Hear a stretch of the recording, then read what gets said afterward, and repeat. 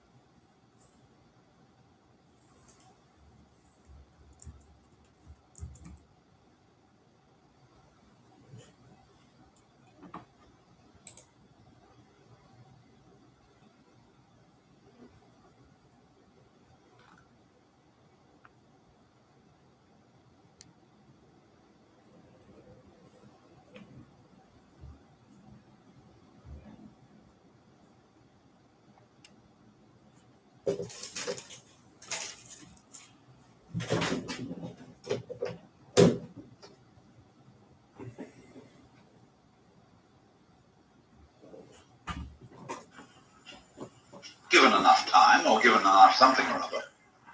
I'll settle for either the steady state theory or the Big Bang theory. It doesn't make much difference, except by way of describing the pattern, how it happens. The question of whether it happens, I always figure that whatever did happen could happen again. I like to think about myself. Well, I'm a kind of a funny phenomenon that this universe is doing. And it's done me this time. It may do me again later on, maybe a million years from now. It'll do me again, not quite the same way, but rather like me, near enough to be me.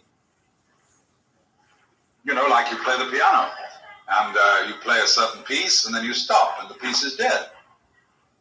Then you think, well, let's play it again. You play the same piece again. It's the same piece, but it's a different playing. Play the tape recorder. I've got the tape on here. I can play it. Then it stops. Then several days later, we put it on and play it again. It's a little different probably, but same process. And every time the universe plays any one of you, each one of you it plays is I.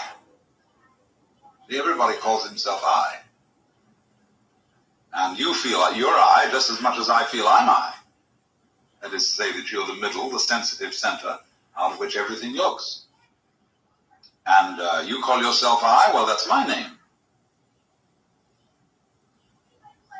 And everyone is I. The only trouble about being I is that you can only be one at a time. See, when a child asks, who would I have been if my father had been someone else? Mommy.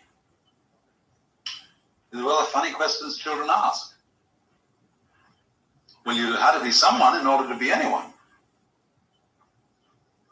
But every someone is I.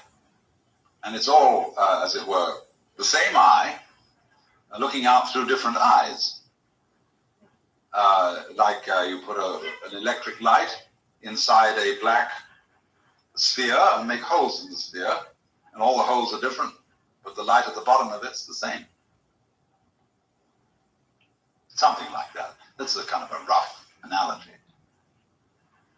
But anyone knows from a physical point of view that every organism is simply a pattern of behavior which can't be separated from the pattern of behavior which we call its environment. It's all one pattern, except the one pattern, like every one pattern. Give me a pattern. And every pattern, look at these bamboos. There's a pattern. And every pattern has wiggles in it, and sub-wiggles, and sub-sub-wiggles. See, the main wiggle is the stem. Then the twig come out as a sub-wiggle. The leaf comes out as a sub-sub-wiggle. And if you look into the leaf, there are sub wiggles. And that's the way it goes. They all belong to the pattern. It's difficult, too, to say who's wiggling what. Is the stem wiggling the leaves, or are the leaves wiggling the stem? It's both arguments are equally valid. The universe is doing me, and I'm doing the universe, because the universe depends on my optic nerves and all that structure to turn the sun into light. Wouldn't be light if there weren't any eyes. It's like a hand on a drum. If there's no skin on the drum, there will be no noise. Takes two. Make love, make an argument, do anything. That's the yang and the yin.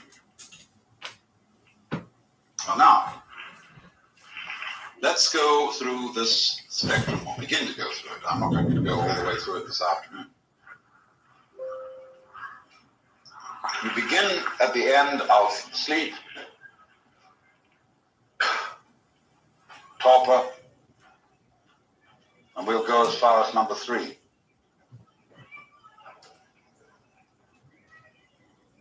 You know that sleep is a very mysterious subject.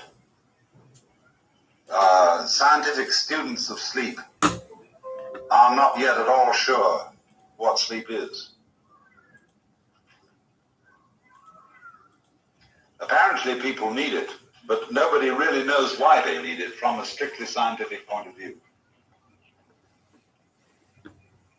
And we apparently need to dream in sleep also. People who are deprived of dreams get very, very restless and unhappy. But we're not quite sure why we need dreaming. I mean, we've got all sorts of theories, the Freudians and the Jungians and so on. They think they know why we need to dream. But it hasn't been really rigorously established scientifically why we do, or why we need to sleep. But from a naive point of view, you could say, of course I need to sleep. Because after I've had a whole day of business and friends and work and so on, it's just too much. There's too much input. I want to digest it. And while I'm digesting it, I don't want any more input. I don't want any more information. So I want to be turned off. That's, one of those simple common sense things that everybody knows, but has not yet been fully explained. So sleep is this marvelous thing that we have, which is a forgettery process that is apparently essential to our psychic health every 12 hours or so. And if you don't get it, you start getting worried. As a matter of fact, insomnia is a thing that is rather curious. Because if you do get insomnia, the worst thing of all to do is to worry about it. Invariably, if I can't sleep, I don't try to go to sleep, I get up and work. Or do something. Or I read a very difficult book, especially one that is big and weighs a lot.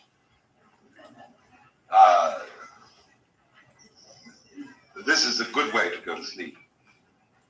But if you have insomnia, don't ever try to go to sleep. Nobody can try to go to sleep. Lots of mothers think they can get their children, and they say, darling, try to go to sleep. Didn't your mother say to you, try to go to sleep? But she wanted to get you out of the way. That was the only reason she said, try to go to sleep. Or she thought perhaps it was good for you, and that you ought really to get your sleep. Like telling some child that it's got to eat its spinach. And the child can start chewing and chewing and chewing on meat or spinach, which tastes of nothing, and it chews it into an absolute hard, stiff pulp.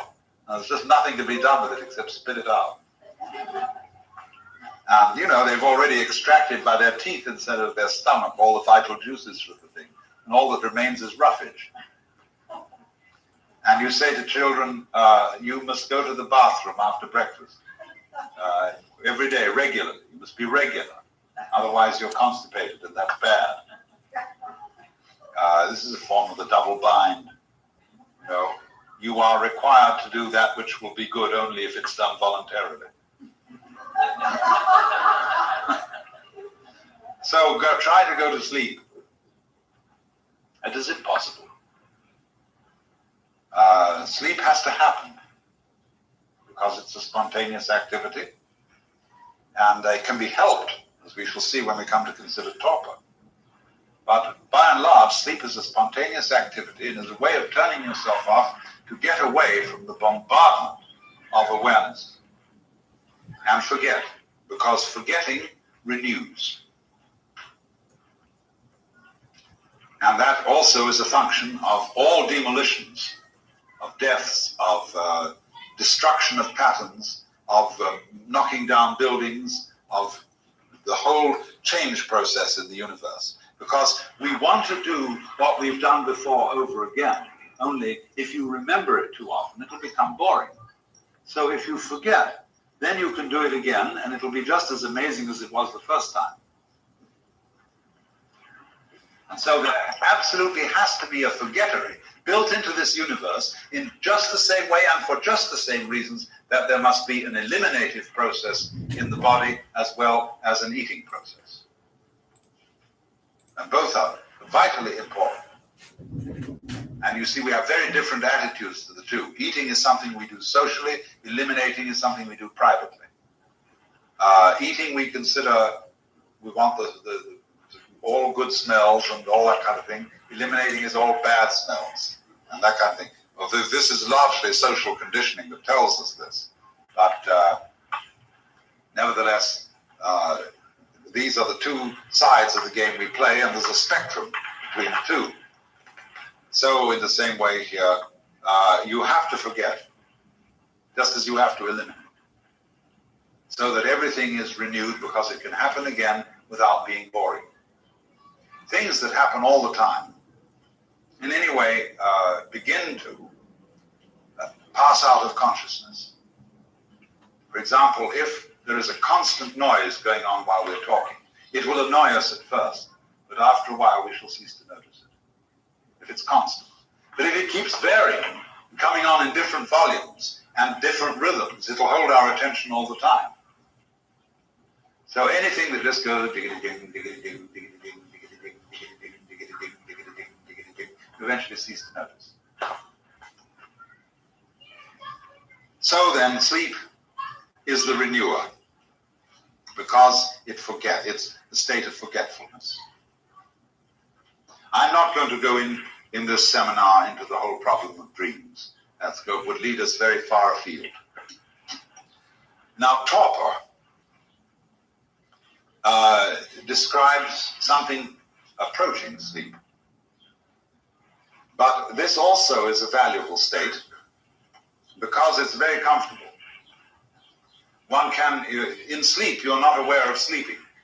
But in torpor, you are aware of the comfort of tiredness and minified consciousness. It is a sort of pseudo-return to the womb. And so when after a hard day's work, where people have been irritating and combative, you go home or you go to the local bar and you down a number of martinis, they turn you off and they put you into a state of near torpor, or what is quite correctly and scientifically called, by this learned and funny word, narcosis.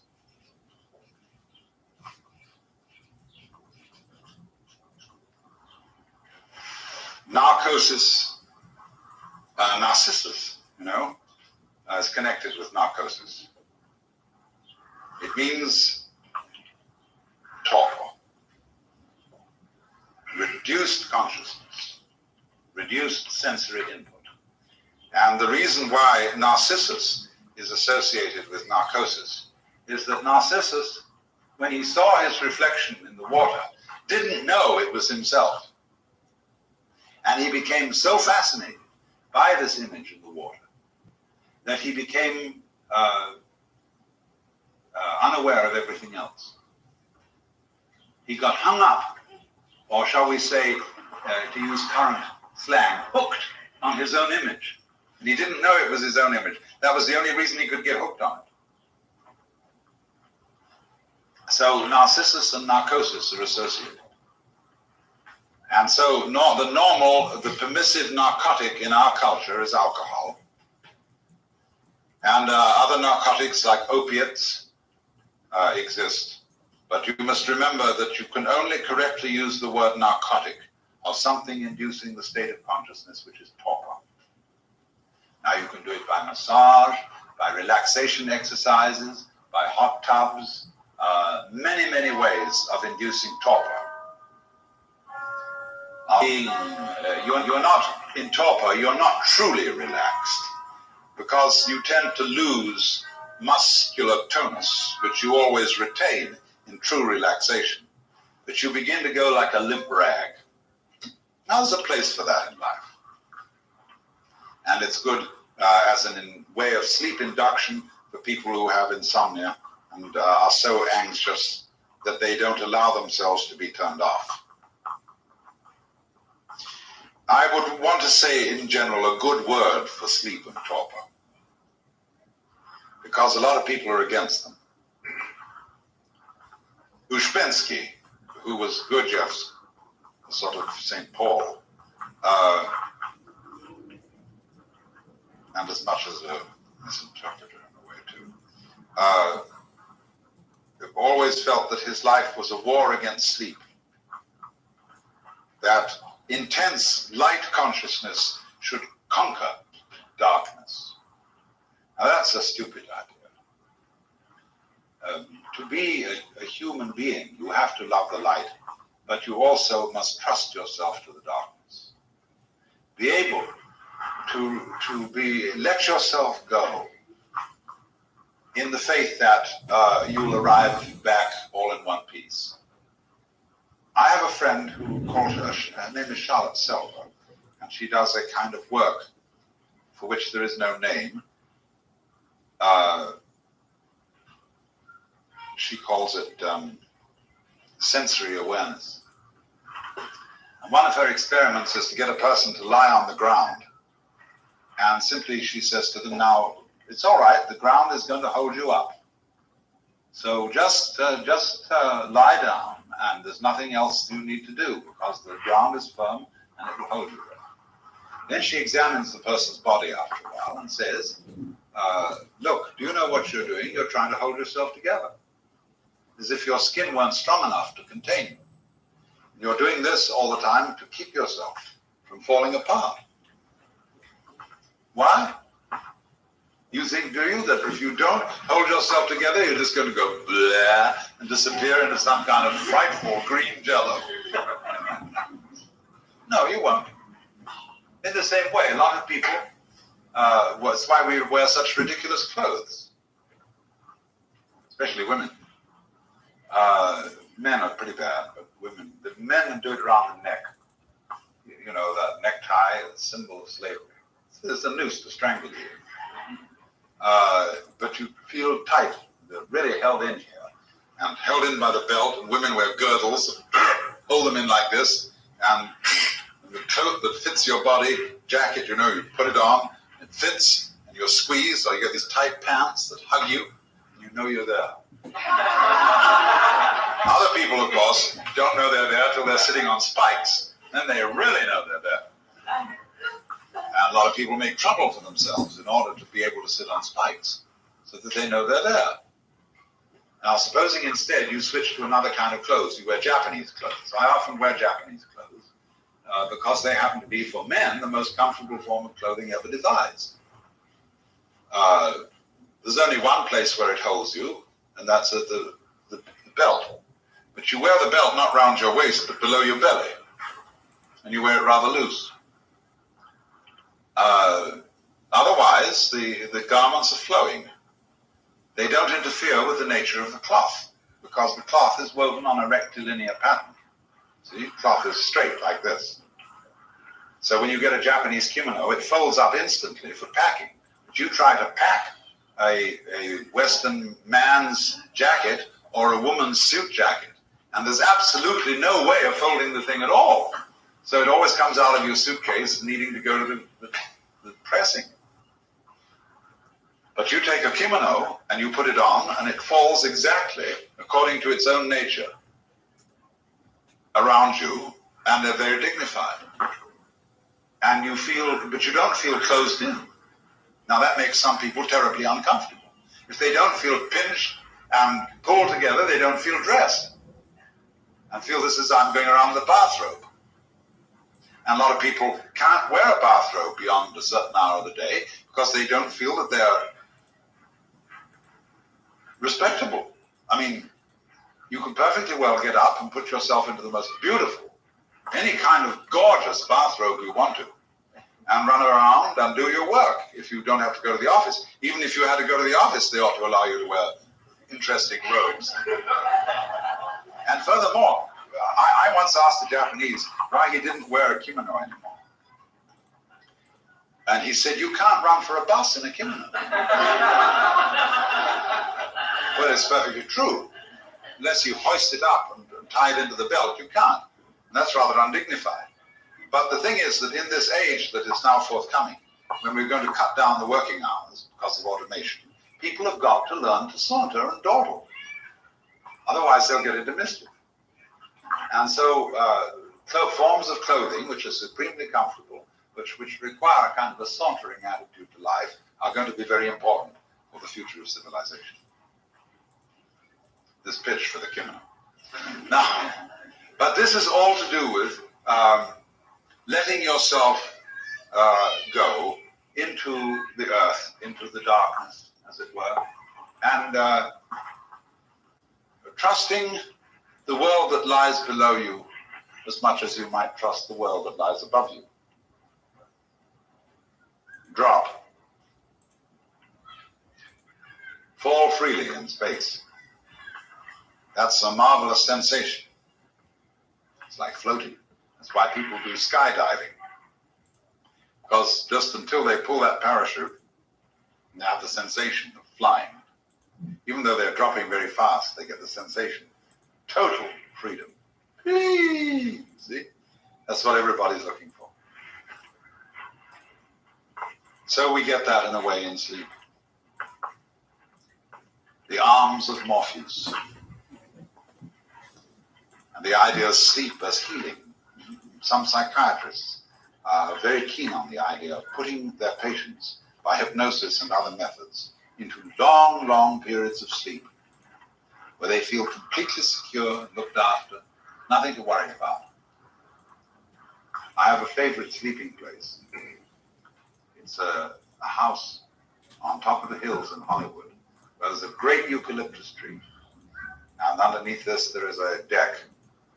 And I like to get a sleeping bag and lie on my back underneath this eucalyptus tree and look up at the stars through the shadows of the leaves and just go. See, it is a marvelous feeling. Well, now we come now to the things of sleep, where I will say this one thing about dreaming and about torpor. We know the motto, in vino veritas. In wine, the truth comes out. Of course, it also has a subtle double take meaning. All popular sayings have many levels of meaning. And it's a Christian saying, in vino veritas, belongs to the Western culture. It also means in the wine is the true blood of Christ, the Catholic Mass. That refers to the fact that life requires death, the drinking of blood. But in the sense of in vino veritas, a person reveals himself, lets go of himself, lets his unconscious come out when he is drunk, or also in sleep when the dreams come up and show the inner side of things. You will see in that way that these two states can in a certain sense be creative. They let things come up which are normally put down.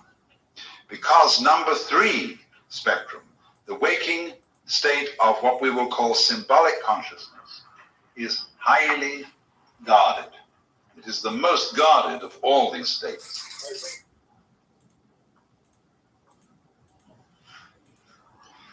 Now then,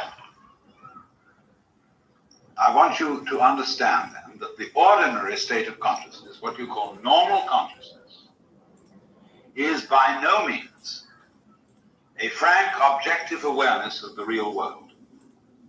Not by any means at all. It is a state of highly cultivated, hothouse reared, special ways of perceiving the world in accordance with symbolic formulae.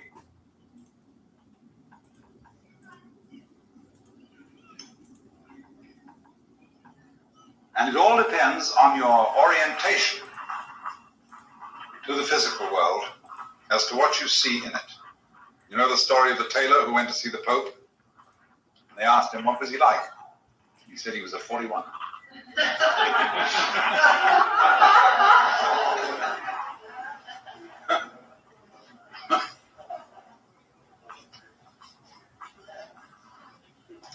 Or a woman who says to a man, you saw Mrs. So-and-so today? Yeah. What was she wearing? She had no idea. You didn't notice, but you saw. But you didn't pay attention because you weren't interested in what she had on, but what she had off. Or whatever it be. So we notice according to what we are programmed or conditioned to notice by our social conditioning, that is to say, our upbringing, our education, our professional needs, our survival needs. So do we notice what's happening. Now, supposing somebody from an entirely different planet came into this room and started looking at us, and he wasn't programmed to notice the things that we notice, he would ask the most amazing questions about what we're doing.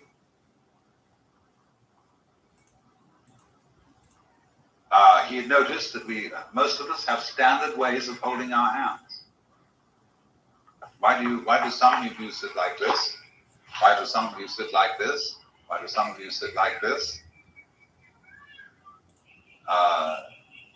Why don't you do this?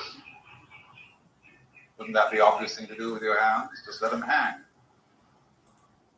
Very few people ever do that because they feel a funny feeling they get that they got a couple of wet fish down here. They don't know what to do with it.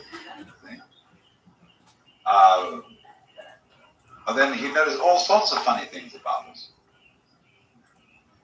that we would never occur to us to think about. And he would notice, for example, you might say, well, what color is a human face? You know, the comic strip artists tell you. Pink or brown. They do a black outline and then they color the whole face pink. Now, for a change, take a real good look at a face. And you'll start seeing that it just doesn't have a particular color. Not only does it depend where the face is in relation to the available light and what it's reflecting, but also it's a patchwork of all kinds of subtle color changes. And it's full of funny hairs and spots and all sorts of things, which we're not supposed to see, especially on ladies. You know, girls, men don't care so much if they have a hair somewhere. But girls carefully pluck hairs out with tweezers and make them disappear so as to get as smooth a texture as possible. The Japanese go so far as for a beauty to cover herself completely with a white paste so that she's got complete pancake makeup, dead white. And when a Japanese photographer takes a picture of you, you'll never recognize yourself because he works out every wrinkle, every shadow, and presents you as a complete mask, because it's inauspicious to have shadows. When a Westerner first painted one of the emperors with the shadows showing, they said, but you can't paint the emperor that way. His face is not dirty. And besides, it's inauspicious to have a shadow fall on the imperial visage. So, you can see shadows. The artist Rembrandt taught you to see shadows. Leonardo taught you to see shadows. But modern painters have discovered that shadows aren't darkness.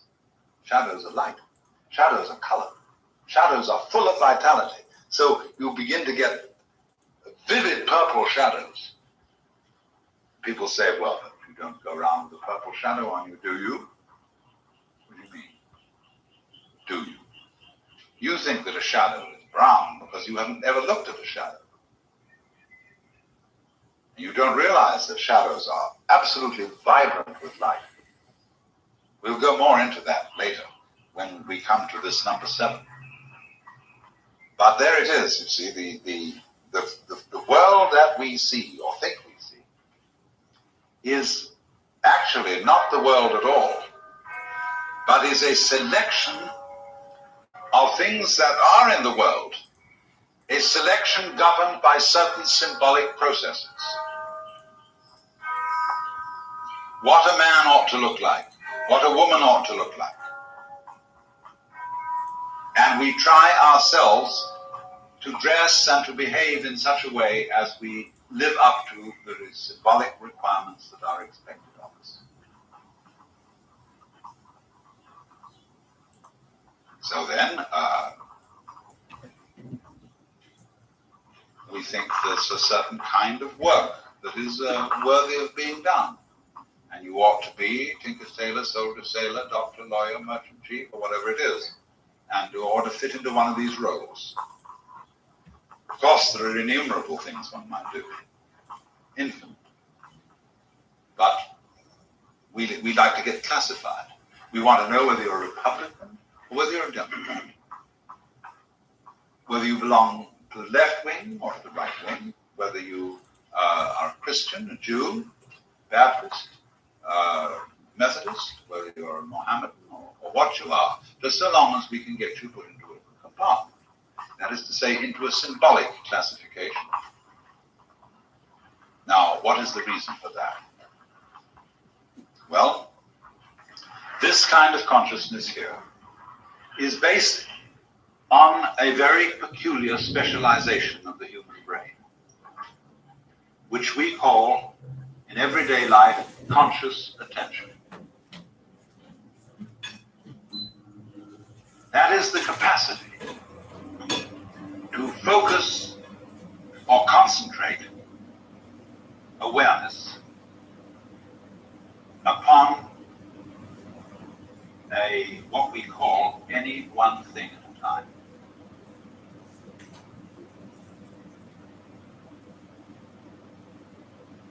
It's as if, in other words, conscious attention were a spotlight, and that the rest of awareness were a floodlight. In other words, every nerve end in your body is receiving input all the time, is in that sense energized, is aware of everything that comes to into its periphery. So you are taking in the totality of your surroundings. But conscious attention is flipping from point to point to point to point to point like this, and is making sense out of what it sees by adding it up with memory.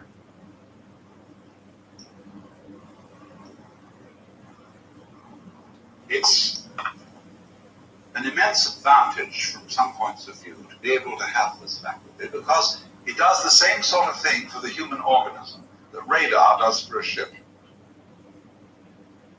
That is to say, the function of radar is to scan the surroundings of the ship and watch out for unexpected changes in the environment. And radar is a scanning process. In other words, it is a beam that goes out and bounces against things and feeds back the bounce to the screen. So in exactly the same way, consciousness or conscious attention is always scanning the environment, watching out for new eventualities that might be threatening or that might present favorable opportunities for some sort of advancement. Now, conscious attention has to be programmed as to what to attend to, what is important to look out for, so that we say to baby, now when we're teaching it language, watch out for the cars on the street, watch out for that dog, watch out for this, watch out for that. This is programming the baby's radar. But we, as a human community, have put so much importance and so much psychic investment into our radar that we believe ourselves to be that. We identify the self with the radar and not with the rest. So that we get this sort of a situation. When I say I say I do this, I walk, I talk, I think, I run, I hit. But other things, such as the beating of the heart, the breathing of the lungs, the functioning of the glands, the constellation of the shapes of the bones, are all defined not as anything I do, but as something that happens to me. Just in the same way, when it rains, it happens to me. I don't rain. But I do walk. And so, in other words, what has happened here is that we have identified ourselves with the point of origination of conscious attention and with the point of voluntary control. That's me. Anything else happens to me.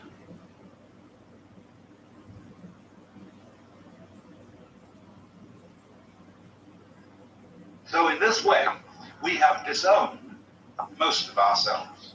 It's not me.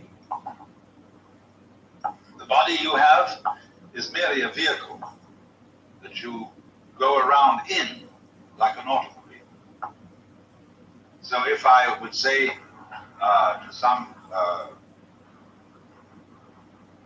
young woman, gee, you're beautiful, she might well reply, if she were highly influenced by our culture, oh, you're so like a man. All you think about is the body. I may be beautiful, but I got my body from my parents. And I want to be admired for myself and not for my shaft. See, she's a good little chauffeur. That's how she practices. She disowned herself. She disowned her body and said, it was given to me by my parents. I'm not responsible for it. Or a child in rage can say to his parents, I never asked to be born. It was you who brought me into this world. And that child doesn't know that when the father was going after the mama, and there was just an evil gleam in his eye, that evil gleam in your father's eye was you. Just as it was you, that was the little spermatozoa that made it. It was you that was that fetus. Just as if your heart is you, all that is you too.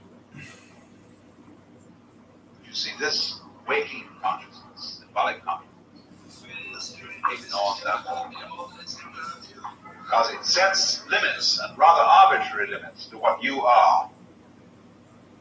You are just that voluntary center. You are that beam of consciousness that sweeps over the environment and sees things in series, one after another. Especially if you use a language which uses an alphabet. Alphabets spell everything out one after another. And you see, in other words, these sort of words strung together into sentences which build up meanings. Whereas on the other hand, if you work in terms of an ideographic language, although it's true that an ideograph has parts like words do, the parts of a word always follow each other in this direction.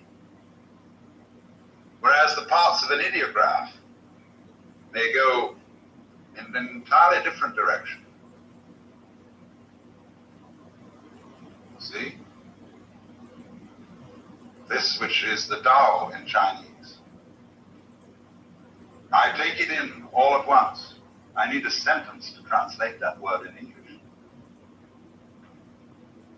But it's more of a picture than it is like ordinary words. And as you grasp all the elements of the picture simultaneously, you see the form altogether at once. That is nearer to the way nature exists. Nature, things in nature exist all together at once. Everything's happening all together everywhere all at once. No? And we say, well, in words, it won't stop for you to describe it. It'll take too long. By the time you've described it, it's all different. So, we do, you see, luckily for us, have an aspect of our organism which is paying attention to all the things we don't notice. This is how you can walk without stumbling, how you can drive a car downtown and at the same time carry on a conversation with a friend, because it is your subconscious, as it were, or whatever you call it, that is taking care of the driving and is watching out for the red and green lights and for the other cars, while your consciousness is preoccupied with the conversation. So, however, in a culture where the value of spotlight consciousness is exalted, and that is you, then do you see you have an exceedingly great need for state number 2.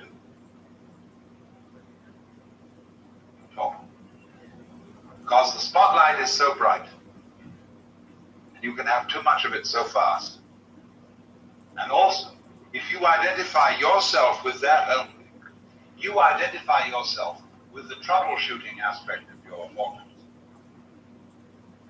And you become relatively unaware of the amazingly harmonious and happy states of your organism that are going on all the time. And in times you see certain kinds of culture, certain epochs in history, people emphasize that you've always got to be on the watch.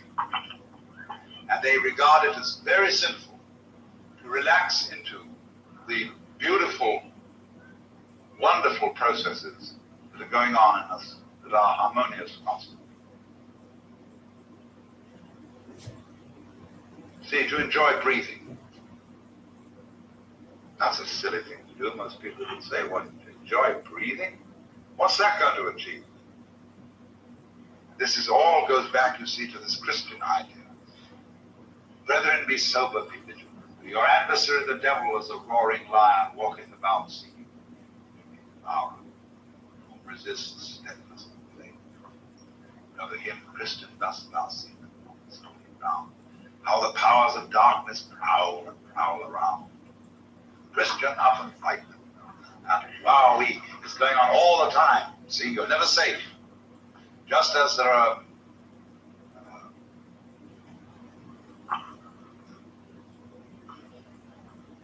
termites in the basement, gnawing away. Parasites in your blood. Probably few little cancer cells kicking up somewhere. Go to the doctor, inspect, check up. Once every 2 months. Watch. It's coming. See? It's coming. And you've got to correct it here, correct it there, keep everything going. Otherwise the weeds keep coming in. If you don't watch out, the birds are all over the roof. Birds, keep watching human beings. The minute the birds got any idea that a house is really vacant, they're going to move in. Squirrels, rats, everybody is waiting. So on the spiritual level, there are the demons. They're just waiting, watching. So stay awake. Don't dare go to sleep. Don't ever relax. Because if you do, then it will come. Watch therefore and pray. You never know when it's going to happen. So this is the complete identification of man with his troubleshooter. He's got to be on the watch. Now, the only difficulty about this is that when you manage to protect yourself so successfully against all the powers of darkness, you reach the point where you become the kind of creature that's no longer worth protecting. It's the same sort of thing that happens. That if to defeat the Nazis you have to become Nazis, what was the point of the fight? If to defeat the Gestapo, the Secret Service, the Red Chinese, and all that plot, we have to have a secret police ourselves. We're going to be just as bad as theirs. What is gained? What are you protecting? See? But the biggest class of all is this. That if you want to know the real lowdown on the next war, join the Air Force and be safe. Because the only people who are really going to be protected are the guards. You know, you'll be able to have either be way up there, or else you'll be in great, vast basements in Nevada, where they've built under mountain airports with all sorts of oxygen tanks and supplies and things that last forever. Because what a fast the whole thing has become. This is the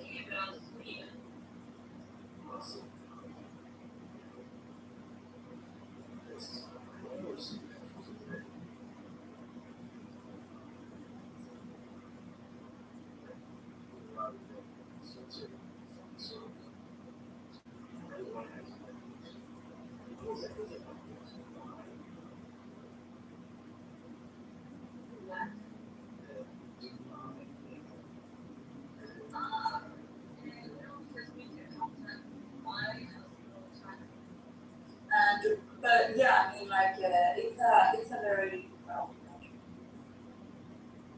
There's a lot of stuff.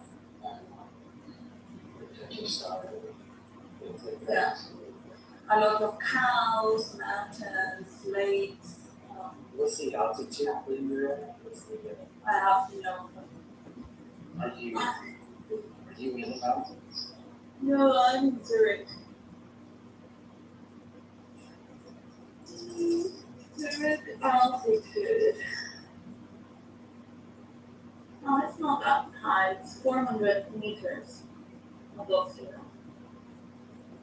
But you guys have the Alps in here? Yeah.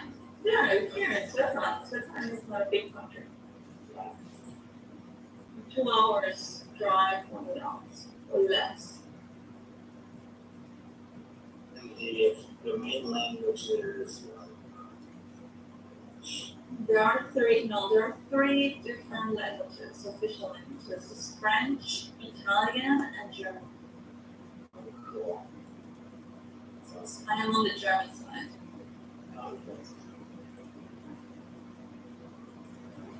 Yeah. Oh my God, nobody's coming. What are the rooms open? What are my friends?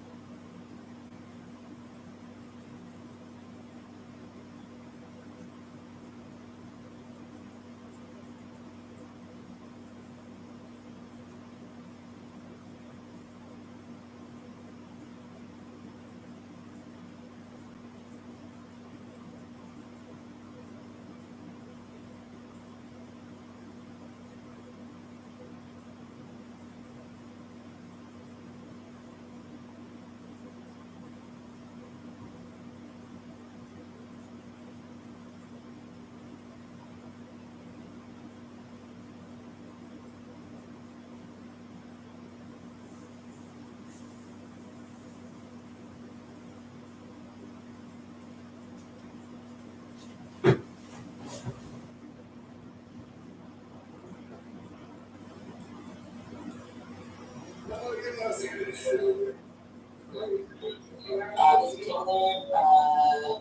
woman was charged with one felony count of disrupting public services, one felony count of making false alarms, and 25 counts of misdemeanor misuse of 911 systems. Despite having no medical emergencies, the 34-year-old woman allegedly used her Medicaid to ride an ambulance to the hospital over 100 times. So, She was a white woman, by the way. Oh. This was a white lady. I already heard that. Except for that, they want to, so you don't take the black woman, that's all. Actually, to answer this question, so, to answer the question, actually, no, I don't, the appropriate thing to do would be to recuse yourself and allow other participants who do not know the story already to guess the race. So, why do you want to play this boring game? It's like they're listening to two people who are talking past each other, just kind of yell. About nothing.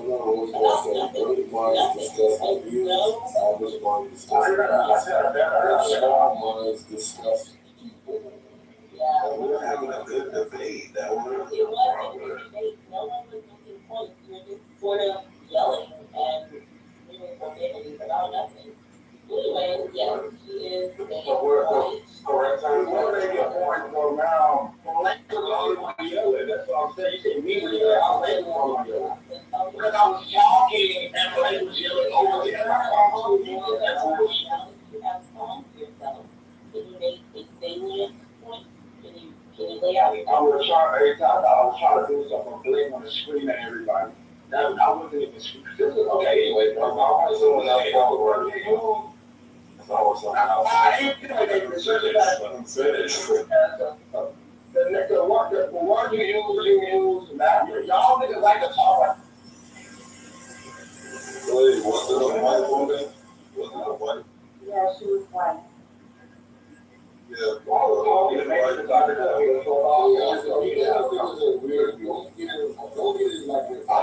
wanted to tell y'all niggas, tell them niggas to say something. They was doing, I'm talking about y'all, and they was talking over it. But they were niggas, yeah, that was talking to these and shit.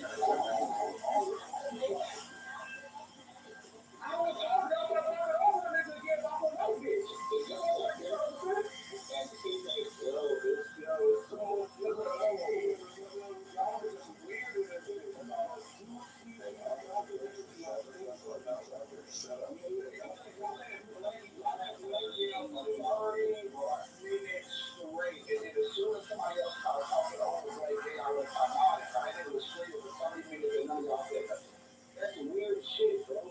So that's really hard. Y'all gotta be calm and shit.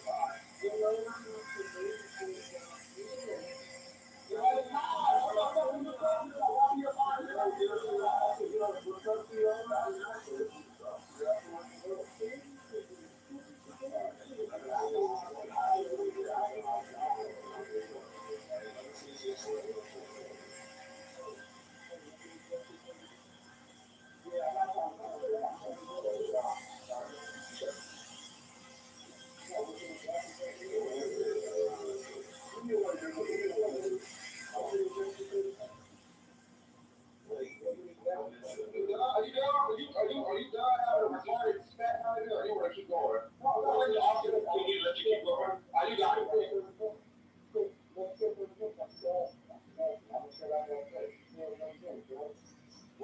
Yeah, you was talking for like 20 minutes, over 20 minutes. Yeah, well, exactly. Why you even You're having because he said the whole city burned down and he mad. He's still mad about that. Still mad about that.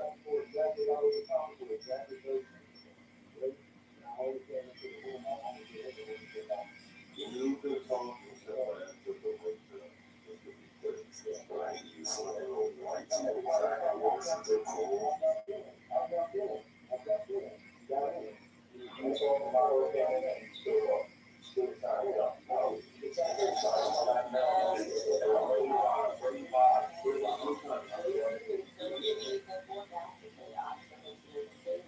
Is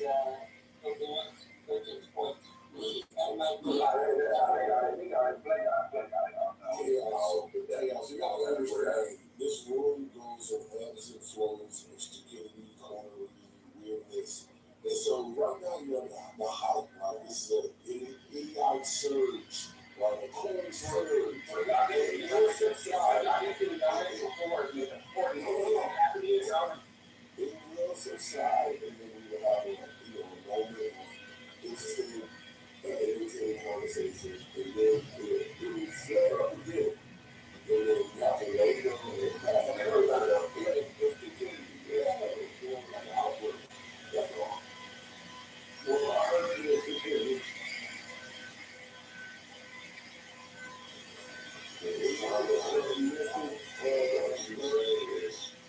Everything you say is taken. Just like you said, basically.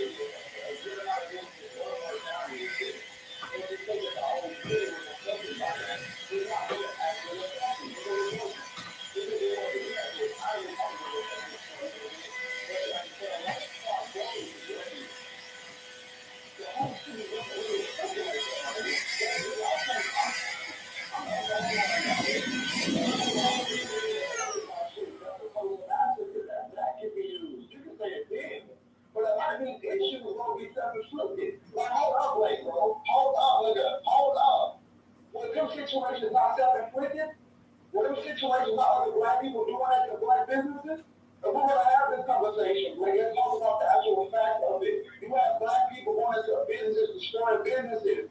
That is a problem, my nigga. Regardless of what happened, that is an issue.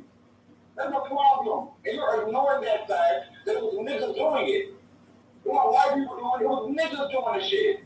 So talk about that, Blake. They want to bring it up. Talk about the whole thing. Yeah, what are you supposed to be doing? All right, when we talk about something that happened this year. No, it was after the Trump situation.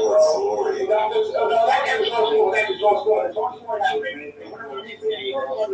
shit. You know, they were all sitting there at one point. Even if they didn't want to all sit there. Even if they didn't want to all sit there at one point. God damn it. My God, shit, fuck. My point is still, I don't know if they want to all sit there and didn't. My point still stands. It was niggas that did it. They don't act like it wasn't niggas that did the shit. It was not, though. Did you not see the little people there? It wasn't black people that did it. So they were black people that did it. Majority of niggas. Can I do this? No, I was talking. You gotta do what I was saying, my nigga. Come on, that was finish. And so I'm gonna let you get out of talking, nigga. You can't talk to me. That's why I'm talking.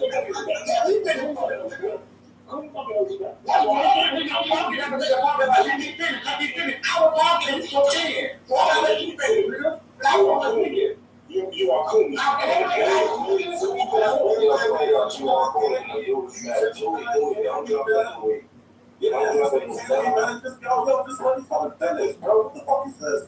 Just act like men. I think you act like men. You act like men. I didn't tell the majority of niggas. All I said was niggas doing. You did say niggas. When you say niggas doing it, it says you sound like you said you feel like more. That wasn't niggas. I think majority of niggas there. I think the word majority of niggas all I said was niggas participate in it. They all act like niggas. You just was behind them and now what's about Blake about black language and you was always saying I knew like I said majority of black people participated in that situation. You know, I didn't say you said niggas. I didn't say niggas. What are we talking about? You said niggas. No, I said niggas participated. They all just got like niggas wasn't participating in that shit. Oh, y'all would have done. Are we rewriting history with a black folks not feeling one Friday? these were lives. Like 90% of the marches during that time were peaceful. Okay? And the ones that were not peaceful, so the ones that were not peaceful, they had infiltrates coming in there, and then you like writing on walls and starting shit. The dude that's one that got the fire in his foot before that guy. Okay, the biggest part of that was being that shit was not on this, was a white dude. He went on there and he went on white supremacists, so like black people. When we talk about our city and running down one, first of all, this is what not burned down. Okay, I want to go there with the person who wants to one building, I'll put that right now like that. One building or two buildings in a whole city was not equivalent to a whole city burning down. But when you're saying that, that's false. When you double down on that same people, you're doing that shit. You're missing it. The reason that these crackers were getting there everything because they did not want the army or the police to stick. Okay? That's what it's about. And as black people, we need to take that shit, you're cool. You are cool. Your ass big, you know, but shut the fuck up and learn every book. Every time you school, they're going to do that. They do the thing with that. That sounds stupid. It looks stupid. Yeah, fuck all the crackers. I don't take that up. Yeah, but you doing it too. You too. You the main one, Alan. Excellent. Oh, you know where I stand. You know where I stand. Fuck all these crackers. No, we're talking about you the main one that's old. Excuse me. Black people fight. Shut up. That's not cool. That's not. Cool is worse than black. Cool is worse than crackers like you do, faggot. Unfortunately, you don't know the definition of cool. Yeah, That's not another slide for like people that don't like them. I worship Florida, he's a cracker, he hates you. You worship Blake, he's a cracker, he hates you. I'll wait till you finish. Idiot. So culture is when you make black people look bad in front of white people. That's not cool. Cool is the best in the white. No, it's in there. Supported white international. When you advance the white supremacy agenda, you are sparking school. Exactly. You're changing your ways. That's what cool is. All right, we need to change that this question. You're cool if you do that. Something you know. People nigger because you're cool. You're cool. You know. Look, black self-degradation is the only thing that really promotes the white thing. That's false. And you're taking responsibility off the character of the actual self people, and you're making them want to be a victim. You do for that. Yeah, well, look, I think there could be an excellent black American like Nathan, like Crystal, like Rob, like Paul, definitely, like Blake, like Louis, like Levi. You can be a great black American, or you could just be self-deprecating. I said what I said.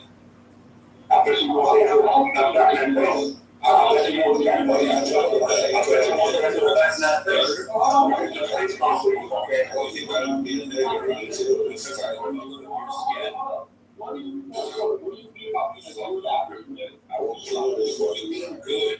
I mean, productive, good, intelligent. Gosh, listen, brother, if you don't want me to explain what I meant, then tell me what I meant. I said what I meant. He's a tool. He's a fool.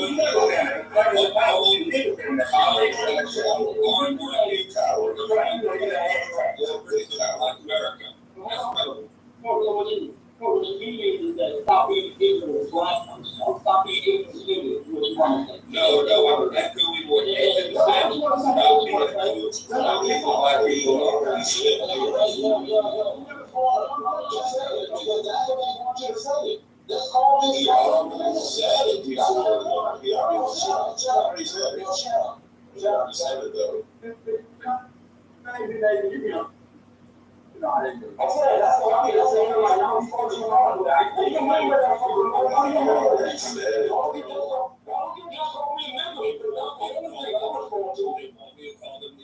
You already said the N-word for you know that he's like, yes, he did. He didn't call me that days ago. Yes, he did. Yes, he did. You saw him already. He said it days ago. You fuck kids in the ass, you get caught in prison all the time.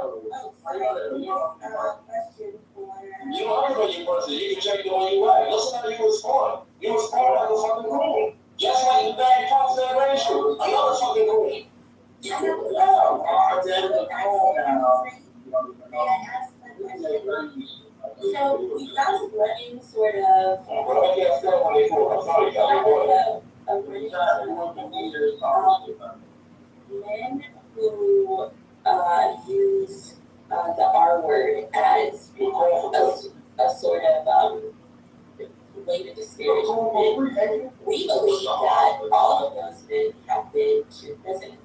So, Axel, how many times have you been to? Come on, the right word to say it. It's when you talk,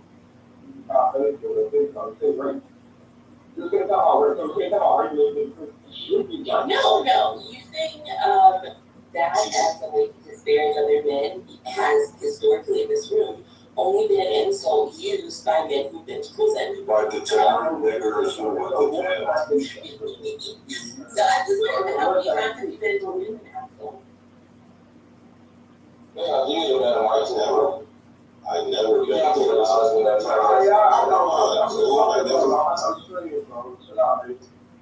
No, you sound like you got the paper towels inside your nose, bro.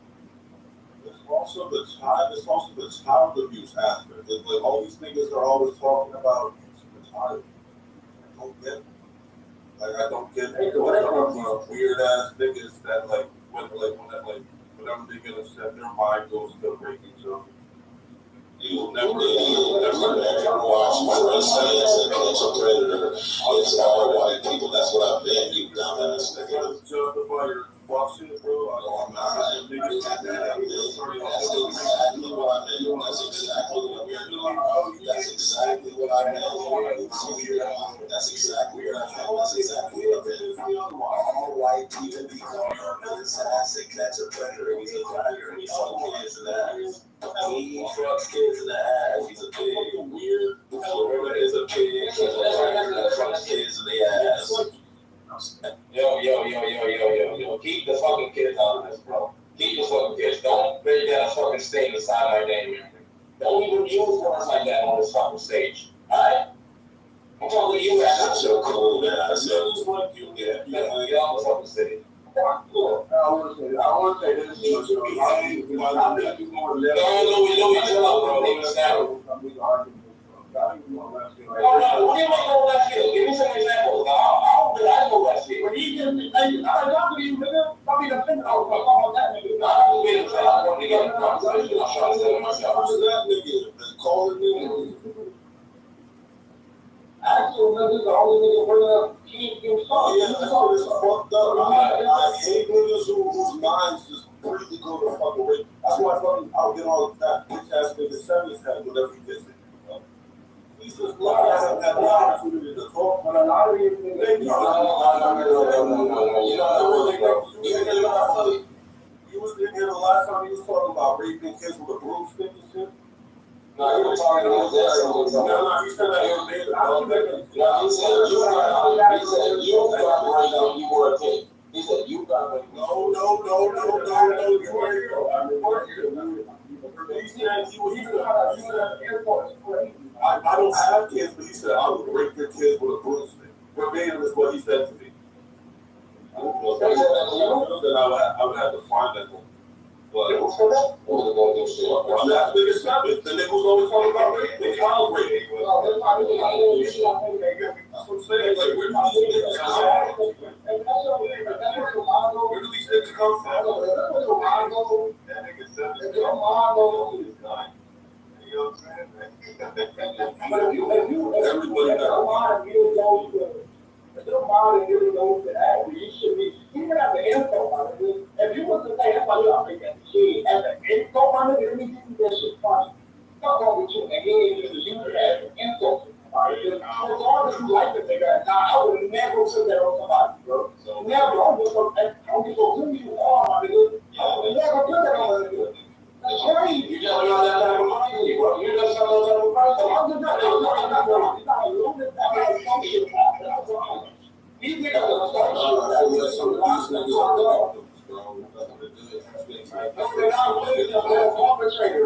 they be a perpetrator. I was gonna say, someone said that shit to me too, and another guy on the stage. I remember that.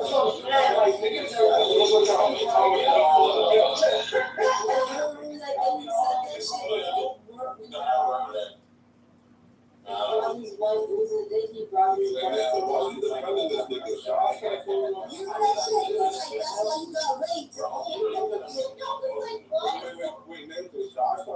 to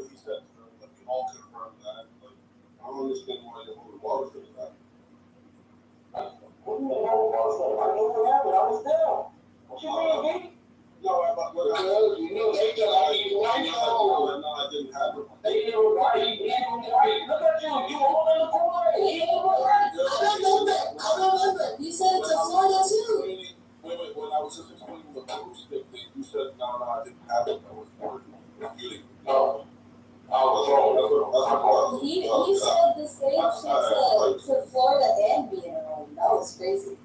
We in Florida got the Nah, niggas like that need to be cool. Niggas like that need to get taken to their wives. Send it to Shy Shy. So niggas like that. Send it to Louis. You know how it is. That's the goal.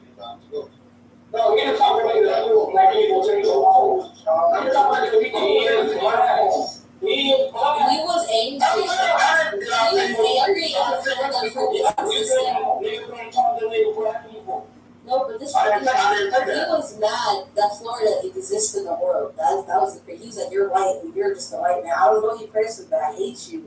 And then he was like, "I hate you too, Tommy, because you date white men." And I'm like, "What?" Yeah, I remember when he said it in Florida. Honestly, I was laughing. I was going to protect my white brother at all costs. He was like, why? No, because I was going to protect Florida, my white brother, at all costs. I don't care who it was. I'm going to protect my white brother. Now, when he says like Florida, bro, you feel like you're like, of course, you're getting it, man. Nigga, I think I'm at the point where like I don't even want to get mad about like people being racist anymore. Just like let people be racist of all shapes, of all sizes, of all colors. Racist across the spectrum be racist, and there's no reason for me. There's no reason for me to get out of There's no reason for me to get out of composure. It's a piece of shit. That's where I'm at with it at this point. It's just not worth it. It's not worth the stress. That's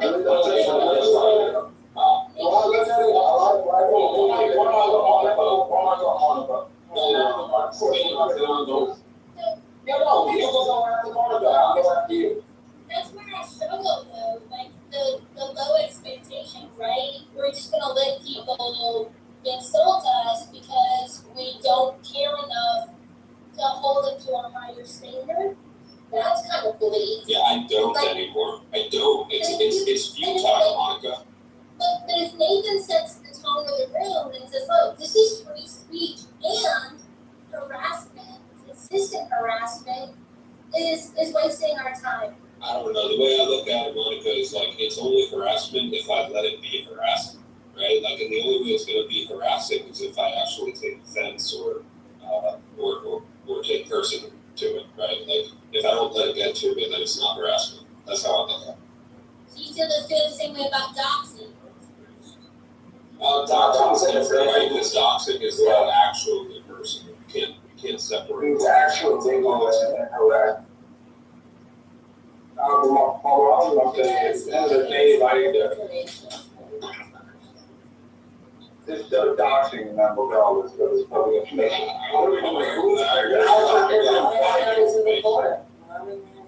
I just in the fight that we're talking This is not public information, just like it's not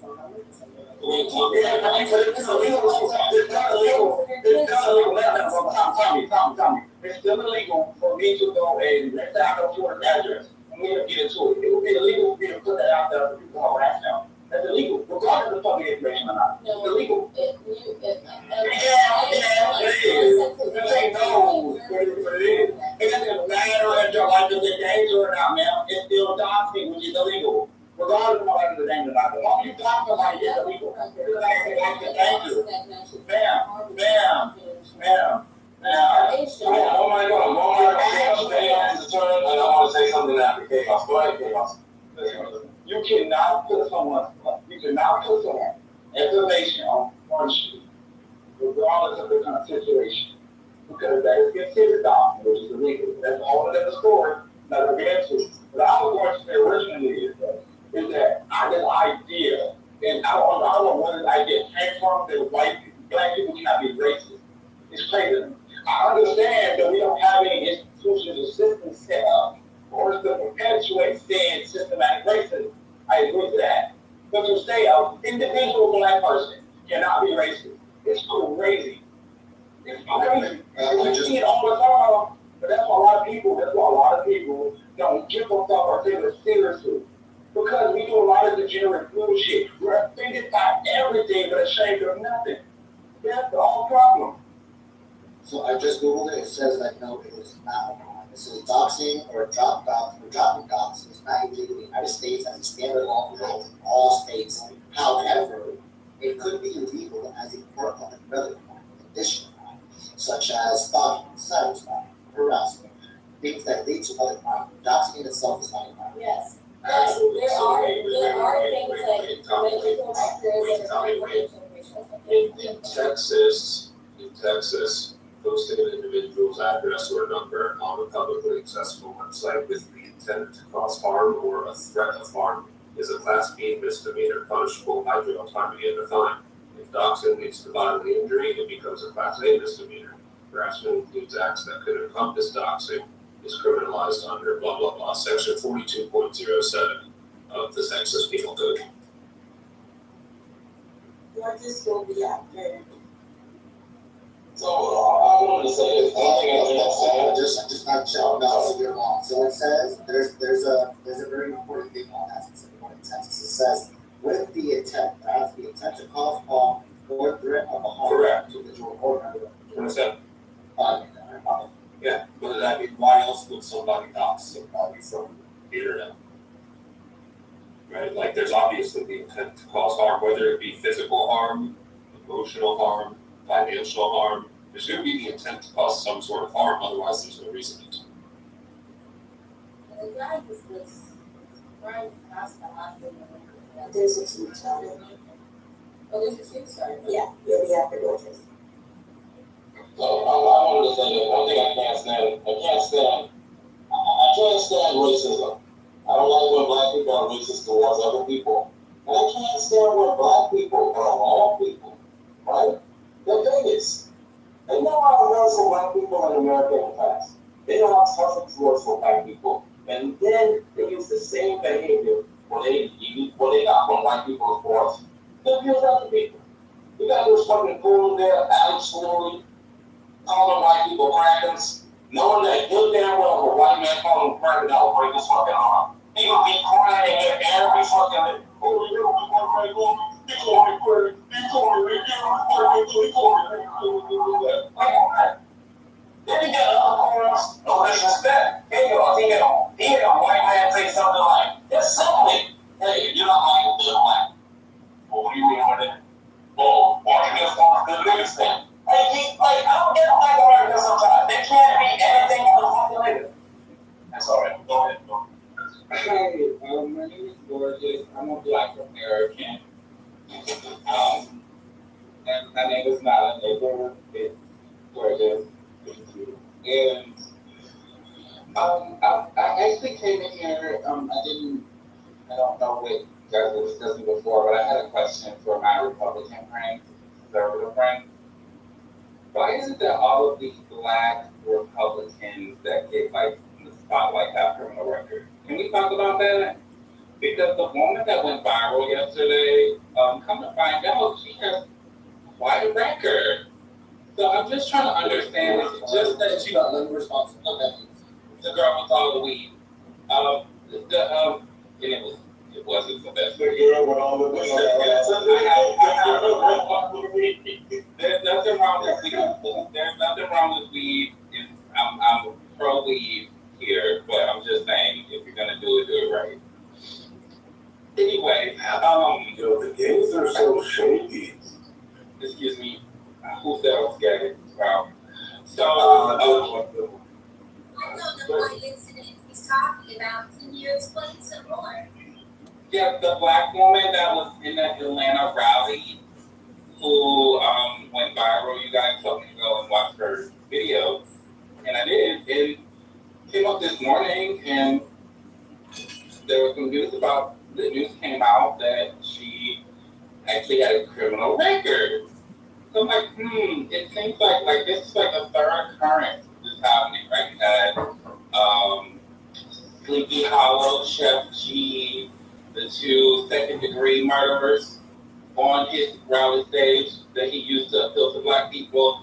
And now we have Kayla, whatever her name is, Cottonwood, whatever her name is. They're gorgeous. You have this woman, you have the woman with the criminal background, so. I can answer that. Let me answer that. Let me make it short and sweet for him. You want the answer? Actually, Knowledge had an answer for me first. Okay. I think I don't want your answer. Go I ahead. was just gonna keep it short. I was just gonna take it to my next group. I was just gonna say the Rican Valley was 12% of the population was not 5%. So are you saying that Black people are responsible for crime? Yeah, the question was why do Black people not have the revenue? And I said because 1% of the population is responsible for 100% of the crime. Implying that Black people are the ones committing the crimes. Well, yeah, you said they all have criminal records on TV, correct? Well, there are more Black people that support the Democratic Party, and they seem to not have criminals on stages in the ways that Republicans have had them. So I'm just trying to figure out, are there Republicans like implicitly saying that Black people are criminals? And so, do you guys think this political strategy is going to work? Do you consider your girl Amber Rose a Black? I mean, I do by Black American standards, by American standards. I absolutely. Does she have a criminal Black record? I actually don't know. I know she's done the slut walking. So she doesn't have a criminal Black record, and she represents the Black voting for Republicans. Okay, but that's. I'm giving you three. I'm giving you three.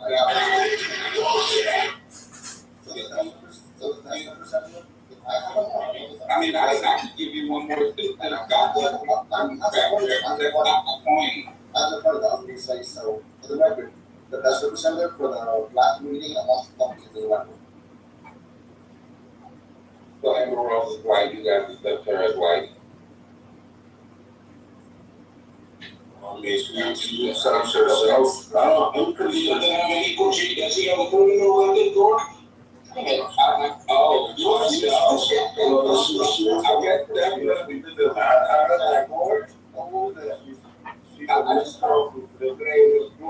Gordon. So can Black people claim their whiteness now? Is that how it works? Because I thought the whole project of race was to gatekeep whiteness. Because I'm a quarter white. I know it, bro. I know it. You don't have a criminal record, right, George? What are you doing tomorrow, Marcus? What do you mean what am I doing tomorrow? George, for the record, PCR. This is not PCR.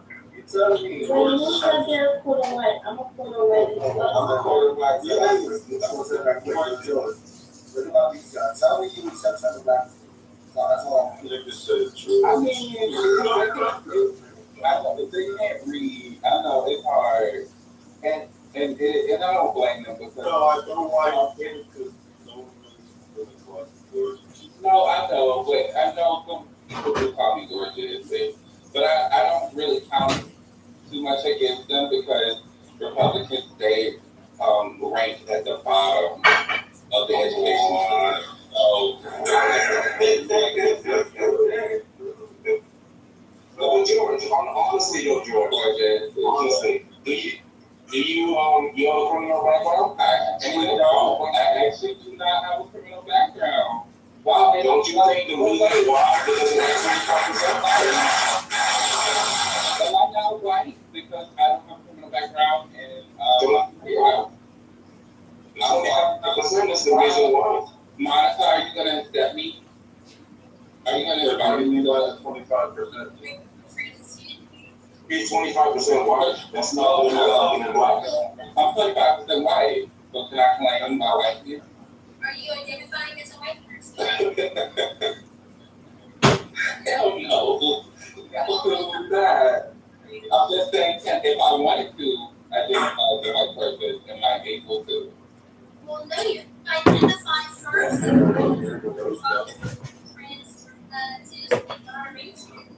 I would not identify as a trans white person on Tuesdays. I'm 25% white too.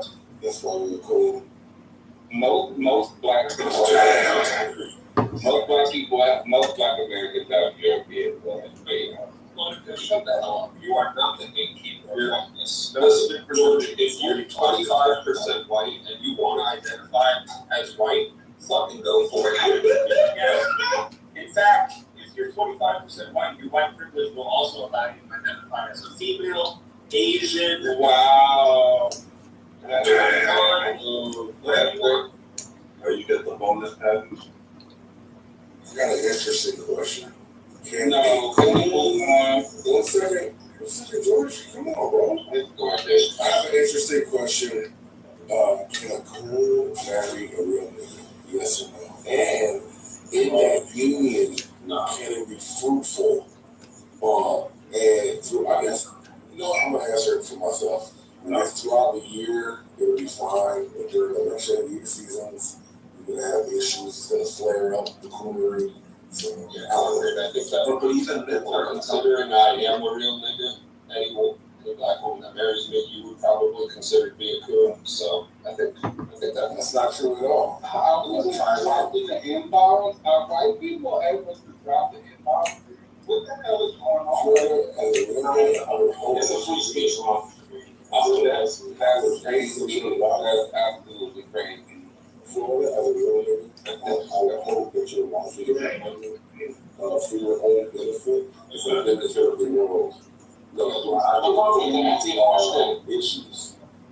Was it Montel Williams with Kamala? I don't know anything about that.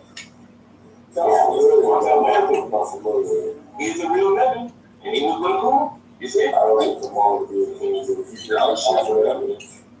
Montel Williams is a very handsome man, so Kamala has good taste. But also, I want to say that black people cannot be racist.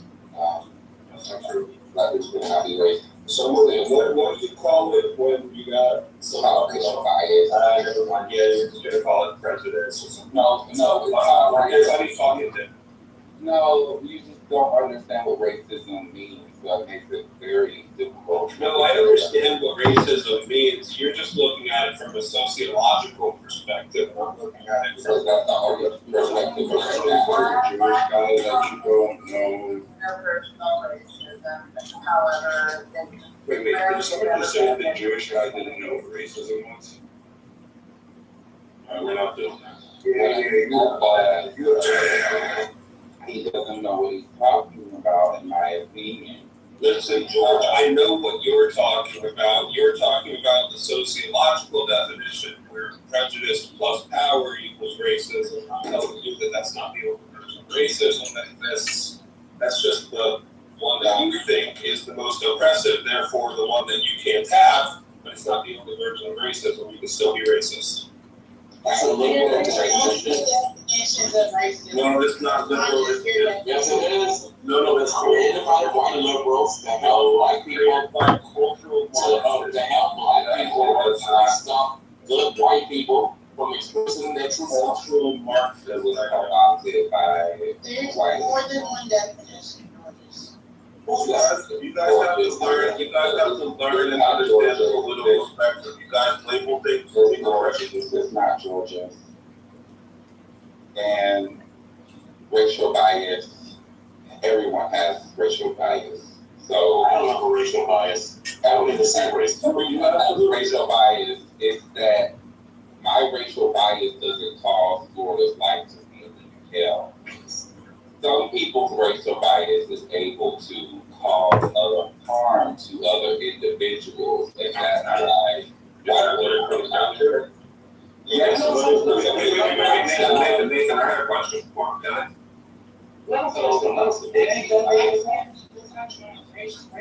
I'm not like, I'm not shit all day. Okay, come on, go ahead, Florida. I guess he's good. No, I'm not finished, but also I'm going. I'm not like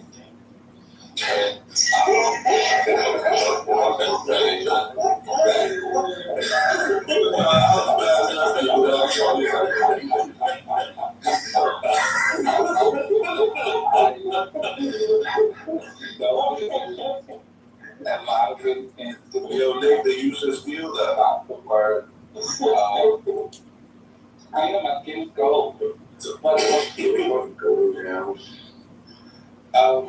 Totally gorgeous. But anyway, so I was just going to say that, I think that there's a lot of debate. While that is true that there's a lot of debate over the definition of racism. When you hear people say that white people cannot be racist, they are in fact discussing the fact that there has to be a system in which people's racial bias causes harm to other individuals. And white people are the only people in this country that are able to do that. So if there was a black mayor, One second. We got a little keep going, but I want to go after Florida. Florida has a last one. So he said he can have a prejudiced view against white people, for example. His prejudiced view isn't going to have an impact on me, but my prejudiced view on black people is going to have an impact on him. Some way, even though not necessarily. Okay, so not necessarily. So then I could not be racist. What? By the same definition. So that all white people are racist thing is a fallacy. It's not just really to oversimplify racism. I'll let you. To oversimplify. Okay, so Because this is a black issue, I'm just going to say it. my question was this simply. You said that harm. Is that harm like subjective? Because one can say that you are causing harm by not allowing me to say a word. For example, there's a song, right? And the song is my nigga. And the white person says that, hey, I want to say the song. You say no. A person can say like you're causing harm on them. You're not allowing them to say a word. Do you agree on that? Isn't that racism? Well, there's other things that happen too, like, look at the LeGeorge from HBCU. Come on, let George. What is happening? Somebody's singing the N-word song. I want to have another one, like HBCU that won't go around about white people discrimination. No, white HBCUs do not get treated by white people because they are Wait, just wait 1 second. Let me just answer that real quick. I just want your opinion on it. Oh my God. Can you repeat the question? My question was that one could say that you're causing harm by not allowing them to say specific words. And by you, as a black person, causing harm to another individual that's white, right? By you feeding into some type of race. Yeah, you know what I'm saying. Go ahead. I know exactly what you're saying. There's a difference between bullying and there's a difference between racism, right? So racism means that I, as a newly white man, can see Florida, a black man, and call the police on Florida. And as a result of me calling the police, it's likely that they're going to take me at my word, not question what I'm saying. And as a result, they're going to do their job with their racial bias, which is going to cause harm on Florida, which continues this cycle of a system that disproportionately impacts people on the basis of race. And you can look at different issues and different topics and see how this cycle continues. It's more than just people's feelings. So when you reduce it to just feelings, you immediately tell people who are more, up on this subject that you don't really know what racism is. It's not just bias. It's not just that. Just like reverse colorism is not real, reverse racism is not real. Just like heterophobia is not real. Just like what you get? Homophobia is real. What are you talking about? Homophobia is not real. Yes, it is. This is about religion. You have not here.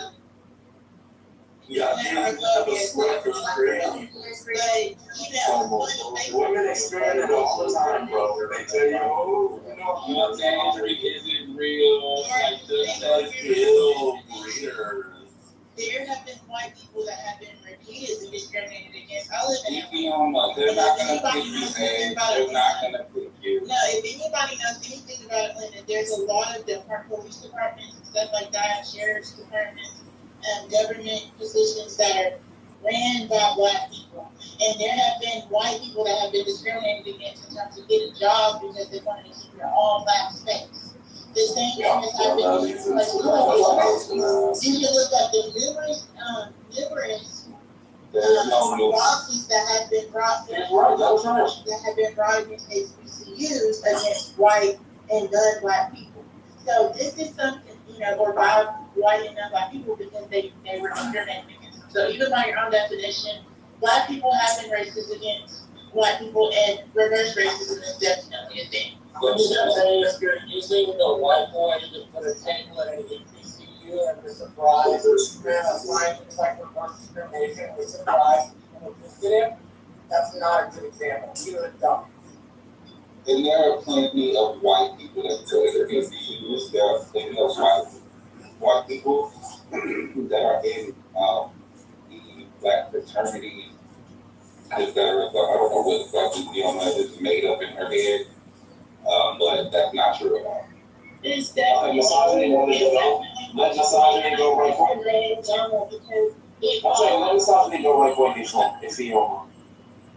I mean, I was gonna know that, like, she was cooking, or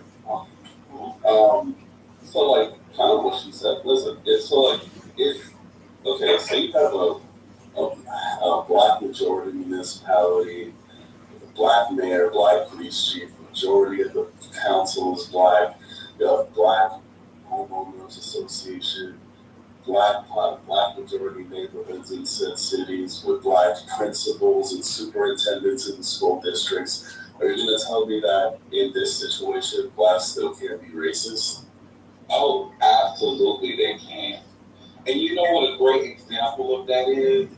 You know when everything was all black? Tulsa, right? And guess what happened? Those cities were burned down. You say kids? Excuse me. Okay, I think absolutely that can't happen because of the larger scale of the system that we is within. It doesn't matter if you have a whole bunch of black people in the police department or a whole bunch of black people as a judge or this black person, whatever you name it, you can still, the system does not reinforce black racism.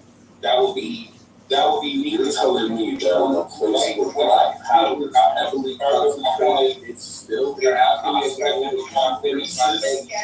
Like, for standards, And listen, I don't, she doesn't even look at me. I just you're trying to have a dialogue with George. I'm having a conversation with one person. I'm having a conversation with one person. I'm having a conversation with one person. And what I'm saying to you is the system that is in place reinforces white racism. It would not reinforce my racism. How wouldn't it If I wanted to be racially biased towards you, I would be unsuccessful. Not if I was in a power base where there was more of you than there wasn't. Yeah, but that power base doesn't exist, which is why I'm saying that it cannot happen. I'm pretty sure there are places where there are pockets of black. You're talking about a pocket, though. You're not talking about the entire structure, which is what you're not. There will never be enough of you to permeate the structure. Therefore, you're literally creating a situation where you're the perpetual victim. Therefore, in a way, that's 1% of the population is going to be ultimate power in the nation. That just doesn't work. You're literally making yourself the eternal. Nothing that happens to you is ever going to be about. It's about being. That's not true if you're Jewish. It's about picking yourself. You don't want to touch that. It's not about picking. It's not about. Shut your mouth, Franklin. Just talk about policy. I'm gonna talk to you however the fuck I want to. Don't make me shut up, because I will. Gorgeous. You know what? I thought that was you. Yeah, from here. So it sounds like a misogyny and other people, of course, can always jump in, but I just want to hear both of your points because I think misogyny is making, you know. Yeah, he cooked them. Right. Okay, so what language is it that misogyny was responsible? You know, we have that thing. Thank you. It's not just about a pocket of people with a small amount of power. It's about an entire. That's five terms for us. So it's really ridiculous for him to even frame it in that way because he's obviously proving my point. My point is that Black people could never have the level of power that white people have had historically in this country because one, population size, and two, other factors, right?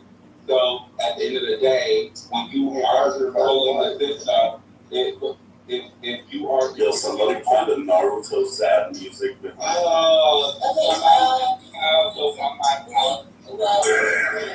If you can't hear me speaking, then you have to exit the app and come back because there is a conversation right now. But if you can't hear, you probably didn't hear that. Sorry. Right now we're hearing from Gorgeous, who will have a moment to make a submission, and then Misogyny will respond, and then we'll just kind of open the floor back up for feedback. Hi, Coco. Hi, Misfits. Good morning.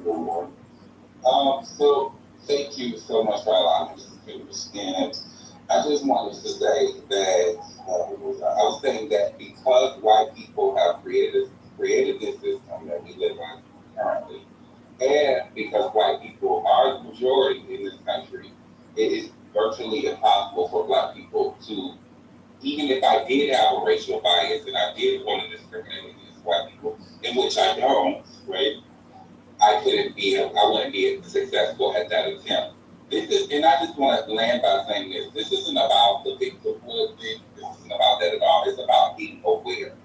It's about awareness. It's about knowing what type of state people live in. It's about not being naive when you go into certain places. Because some groups of people have to think about other things other than just living their life. They have to be aware that some motherfuckers are racist. And as a result of their racism, bad things can happen to you. So it's not about victimhood. And I just hate this framing that just because you talk about racism, I think you're superior. I actually don't think any of you are superior to me. I see you as right equal. The issue is that some people do not see me as their equal, and I need to be aware of that. Thank you, and God bless you, and God bless you. I just want to say this. I think that God was right. White people never want to be accepted by white people. And that's it. But go ahead, I'm sorry. I don't know. All I heard was this is the reason why we're just always going to be victims, and there's no solution, no kind of like way to solve the problem. That like even if you were to gain some measure of political power, which you definitely do have the ability to in these United States, then no matter what, you're always never going to be racist. You're never going to be. You're always going to be the aggrieved party. You're never going to have the ability to be on par with other racial majorities. That's all I heard from you. That's I don't think you understood like your words thing. I really. No. I heard everything. No, you heard everything. Let her give her summation, and maybe we have some disconnects. Go ahead, Simone. What do you think? He didn't understand. They're like what you said. He's talking about being acknowledgement of it, and somehow he's saying, well, that's just showing that you that we're never going to be equal to the white people or Like he said, if you come into a room, there are people there that look at you as equal and not look at you as equal, and being aware that can occur. What's the talking about? But just like if we acknowledge it, then we're just.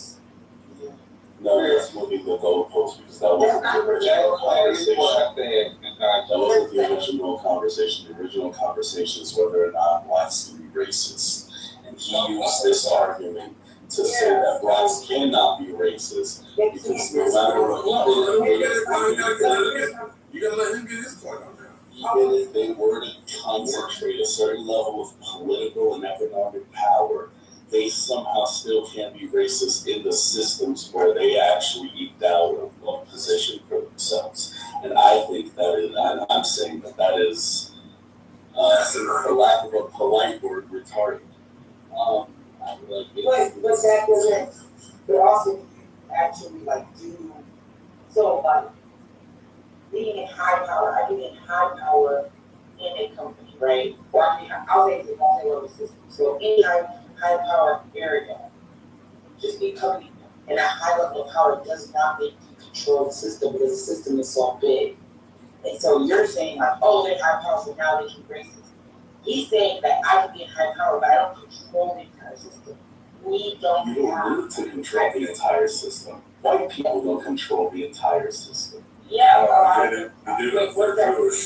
lot of them do. No singular person controls the entire system. The system is huge. Talking about collective control. Yeah, but there was only a white council that they could be like, okay, this is the direction of the all in favor, like clan, right? Like it's not, so it's different nowadays. So it's not about the clan or like the white folks. The white folks face power. Well, we just don't have an emperor of white people, just like there's no emperor of white Yes, people. you do. Jay Trump. The system is racist, the system is racist, you have to prove that versus individuals. So how is one to prove the system is racist?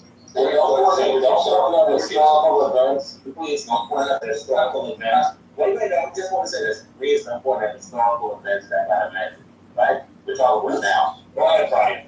Would you say that in an African country where blacks are the majority and in power and whites are the minority, that blacks can be racist in that country against whites? Against white, I'm sure. Yes. Okay, so what you mean then is that in America, blacks cannot be racist. You're not saying blacks in Africa or in that situation I described, blacks can be racist. I do think that black people, if given the opportunity with the racial biases that exist within the black community, I do think it could happen if black people, if the roles were reversed. The issue is we can't speak in hypotheticals, but if the roles were reversed, if the same system was in place, I do think you would see something similar. Well, George, let me ask this question real quick. Let me ask this real quick. Just one quick statement. I want to do another question, another path. No, it's not. Wait. What's the spot? Let him say it. I'm saying it. So then, if the principle holds that it's based on power, then I don't see how you can say that in a situation where at a government level, federal, state, or local, or even within a company, or with either any kind of power dynamic, that black people can't be racist, because there are plenty of dynamics where black people are in power and can discriminate and be biased and prejudiced and acted in a racist way towards whites. So if the principle holds, then you can't just cut an arbitrary line and say, yeah, it holds in this way, but not in that way. So just to real quick, just to expound upon what the question Brian asked, and this is why I wanted to jump in there real quick. Gorgeous, would you say that it's really truly a level of racism, or would it be tied more to a level of prejudice? You're asking about what I said or what Brian said? What Brian is trying to allude to, because that would in fact be racist. That would not be. It will be. It doesn't mean that black people are not capable of doing shit. Like it doesn't, and just because we don't call it racism doesn't make it any better that it's prejudice. It should be condemned with the same fervor that racism is condemned. The difference is that racism is about a group of people. It's about the community at large and the outcomes that are produced from the systems that we have in place. So that will be healthcare, that will be the criminal justice system, that will be education, that will be all these other areas that we racial lines. So we see different outcomes on the basis of race, and it can't. And we know, because I actually believe that you lot or you people are not any differently than myself, then I know it's absurd to see the outcomes where Black people are disproportionately impacted by things when we do similar things. So my point is because of that belief that people are not different, that I have to examine why we have seen these outcomes that we're seeing in our that doesn't hold because there are plenty of Black people who are underprivileged, under-resourced, left behind. So it doesn't hold. You would have left behind in medical outcomes.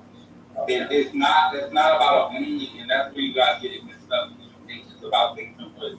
It's about why is it that, yeah, we do have white people that are disadvantaged and those people should be addressed, right? Those people should get help. But it's more about why is it that on average, even though we know white people are disadvantaged, that they still do better than Black people on average without doing the whole racist stuff of what Black people are doing. Because of the historical Black in the past. Well said, let's not appeal to those things, they're not fixed. What are you talking about? These things are still persisting to this day. No, it I don't know why you Black think people are down. The chains have been unleashed off of Black people, unlatched. They're free. They're not on the plantation anymore. They don't have all these problems holding them back. I'm not so sure about that. Give me an example. There are two counties. I went to school for state senator in Dallas, Northeast Dallas. There's Collin County, those very close. Lots of yeah, it's a good example.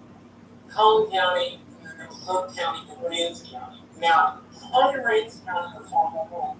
My candidate was an African American, Muslim, Shia Muslim Iraq. And I personally put up 40 in this school by 8 times, meaning 8 feet long and 4 feet tall. I personally put them up. Within 24 hours of putting up 30 of these signs in Hunt County, they all had the inward pain around them, and they had to get fixed. And so you saw what this dude looked like. The prejudice and racism isn't gone, it's lessened, it's not like it was here with Jim Crow era. But to say that it doesn't have an effect, I think takes Gorgeous' point not as seriously as the tribute taking. He's pointing out that in his life, he's been in situations where issues matter. And again, there's not going to be everybody in the whole wide world running in Hunt County, Texas. The fact that that's still the way a section of America thinks about that is something that has to be anyone would say that racism doesn't exist?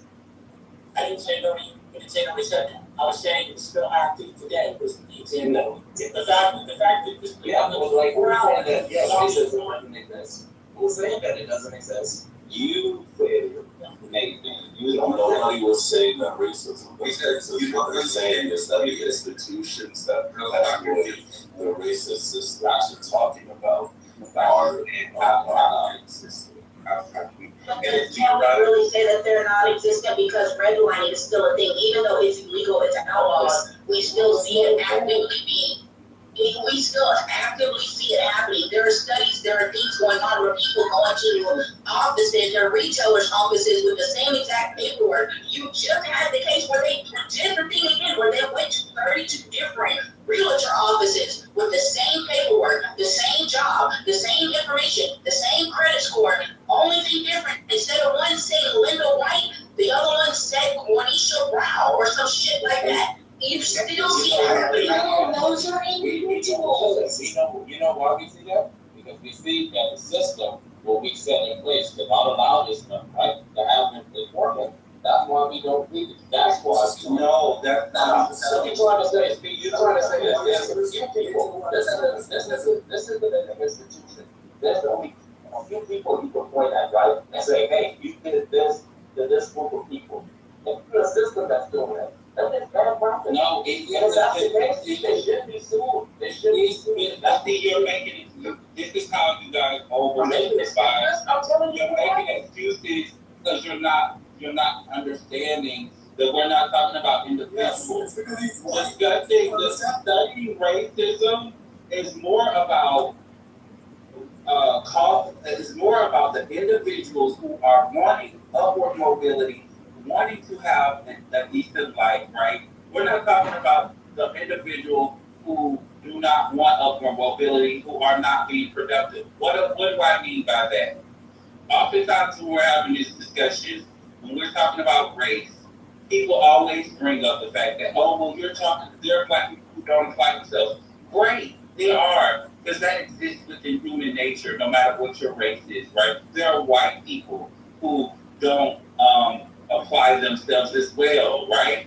But the issue is, we have an issue within the black community when we do apply ourselves, there tends to be a difference in outcomes on the basis of race, which is how we're able to see that there is something happening outside of just qualification. There is something in addition to being qualified that is blocking me from achieving this goal. And so that's why it's important to study it. It's not about victimhood.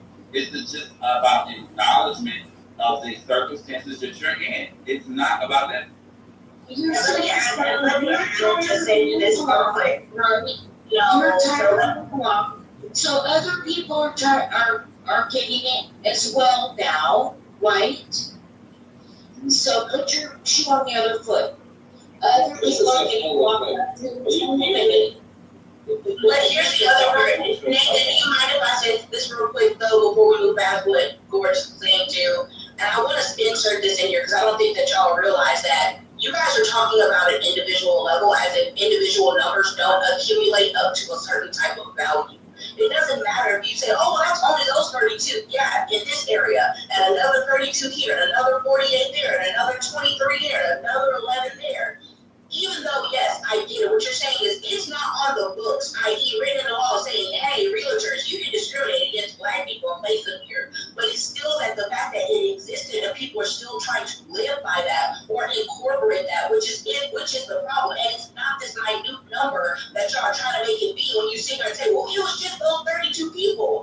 Yeah, in this one area. So we account for it everywhere. Going everywhere, we see a much larger problem because, like I said, those individual numbers add up to a whole, a sum. Yeah, I agree with you. Yes, that's what you wanted to say. People like statistics. What you're talking about is bad practice. Our system, what we're in, is not a racist system, so they don't allow it to happen. And when we figure out that there are people who practice those type of practice, we go after them to fix the problem. We're not talking about a perfect system. That doesn't exist. What you have said about is black people just on the front end of all the damn illegal practices. And you know why that is? Because they unfucking educated. That's why. They don't want to get the means to educate themselves and their kids to grow them up so they can be successful. They want to stay within their situation. You know why? You know why? Because the white man has defeated you guys. Especially people like Gorgeous. People that got out of the system by doing the right thing. And then he's going to look at his friend. When he was in school, he wasn't out there trying to save his friend. He was in competition. Because he knew that he had a reason not to stay in the same situation he was in. And he looked at those other kids and he said to them, well, that's you. If you don't want to learn, that's you.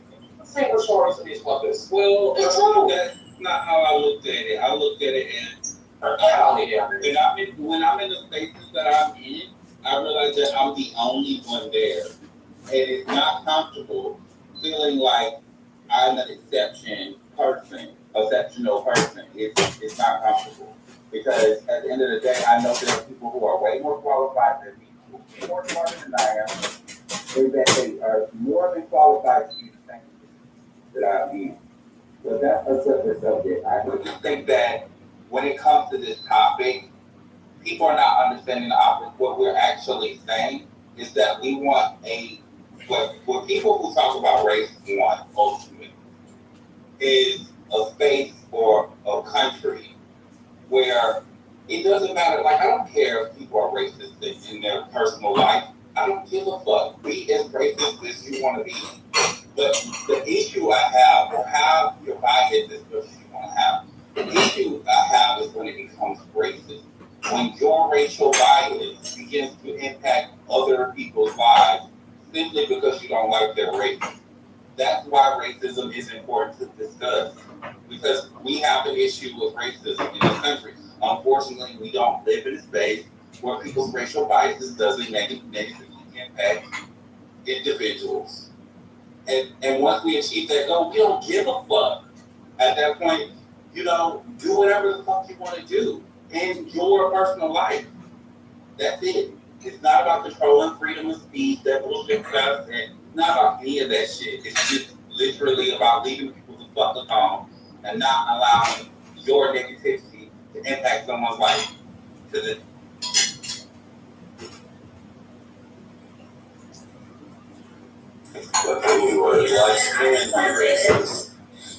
I want to say this, Nathan, you got me. You pussy popper, you got me on this motherfucking stage today. But I won't let you get me again. I'll get you out of it. How do you get you? Go ahead and tell me how you got you. I'll get you out. He was popping pussy on stage. That's what he was doing. And he's control. Yeah, he can't be mad at. He was popping pussy on stage. He caught me. Chaos got me right in the chat, though. Thank you, Chaos. You just let her say you have a vagina like 12 times. She said pussy, and that's a very specific type of I thought she said pussy. Hey, to respond to the kind of respond to Gordon's what he was talking about racism.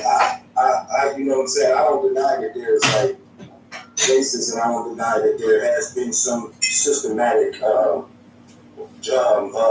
waste from that. You know what I mean? Like all the shit we've been through wasn't gonna, as a nation, and how we got here in our relationship to this country. Like it ain't just gonna wash away overnight and shit like that. But when people like me, accused for being called a coon about it, it's like I understand all that shit. My family from Mississippi, the whole nine, bro. Right? But life ain't never been fair nowhere on this earth. And all we trying to do, like people like me, is just trying to fucking survive, raise our kids, keep our kids safe. And we find that like harping on racism as a priority over some of the more in-your-face issues, that do affect us as black people, like our sons getting killed in the streets by our peers' sons.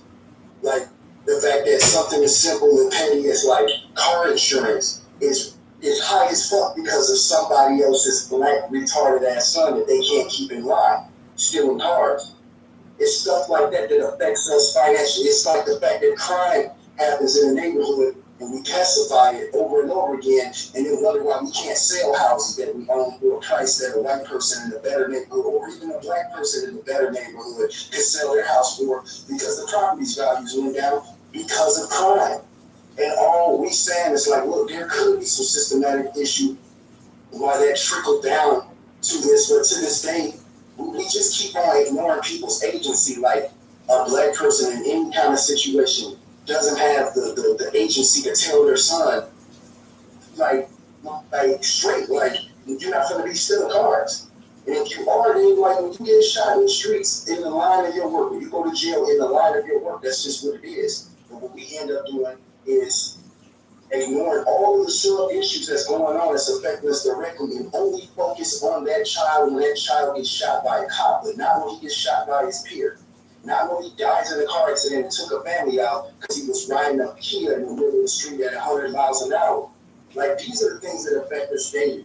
Not no white folks far away with their lofty idea of white supremacy. Wait, wow. May I talk to the gentleman for 5 seconds?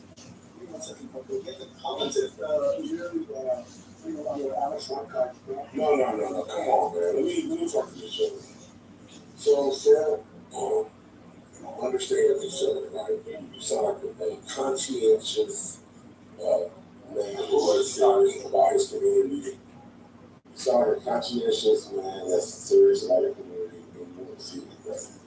Now, the issue is there's going to be certain factors that are baked into the cake that are what we call human nature. And it's something that exists, and you can mitigate against it, but you're never going to eliminate it. And one of those things is youthful recklessness.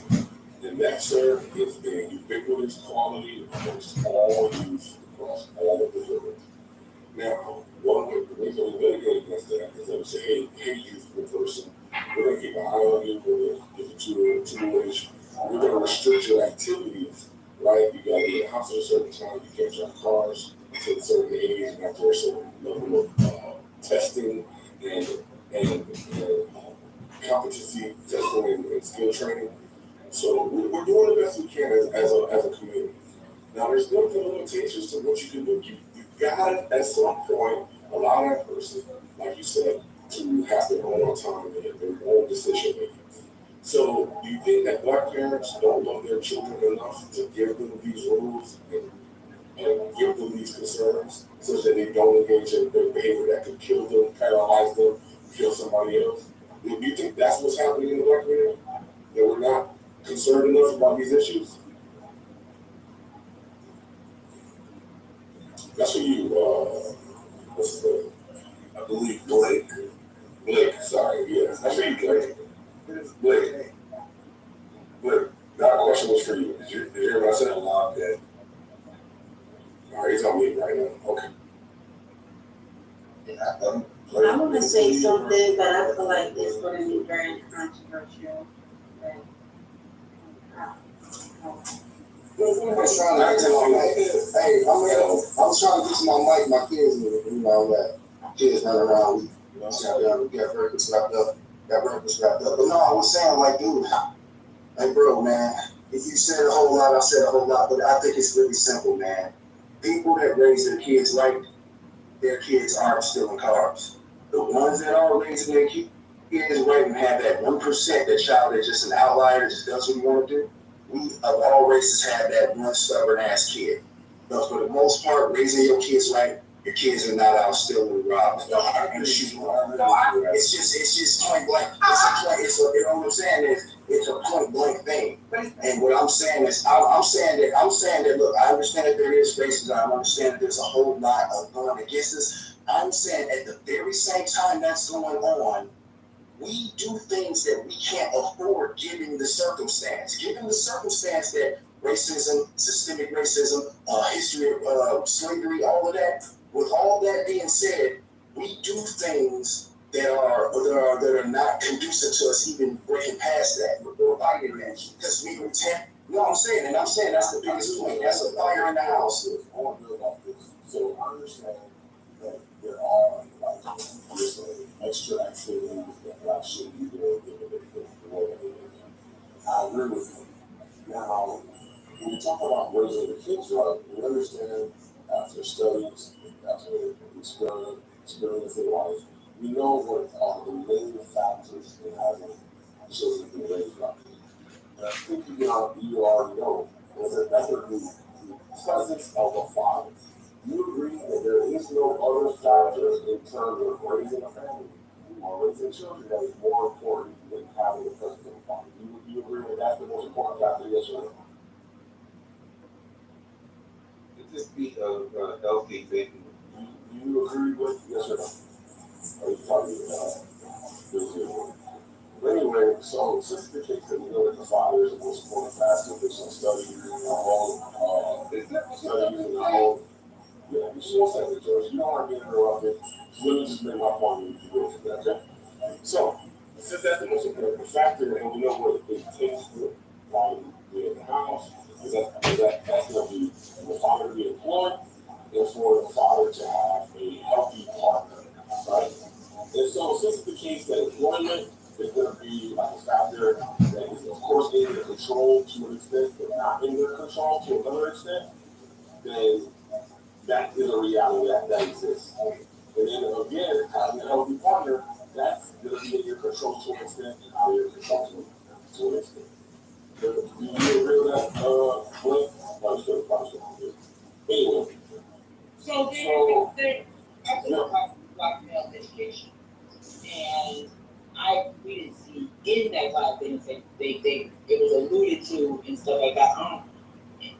Single hospital child, a father is a factor, but is by itself not a factor. So what's a factor, when you correlate with other things, is that the mom isn't. So here's what the factors.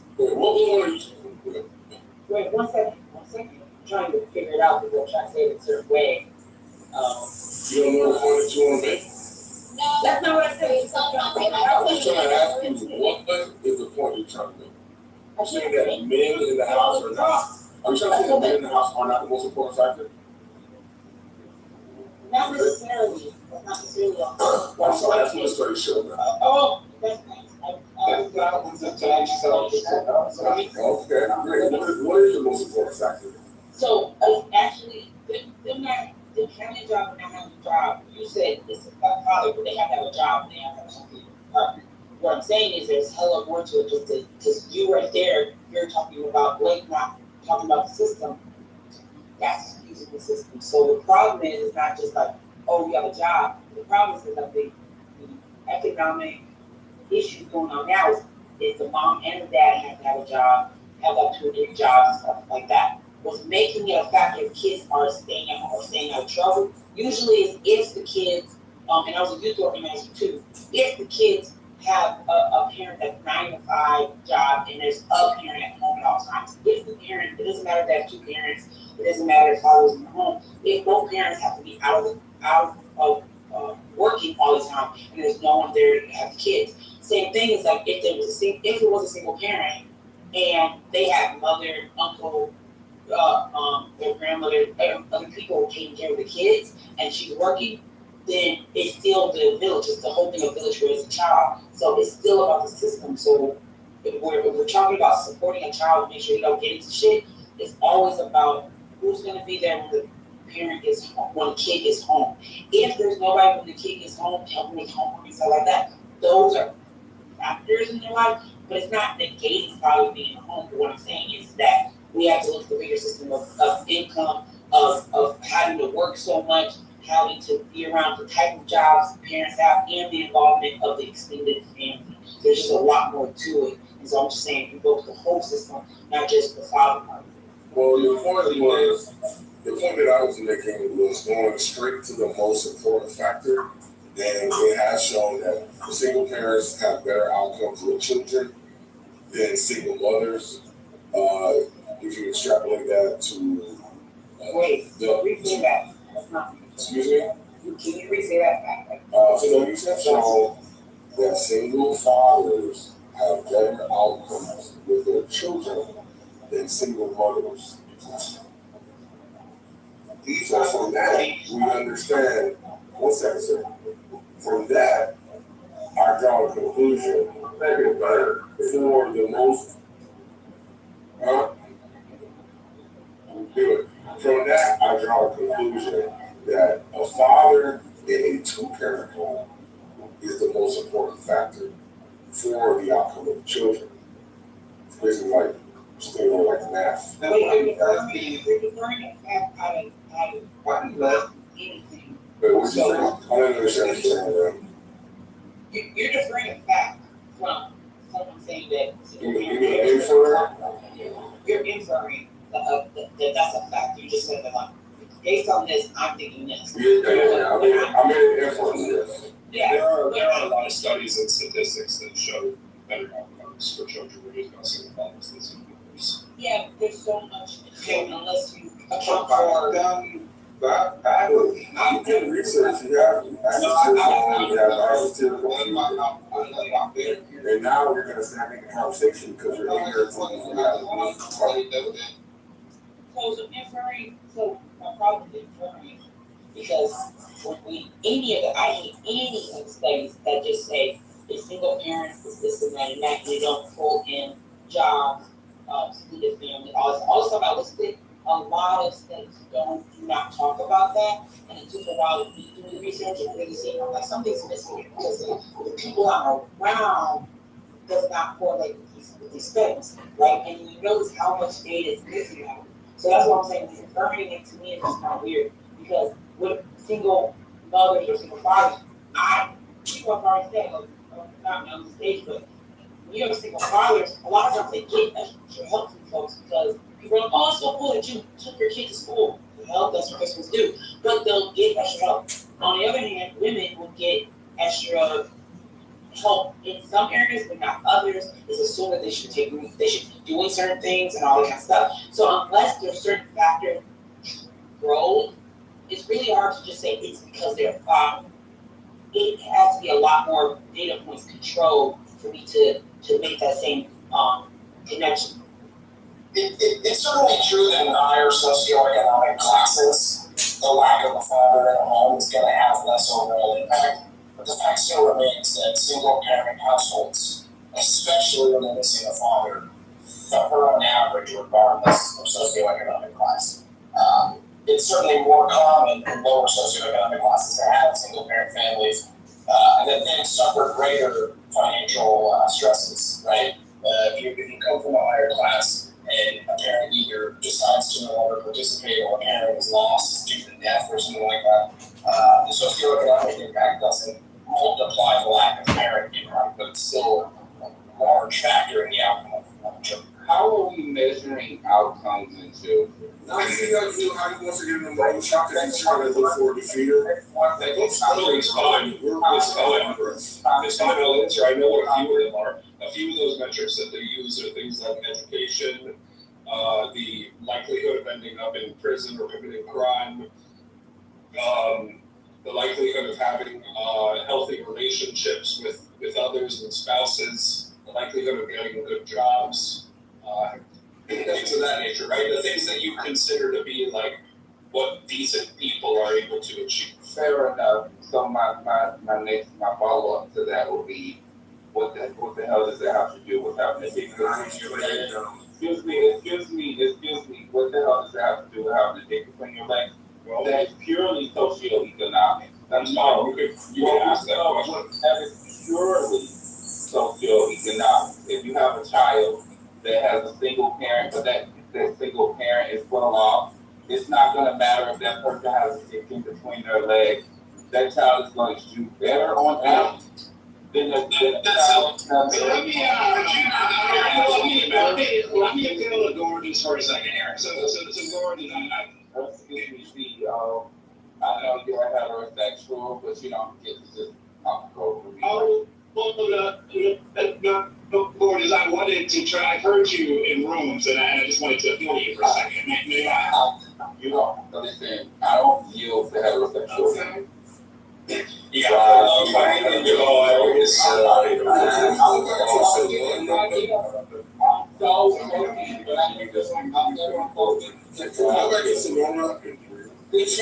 was actually a good father. I interact with Gordon for a while. I did not hear the request. So Hang on. Gorgeous was speaking, but Gorgeous is you are finished. Can we for the sake of just trying to get the conversation back on track, let's at least let him finish. This last final time will be the last final time he's going to cut anybody off. Vice versa, anybody should cut anybody off. And then see, if you can possibly engage with him in good faith and Gorgeous, if you're going to at least not cut him off. You don't have to listen, you don't have to respond, but at least let him speak to you, whatever he wants to say. Fair enough, and thank you. And I just wanted to say it's purely socioeconomic. If you have a child who has a single parent, and that single parent is doing better on average, right, than the average person, and you compare that child to a married family who consists of a man and a woman, and they aren't doing as well financially, the child with the single parent is going to do better on average. On average is the key phrase there. Than the child compared to the child in the married family, in the married couple. So we can look at things like that to determine that it's not just about gender. Talking about gender oversimplifies the dynamics at play. And that's what's annoying. It's important. I was just going to suggest that within the Black community, at least, the sort of man who's going to take on the role of being a single father and be into that is typically a different caliber man than those who don't.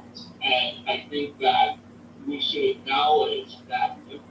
So I could see how the outcomes would be more significant because what the type of man who does that is very different. I think for women in general lean into it more, so there's not as much differentiation amongst mothers as there are among men related to being a single father. So what is your thought? Listen, even if you look at men on average make more than women. It doesn't matter if it's a single man or a single woman. It doesn't matter how it's paid. It's going to go. It's more about financial. I hear what you're saying about men, and you feel like a man is.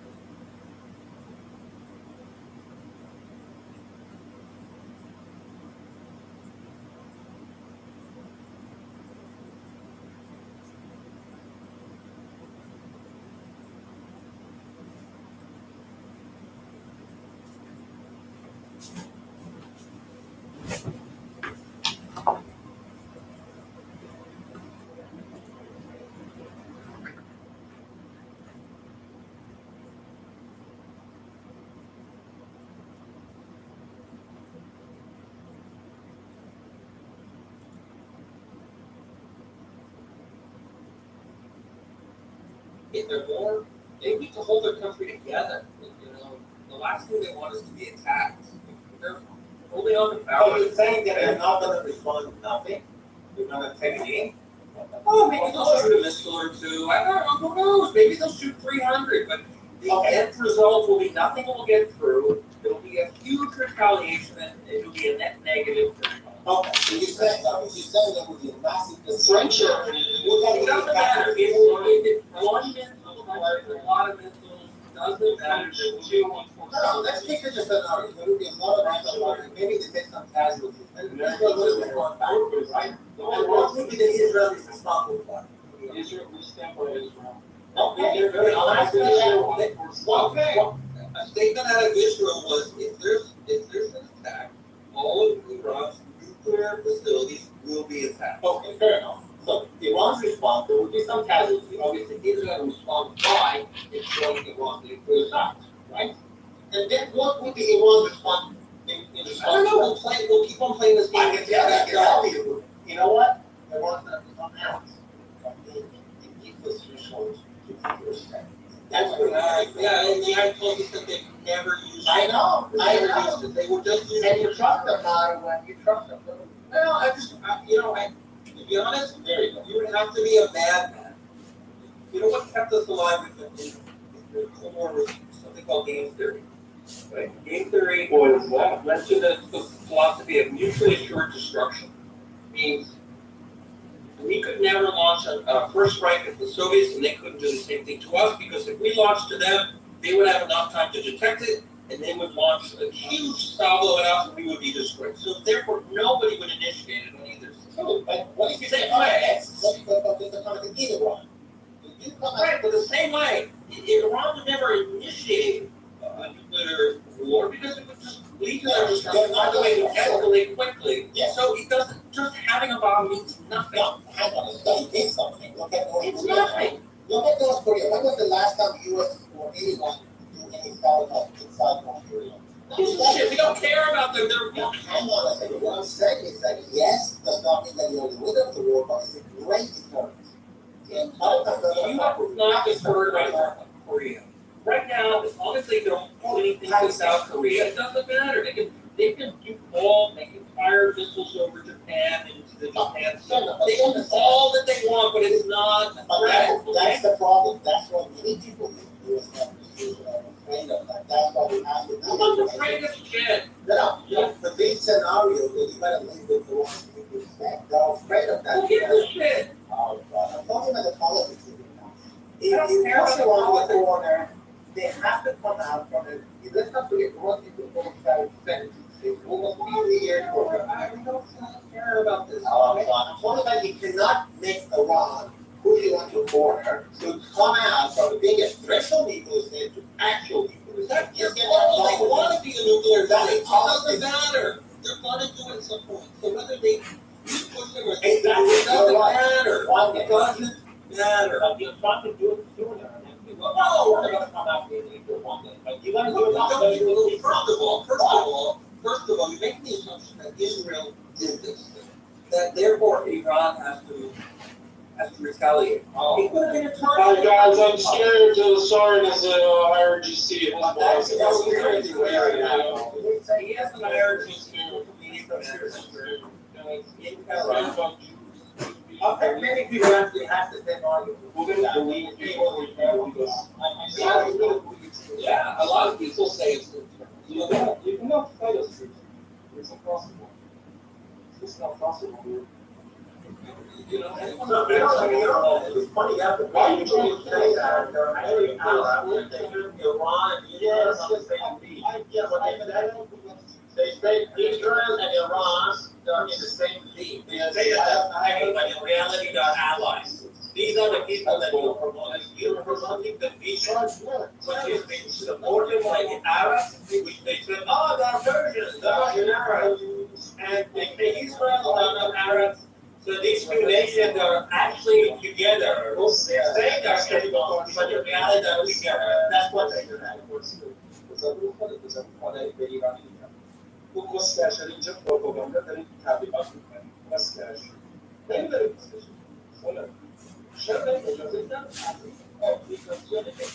آمریکایی گلویست به کار ببری بابا. شما سال خجالت بکش. سال خجالت بکش. خجالت بکش. توش صورتت.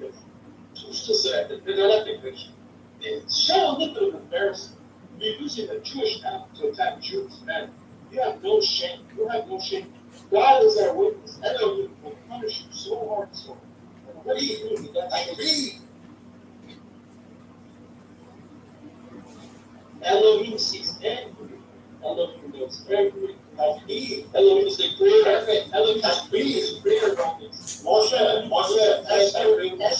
Esther convinced Xerxes to preserve the Jewish race in Iran. Believe me, son, you cannot believe us Jews. You cannot. I am Jerusalem. I am Jerusalem. I love Jerusalem. I love Jews. I love Israel. I love Israel. It's worth, man, you think you can just leave us. It's not going to happen, bro. Elohim is not going to allow this to happen, bro.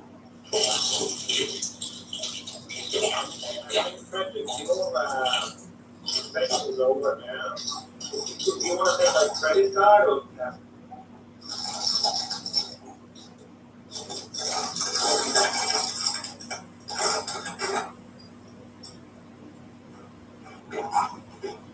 Great.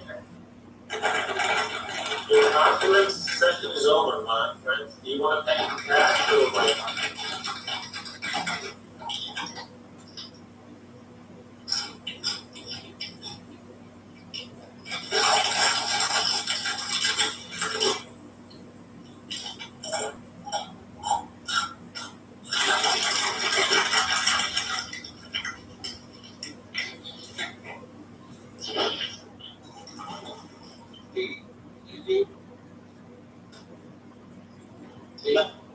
Yeah. It's meat crunching. I know. It's like disgusting. You're enjoying yourself. I thought it was a guy doing that. I honestly could not believe You know what I'm eating? it. Well, the crunchy cheese doodle. It was a snack. It was the American snack. It's a snack. Well, American, not halal They're They say you cheated. I love your tea. You're great, and you're very funny. You're witty. I really feel like they don't have any. No, I am. Look, listen. Here. Convert those Cheetos. I'm about to eat toasty. I'm going to convert those Cheetos, guys, by force, by hook or by crook. You're coming with us to meet our Cheetos. Well, it is what it is.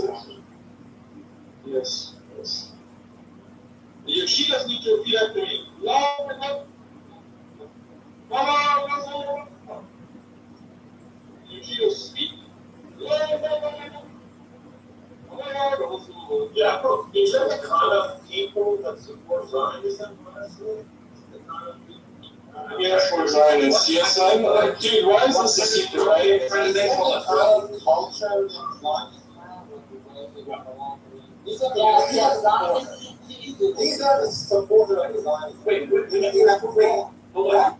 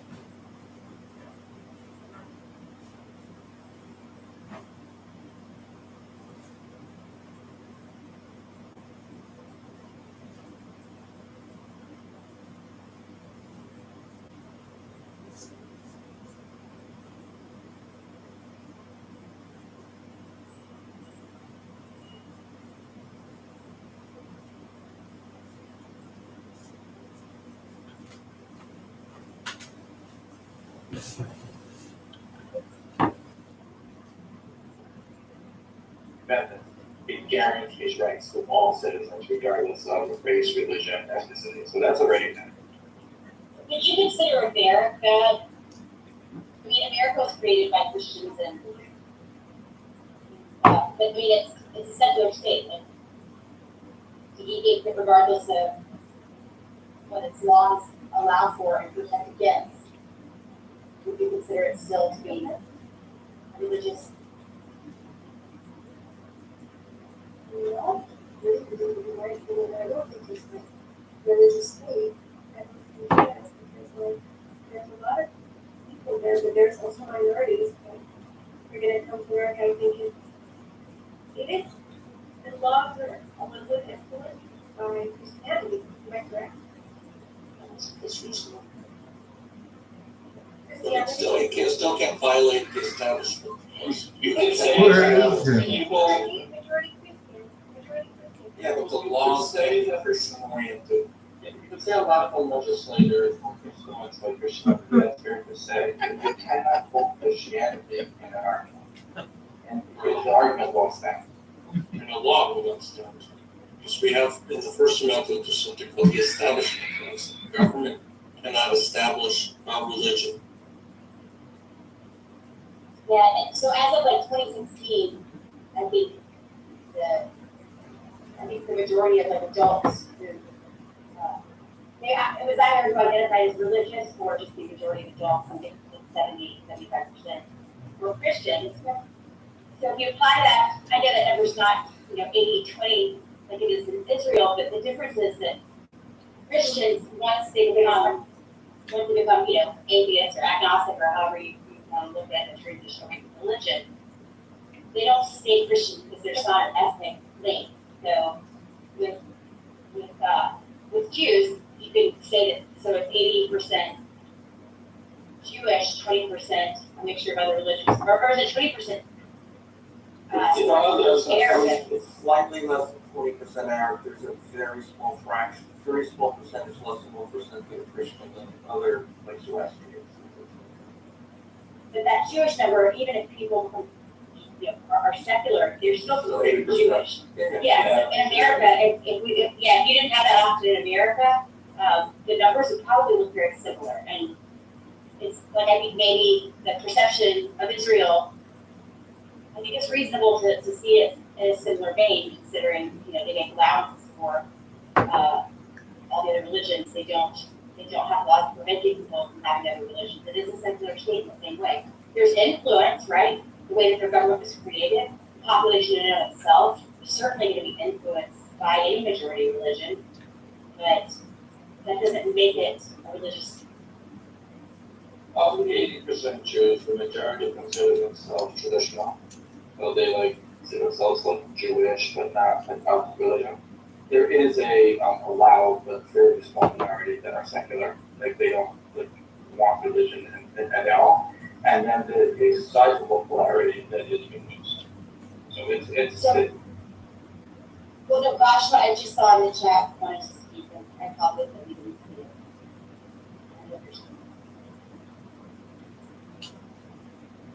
Yeah, I'm sorry. Actually, I just got home. I have to put my nephew to sleep, so if I can get a few minutes while Summer's here, I would appreciate that.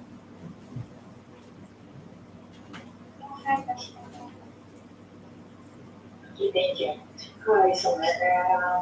I saw you in our room yesterday, and I have been listening to you there a little bit. I think it's so interesting that you are here and you're trying.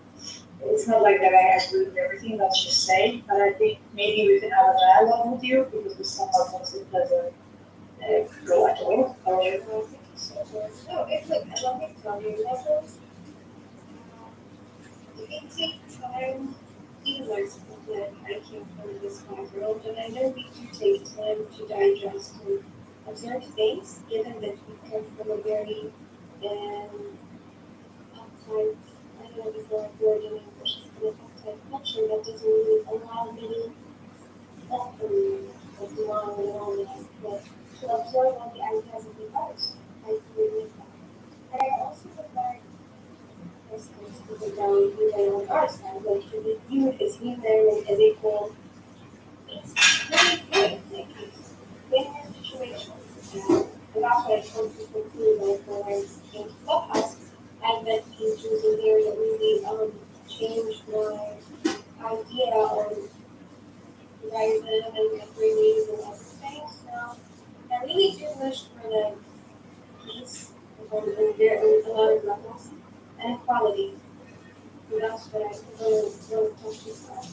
But thank you for saying. You're welcome. Thank you for explaining. I just want to help as well say I'm here to talk a little bit, and I think this is between an ex-Muslim and another Muslim, and but I'm not a believer, I'm not practicing.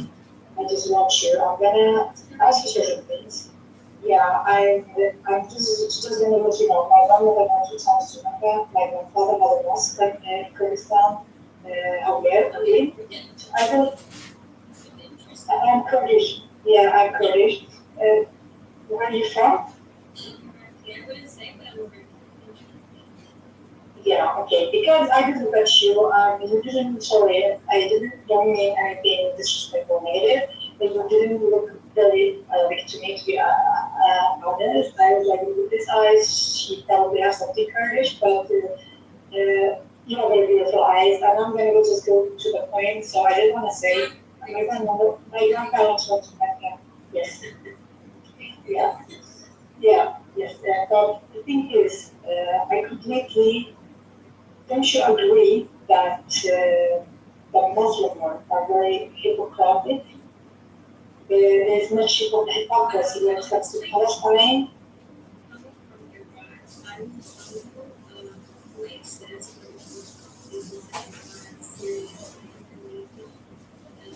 Muslims and other minorities who have been have this time and stuff happened which were very ugly and it doesn't really represent the majority, I would say, but a lot of people just felt sort of, especially the Iraqis, I would understand because the country was unstable. There was a lot of serious issues. I would understand very well. Yes. So now let's get to the point. With that said, I told you about my background, so you understand. I am not here to discriminate or belittle or disrespect anyone's belief or anyone's background, because the Muslim, like I was born as a Muslim, whether I want it or not. Certain things in my upbringing is based on the Quran, but also I see the Quran to a certain degree. Like I see Judaism first, and then comes Christianity. Then comes Islam. We have a lot of things in common, but also, when I was 12, I already read, I think I was the 12th or 14th chapter of the Quran. I read it, but I could not understand Arabic. And I'm going to be honest to you, with that said, that's why I want to even tell everybody else. The majority of Muslims are not really Muslims, the true Muslims, by the Quran in my eyes. And I'm going to tell you why, because the majority of us are to such a degree secular, we are peaceful, we have decided with a common logic, with a good heart, we have decided to be a good person. And I always said we try to follow a recipe how to be a good, decent person and come to heaven, right? That's what I was taught. And that's what majority, we are secular. But we really need to differentiate between that. We need to differentiate between that, regular Muslims. We should not pay for the crimes that Hamas, Hezbollah, Iran, Osama bin Laden, Ansar al-Islam, Hashd al-Shahbi, all these people did. And I'm going to get to that point. And one of the biggest terrorist Muslim places is Iran. But why many Muslims only talk about that one?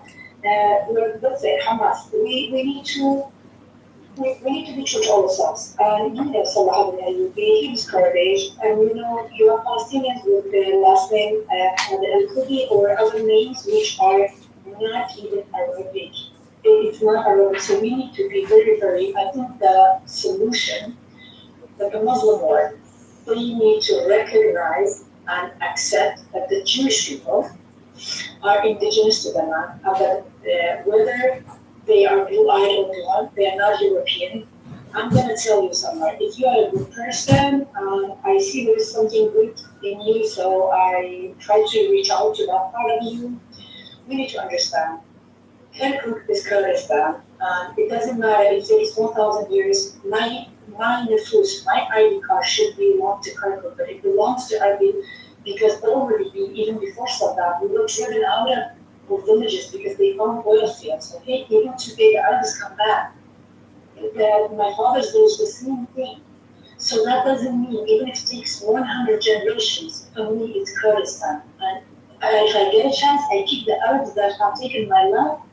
Whether if they are poor or not, I don't care. They came there because the government brought them there. They were willing to take over somebody's home and kill somebody or make somebody homeless, okay? So for me, that's Kurdistan. It doesn't matter. If it takes 1,000 years, it's going to be Kurdistan. And the same goes for Afrin. Afrin in Syria and Rojava, Kurdistan.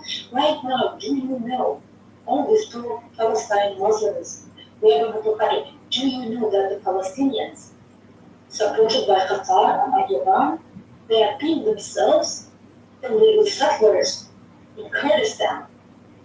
Did you know that some Kurdish people, they get heart attack, they get beaten, they get killed, they are forcibly being removed. They do a demographic change. And we need to learn from that and history. That's why I connect this one to Judaism, to Israel. We need to understand that Islam has a part in it. I tell you, sorry, I promise you. My mom was not even praying. I was 6 years old. Until I was 20, I used to fast, okay? From 6 years old, I don't know, because we were living close to Muslim, so when they were speaking about Muslim, I liked it. That's why I went to the mosque, okay? But when I grew up, when I came to Europe, I understood they put fear and negative thoughts in my head about Jews. Okay, they told me that I should never go. I can trust a Christian so much and go sleep in their house, but never trust a Jew. In all this, I think in the world, a lot of world, when you want to tell somebody you are rich, they say, tell them you have as much as a Jew. Or they see Jews as stingy. There's a lot of prejudice, a lot of things. So I want to tell you, political Islam, it's not the Islam that you believe it is and you practice it. Let's be honest. Two of the most indigenous nations in the area are the Kurds and the Jews. And they do everything to kill them and make them like nobody, gypsies, Europeans, everything negative, okay? That is not right. That is not right. And we need to recognize that actually the Palestinian people are, some of them, they went there with Islam. They are not indigenous, or the Jews are. And that the Jews and their ancestors who actually were driven out, whether if it was not everything but Muslims' fault, but there are certain things it's because of Muslim Islam, they were driven out, okay? Driven out is not always to killing them, to make life impossible, people leave, okay? And we also need to recognize that actually during the Holocaust, the ones responsible in Palestine went to met with Hitler, okay?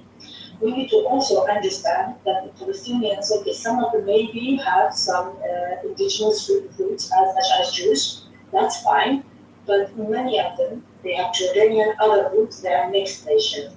And actually, a lot of people who speak Arabic today, even the Iraqis, they are not completely Arabs. They are Arabic-speaking people with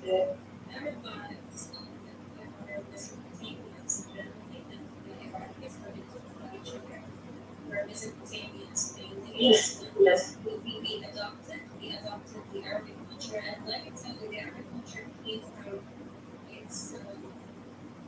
it was like a mixture of Arabic and Hebrew at one time, and it was like also like there was the kingdom back in the day, and there was also Mesopotamia, and some of that languages there was in an Arab kingdom.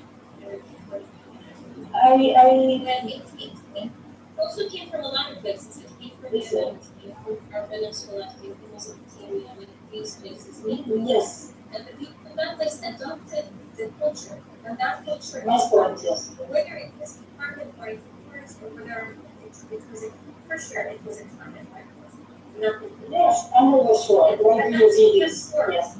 Yeah. But it's like, this is this thing. This is the way of the world. People, how do they spread their ideas? I mean, even in my eyes, I would get this is needed in order to like. Okay, somebody, let's have a dialogue here. I just have a question. I'll let you continue.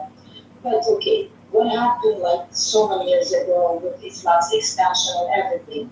Do you think if there was not today's world, would ISIL or Hamas do? The Muslims, I'm not saying all the Muslims are bad, but at least small minorities, not small, like this small group of terrorists who doesn't represent a lot of other Muslims.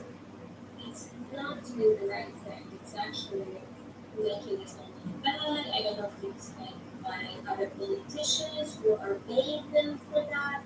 I have no idea, but like, it's not essentially like the idea. I mean, there's a lot of people who are opposed to that, but we can oppose each other till the end of time, but like, it is what it is. Some people believe in that idea, you're gonna believe in that idea, and it's for the rest of the day. So are we gonna act like human or are we gonna kill each other? That's the question.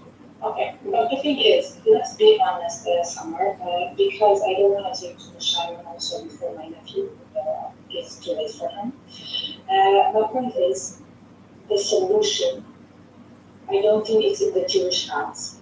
The solution is in the Muslim leaders, in Iran's and the other ones' hands, yes. We need to recognize and we need to stop with this bullshit that these are, some of them are European, they are not, and believe that Palestine has the right because they don't have.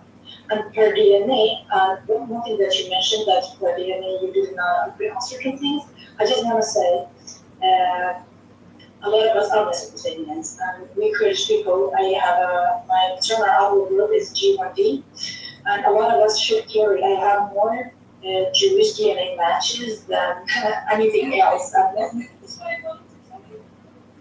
Yeah, so and I'm very proud of that. Actually, my grandmother, she went to Mecca 2 times, and I was like laughing. I said, "Wow, Grandma, you are Jew."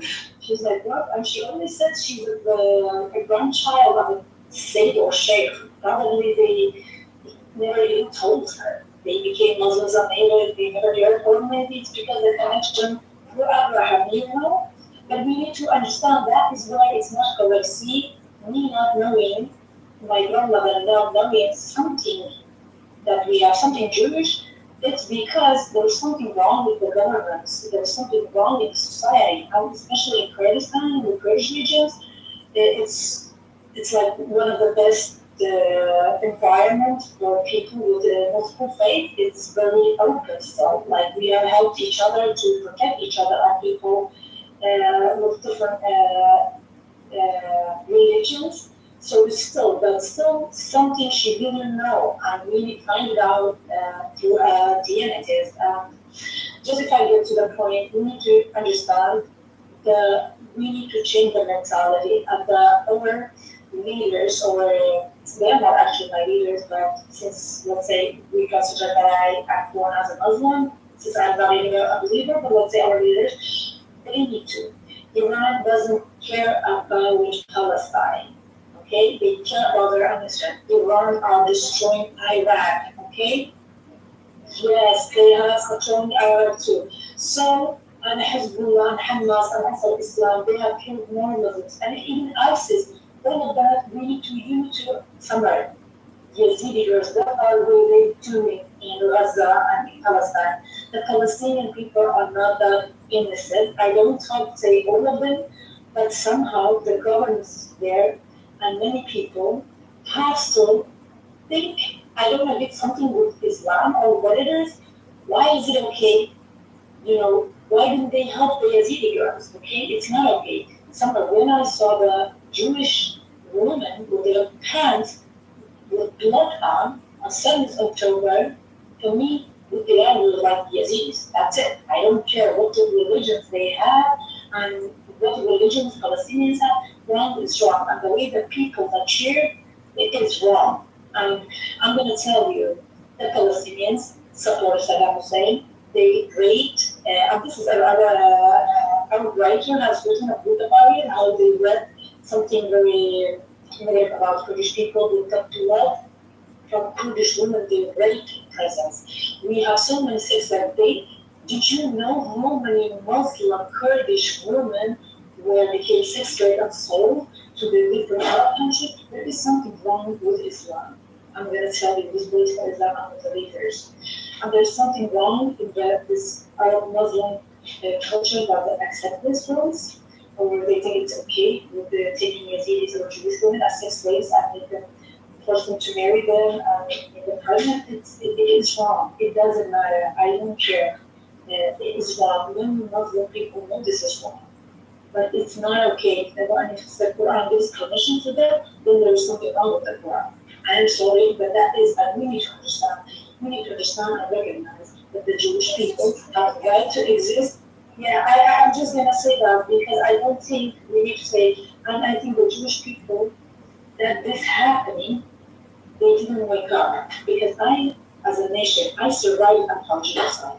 I was going to be genocided when I was 6 years old when the Kurdistan region was liberated. My name was on the list, okay? There's documents, proofs of that, okay? They were going to genocide all Kurds who had even somebody related to them. Yes, it's sick. But my point is, I use the Kurdish one as examples, so Muslims, but there is hypocrisy. Why people such a hype about only the suffering of the Palestinian people?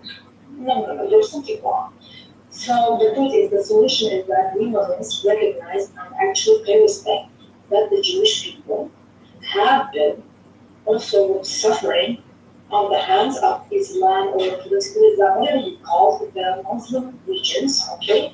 And we need to recognize them as indigenous. Yeah, yes, I'm just going to like I'm going to listen to you. Okay, I will come. And then we need to also accept that start with the roots of European, because if we're going to talk about the European, then we can put the majority of Palestinians outside of the region of the Israel and Palestine, if we would do that, okay? And they have the right to go back. And when they came back, many of them actually came off the land. I am sorry, someone, but that is what happened.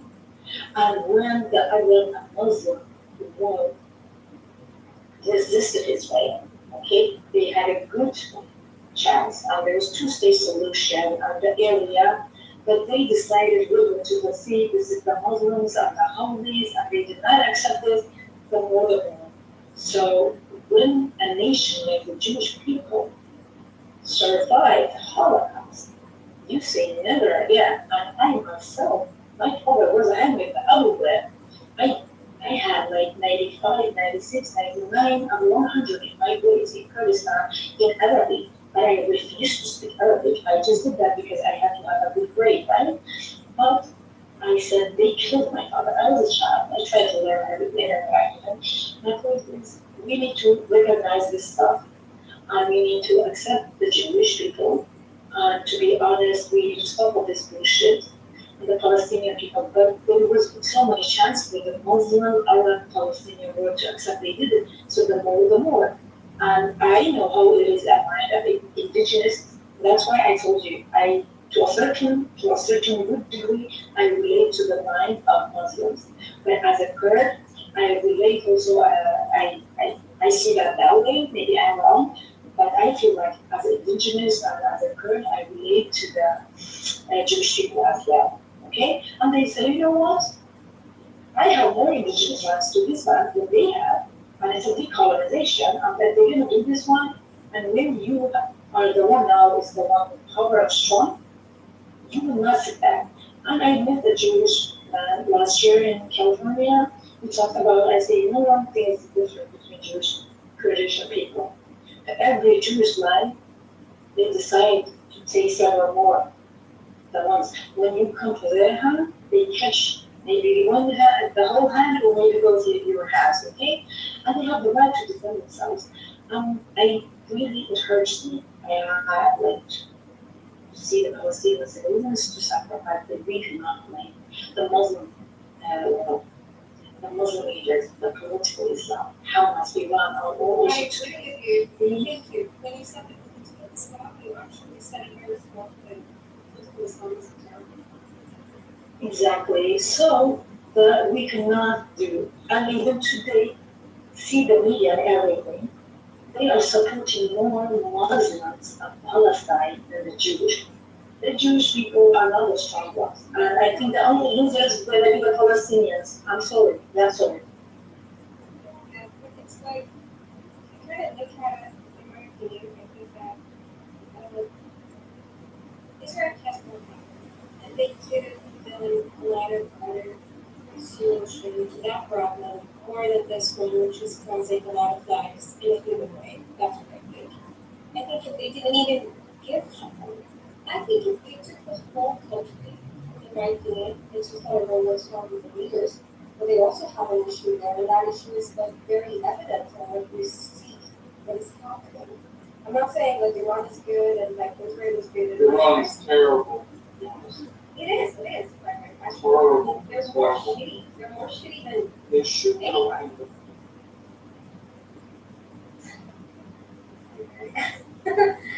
So it's like, I'm just saying that I don't think neither parties, the Israeli government or Iran, but I think Iran is more shitty than Israel, honestly, because Israel doesn't go about, it does go about, in a way, it doesn't go about like trying to hurt, trying to expand, trying to give militia weapons and like drugs. No, we didn't see that, let's be honest. But the problem, we have a problem with the Arabs, and this problem is actually like migrating to Lebanon, to Syria. They do have a problem in these areas. I do understand their borders, but couldn't they intentionally make better solution as to take the whole plate? And why is this problem? And this is the main problem in the whole Middle East, and I don't know why it's like inflating, it's becoming big, and all of that. In my eyes, like they could have taken the whole plate and then claim it for themselves, and everyone can live happy and equal and all of that. But in my eyes, I see that there is, in a way, like Jewish supremacy, and I don't think it's the right way to go about it. And I give you the mic. I said my opinion. I wish. So you want Israel to conquer Syria and Lebanon, be out No, and get it back? but I think that if they take Israel, so in 2005, if they didn't give Gaza to Hamas, if Israel took the whole place as it did to the Arabs 48, and this whole place becomes like people coexisting, having normal rights as Israelis, I think this problem would have. So you think it's years that, ago, especially. I don't have one student Spanish. You're saying instead of, yeah, no, let's be very specific. Exactly. Instead of Israel is invading Gaza in 2005. Wait, I know, but those are still controversial. So you're saying instead of Israel disengaging in 2005, they should have annexed. That's your opinion. And So that's think of why, that, excuse me, like why would we do that? Like why can't we just like the Arab 48 because that's annexed. That's the difference. See, that's what I'm trying to get you to understand. Gaza was part of the 48 borders of Israel. The 48 borders of Israel, which is armistice line, that means like where the legionaries were stopped from killing everyone that were coming. Legionaries was the Egyptian army. There were 5 armies that attacked. Now that line, everything within that line became Israel. Every person living there became a citizen with full right to citizenship, and that is part of sovereign territory. Part that was grabbed and was provided by this is the thing that why are these people citizens? They have because they didn't flee. Because they didn't flee. So the ones that left, they left with you. So you mean like After they refused to flee? I mean they were supposed to flee? No, no. They weren't supposed to flee. They weren't supposed to fight. The ones that fought and tried to, the ones that fought on the opposite. Let's go very slow. The ones that fought and tried to kill their neighbors, if they weren't soldiers, they got out of the way so the armies did kill. Now the point displacement, so let's not pretend that it was 0, but it was minimal. Most of the people that left with the intent that the legionnaires could come in and wipe out all the Jews. That's what happened in Gush Etzion. Every Jew was murdered. And the old city fared a little better. Not sure it was pretty bad. People just got like slaughtered. So you have to go through. So the ones that didn't do that and stayed and were like, we will be okay to live in a Jewish state, they got citizenship. The ones that moved to the area that we have by Jordan or Gaza, which was part of Egypt, they did not get citizenship. In 1967, Egypt, Jordan, and Syria decided to annihilate Israel once again. They, due to good intelligence, Israel struck Egypt first, wiped out the Air Force on the ground, pushed as fast as they can to get to the Jordan River because Iran said they're going to drink the water and Israel did not want that, so they got that and managed to take the ball on heights also due to strong intelligence. They had a mole deep inside the Nazis. So that war was remarkably won within 6 days. Now the point here I think is that area was never annexed. Now we can have this conversation, I don't know, I'm saying, but you have to understand the politics you're asking for. If you want Israel to control the area like 48, they have to annex. that means they have to go against the UN resolution that said the area should be given back. That was Israel agreed after the 64 that some area will turn into a state of Palestine. And they have to annex it. It's like, I would say, it's very evident to me that people in Gaza are not happy with Hamas. I can see it. And all of them, like most of them, go work in Israel. And the ones who live like in Israel itself are like way much more satisfied, way much more educated, like really, it's like another level of education. It's like out of this world. I get that, that's a good observation. But what's not fair is, And it's like, I'm trying to get through a major jam with my question. that's the whole thing. Like, in my head, it's not that hard. Maybe in reality, it's No, I understand what you're saying. In reality, they're saying there's an issue. Reality is a bigger jam, you're trying to. But the issue is, what you're asking for is not as simple as what you're saying. So you're making a good observation, but it's not fair that the entire thing is Israel's problem. So the only way for Israel to do what you're talking about is to annex Gaza, which would cause international shockwaves, and then to give every person there citizenship, control the threat. It's like when you have like this Well, win-win situation. so that's what it's getting as a way. Exactly, this is what I'm saying, like, if you do have like a win-win situation, and then everybody is happy, everybody is like making money, everybody is moving forward, it's better than all this medieval stuff that we're going through, which is not helping anyone in the region that was really raging, and so much problems out of nowhere, that make us go down here. Here's the problem. This, what you're describing, is the one-state solution. Right? Everyone loves it. The Arabs would demand that all of the refugees and the children and grandchildren, great-grandchildren of the refugees that are living in Syria, Lebanon, and other places, would return to Israel. The numbers would pretty quickly, not immediately, but within a bunch of years, would create a Jewish minority. The problem, as I see it, this is my just a personal opinion, is that I can't point out a Middle Eastern country that has a Muslim majority, that has a thriving minority religious population. Thriving meaning it grows year over year over year. Israel would cease to be a Jewish nation, which at its core is what it was created to be, a land for the Jewish people. People else who live there were given the full same rights, they could read the Declaration of Independence, but that would cease to exist. And no one's going to say, sure, that's what we want to do. We want to create a plan that creates the destruction of our country. It just is, sounds nice, but it isn't going to happen in anyone's mind. It isn't. And then put, for example, you asked why is Gaza, not part of Israel. Take a look at the partition plan created by the UN in 1947. Look at where Gaza is. It's in the light orange color. It was to be the Arab. It was two states.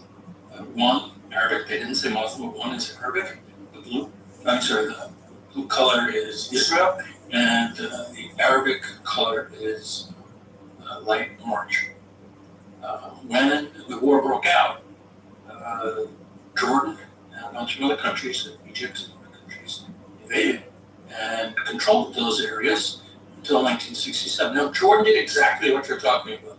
When they controlled the West Bank, they annexed it and gave citizenship to the people living there. So they did that, but it's not going to work in the reverse because the 70% of Jordanians pretty much look like the people on the west side of the river. So just the next piece of property, a bunch of people who are very similar to the people on the eastern side of the river. So, but it's very different when you talk about different ethnic groups or tribal groups. Can't mix them. We tried hundreds of years living together. It hasn't worked out well for us.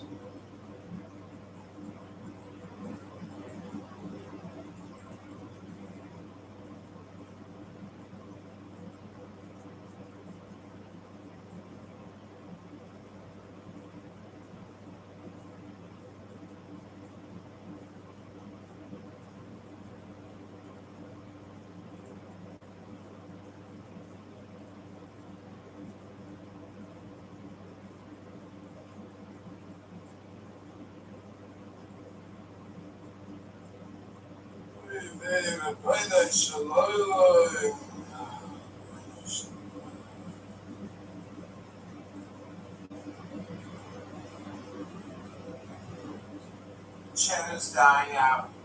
Shows coming. And I hope you come again.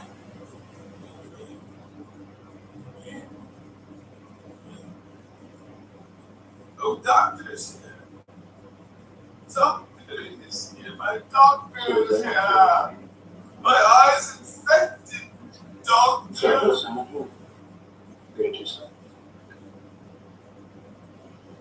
Ewan said he found a video. Was 99% sure, convinced him that his position was correct on the narcissism social liberalism discussion we had. So he was going to send it to me. I'm still waiting for it. Yeah, that was very dumb discussion. But it was interesting discussion. His position was, I don't like to use the word dumb, but his position wasn't grounded in facts. I guess he was just essentially incorrectly using the word built upon when he should have been a critique of. And I would have, if he had used that critique of, I would have bought his argument upon his argument. He didn't, he said built upon. Sorry, not going to be. No, sorry, I thought I heard you say everything he said was done. No, I didn't say that. Those are your words. Sorry, that's all I heard you say. Oh, left, summer, left.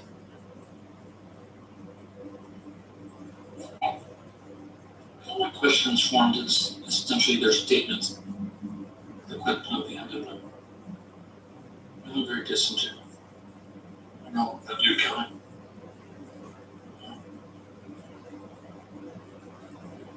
Yeah, generally, I do think that it's pretty open, arguing in good faith from a position of what is achievement. Not so far, but the way it is now. No, I appreciate that. I will do that much.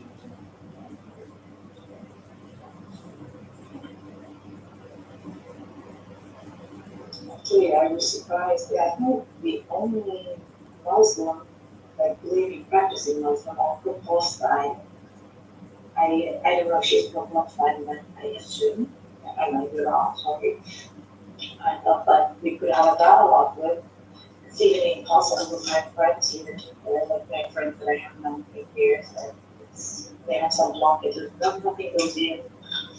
Like usually they're not bad people, but they just believe everything they're fed. And I think it's really good if we get some people like Summer, to reconsider recognize some other things, and maybe their own way might, affect others. I don't know, but I think, the majority are so brainwashed, and that's one of the, I think, root cause of this whole thing, because they see Jewish people. I'm not saying like there's no other thing, but I think we have the biggest obstacle is that they see Jewish people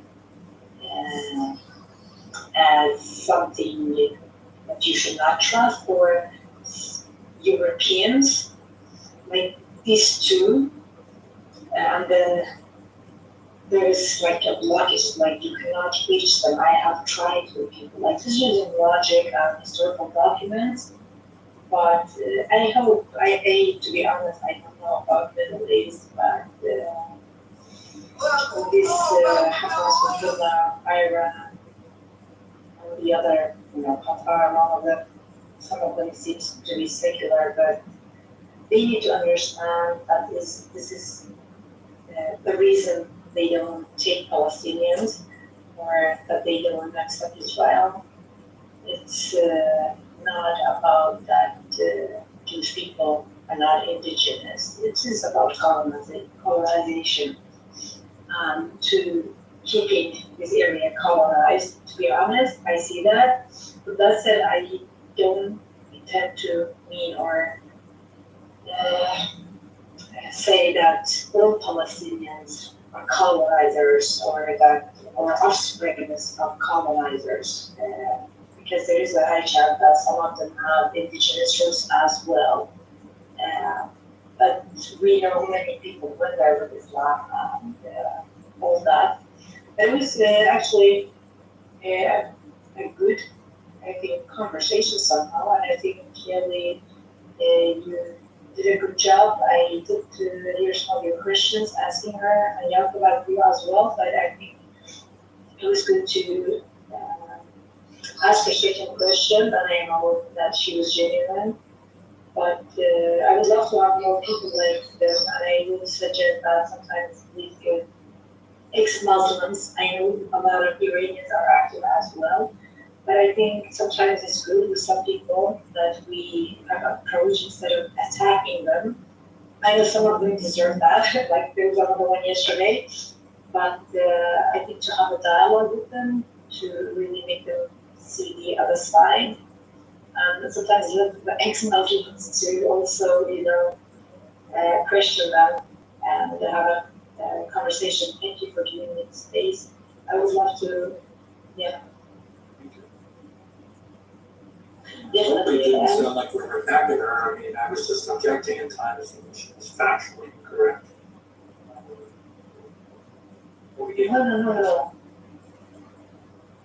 Yeah. Ask her questions. I think she was saying, I think she was saying the opposite. Oh, Yes, I mean, because, we had, I don't know, just it was not in this group, another one, and I heard some people saying only something, because some of them, you cannot have a dialogue with them, so you just need to, be very strict and raise your voice on them. I have to, but not attacking, but it's like, so it's like attacking because nothing goes in, and they just kind of like certain things that you have to respond. But as Kelly said, I said the opposite. No, I didn't see that, and I think also it had to do with the center there's some openness. But I think you guys also, as a moderator, did a great job with the questions and having patience to let her, reflect on some questions. I know she's back, but I will need to go. But I think it's good to have people like Summer here and have a dialogue. Yes, sorry? Sorry, Summer, what did you say? Have you talked about me? No, she was complimenting you. I think I said that. It's actually talking about us, not you, but just in relation to the conversation. Don't feel But like. yeah, I just don't like it. It's just, I'm an easy person. I feel like I want to make the world a better place. I want to make everyone happy and all that. It's sad, it happens. Well, you used my name, so what is your critique? Just want to hear. Or just someone who sounds like Jordan enough, or but it's not just like the provider is solution. It's Not really. It's set up a double standard. It's when Jordan next is the place. That's one thing. If Fairfield does the same thing with Golan Heights, that's a different thing. Very different. So it can. Well, here's a phenomenon to pay attention to. It's interesting how people who want so much to make the world a better place are often full of double standards. I mean, talking about wanting to make the world a better place and actually adjusting one's thoughts, emotions, behavior in order to do so are two different aspects of it. A lot of people like to just talk about making the world a better place. They might like to try to be sympathetic or feel sorry for other people. But there are people that are actually like holding themselves accountable for their thoughts, emotions, behaviors, and how they treat others. And they're also grounded in reality to know that what comes out of their mouth is just words. That how they behave and act in the world, that's what actually matters. And a lot of times you just like to say nice things. It's not necessarily that their behavior is always in line with what they say. And so cognitive dissonance actually creates a lot of double standards.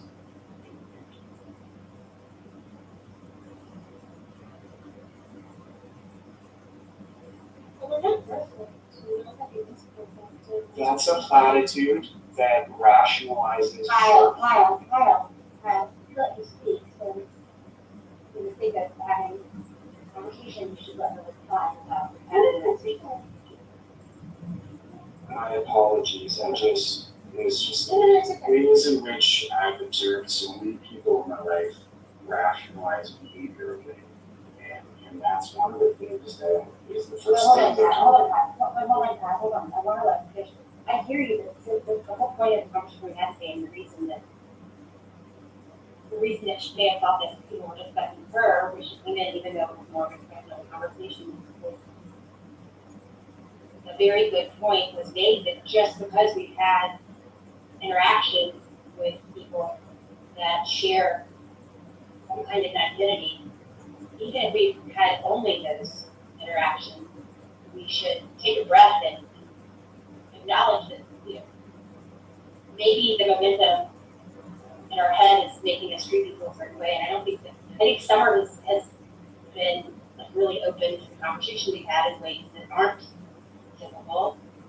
And we should try not to put onto her behaviors of people in the past. I'll just say somewhere I wasn't referring to. It's I like was just, it's required, that's the process, it might be like, this is the thing about Arab Muslim, not the typical Arab Muslim, which is not, they feel us,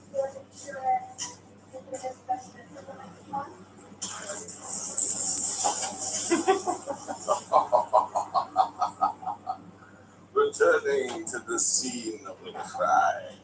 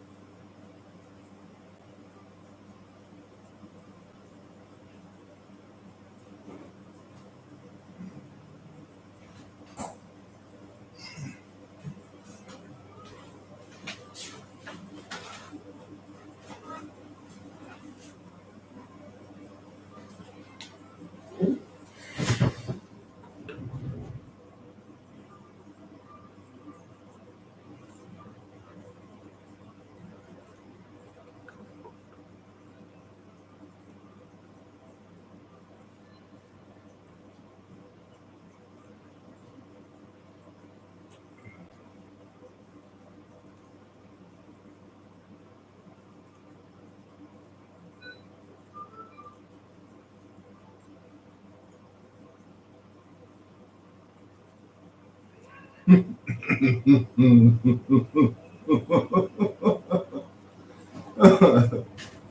in my office.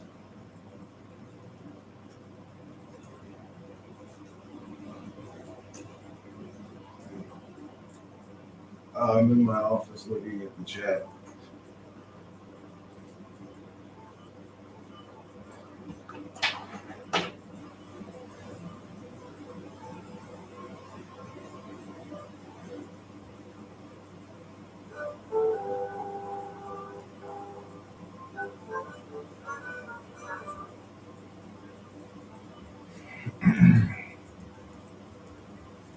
Oh, check me out on here as well.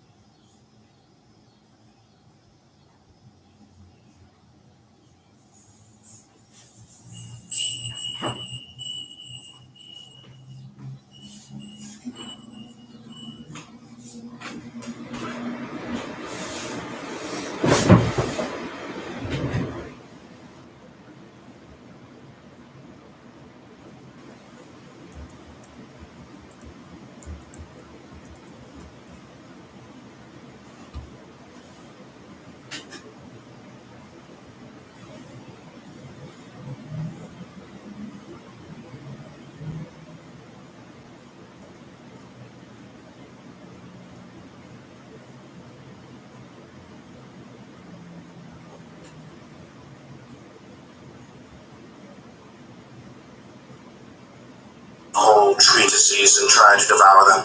Accordingly, they either vomit them up again or suffer from indigestion, whence come gripings, fluxions, and fevers, whereas nations have stopped to consider their capacity. In theory, it is easy to convince an ignorant person. In actual life, men not only object to offer themselves to be convinced, but hate the man who has convinced them. Whereas Socrates used to say that we should never lead a life not subjected to examination. This is the reason why Socrates, when reminded that he should prepare for his trial, answered, "Thinkest thou not that I have been preparing for it all my life? In what way? I have maintained it which in me lay. How so? I have never secretly, openly done a wrong unto any. In what character dost thou now come forward? Come thou, saith God, and testify for me, for thou art worthy of being brought forward as a witness by me. Is aught that is outside thy will, either good or bad? Do I hurt any man? Have I placed the good of each in the power of any other than himself? What witness dost thou bear to God? I am in evil state, master, I am undone. None careth for me, none giveth me aught. All men blame, all speak evil of me. Is this the witness thou wilt bear to the calling wherewith he hath called thee? Because he hath done thee so great honor, and deemed thee worthy of being summoned to bear witness in so great a cause, which thou have men speak good of thee, speak good of them. And when thou hast learned to speak good of them, try to do good unto them, and thus thou wilt reap in return their speaking good of thee. When thou goest into any of the great, remember that another from above sees what is passing, and that thou shouldest please him rather than man. He therefore asks thee, is this in the schools? What didst thou call exile, imprisonment, bonds, death, and shame? I call them different things, and I call them things indifferent. What then dost thou call them now? Are they at all changed? No. It is then thou that art changed? No. Say then, what are things indifferent? Things that are not in our power. Say then what follows, that things which are not in our power are nothing to me. Say also what things you hold to be good, a will such as it ought to be, and a right use of the things of sense. And what is the end? To follow thee. That Socrates should ever have been so treated by the Athenians. Slave, why say Socrates? Speak of the thing as it is. That Socrates should have been dragged away and haled by me and forced to prison. That ever hemlock should have been given to the body of Socrates. That should have breathed its life away. Do you marvel at this? Do you hold this unjust? Is it for this that you accuse God? Had Socrates no compensation for this? Where then for him was the ideal good? Whom shall we hearken to, you or him? And what says he? Anytus and Miletus may put me to death, to injure me is beyond their power. And again, if such be the will of God, so let it be. Nay, young man, for heaven's sake, but once thou hast heard these words, go home and say to thyself, it is not Epictetus that has told me these things, how indeed he. No, it is some gracious God through him, else it would never have entered his head to tell them. He that is not used to speak to anyone thus, well then, let us not lie under the wrath of God, but be obedient unto him. Nay, indeed, but if a raven by its croaking bears thee any sign, it is not the raven, but God that sends the sign through the raven. And if he signifies anything to thee through human voice, will he not cause the man to say these words to thee, that thou mayest know the power of the divine? How he sends a sign to some in one way, and to others in another, and on the greatest and highest matters of all signifies his will through the noblest messenger. What else does the poet mean? I spake unto him erst myself, and sent Hermes in the shining one to check and warn him, the husband not to slay, nor rule the wife. In the same way, my friend Heraclitus, who had a trifling suit about a petty farm at Rhodes, first showed the judges that his cause was just, and then at the finish cried, I will not entreat you, nor do I care what sentence you pass. It is you who are on your trial, not I. And so he ended the case. As for us, we behave like a herd of deer. When they flee from the huntsman's fellows in affright, which way do they turn? What haven of safety do they make for? Why, they rush upon the nuts. Thus they perish by confounding what they should fear with that wherein no danger lies. Not death or pain is to be feared, but the fear of death or pain. Well said the poet, therefore, death has no terror, only a death of shame. How is it then that certain external things are said to be natural, and others contrary to nature? Why, just as it might be said, if we stood alone and apart from others, a foot, for instance, I will allow it is natural should be clean. But if you take it as a foot, it is a thing which does not stand by itself, it will beseem it, if need be, to walk in the mud, to tread on thorns, and sometimes even to be cut off for the benefit of the whole body. Else it is no longer a foot. In some such way we should conceive of ourselves also, what art thou, man? Looked at as standing by thyself and separate, it is natural for thee in health and wealth long to live. But looked at as a man and only as a part or whole, it is for that whole's sake that thou shouldst at one time forsake, at another brave the perils of the sea again. Know the meaning of wanted perhaps die an earthly death, an early death, while in repine. Knowest thou not that as the foot is normative detached from the body, so thou in like case art no longer than being there illusion, that you are a man, he will know when he sees you whether a good or a bad one. He will know if he has any skill in discerning the good in the present times. It is as though a piece of silver money desired to be recommended to someone to be tested. If the man be a good judge of silver, he will know the coin will tell its own tale. Even as the traveler asks his way of him that he meets inclined in no wise to bear to the right rather than to the left, for he desires only the way leading whither he would go.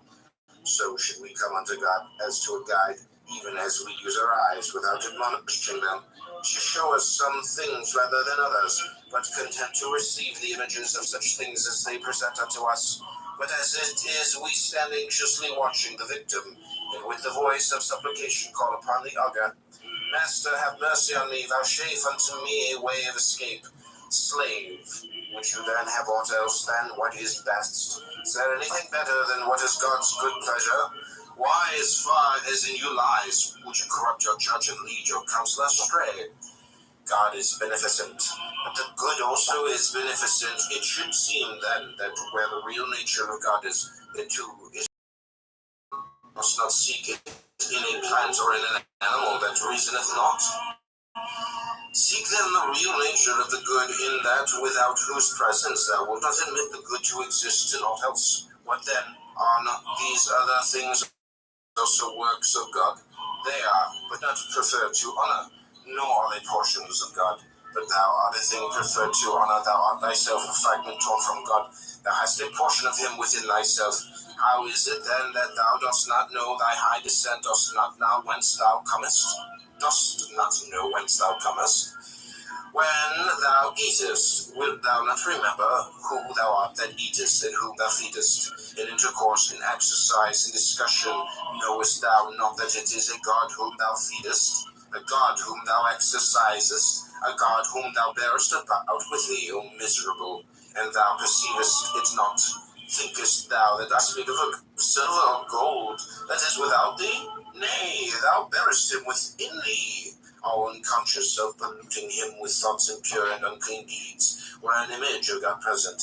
Thou wouldst not dare to act as thou dost, yet when God himself is present within thee, beholding and hearing, thou dost not blush to think that such thoughts induce deeds.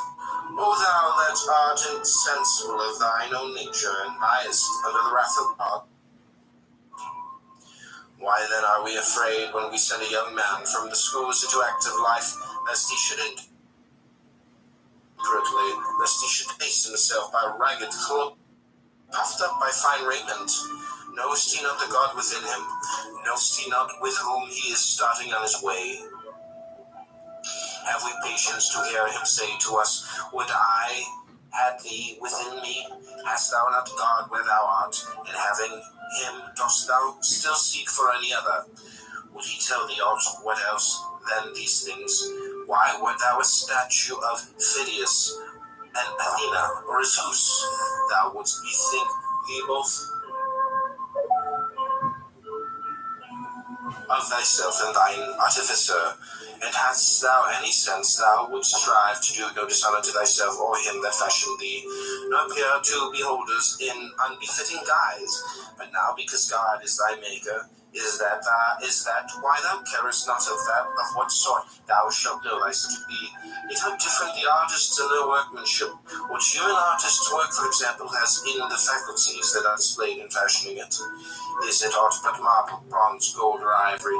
Nay, when the Athena of Phidias has put forth her hand and received therein a victory. In that attitude she stands forevermore. But God's works move and breathe, they use and judge the things of sense, the workmanship of such an artist. Wilt thou dishonor him?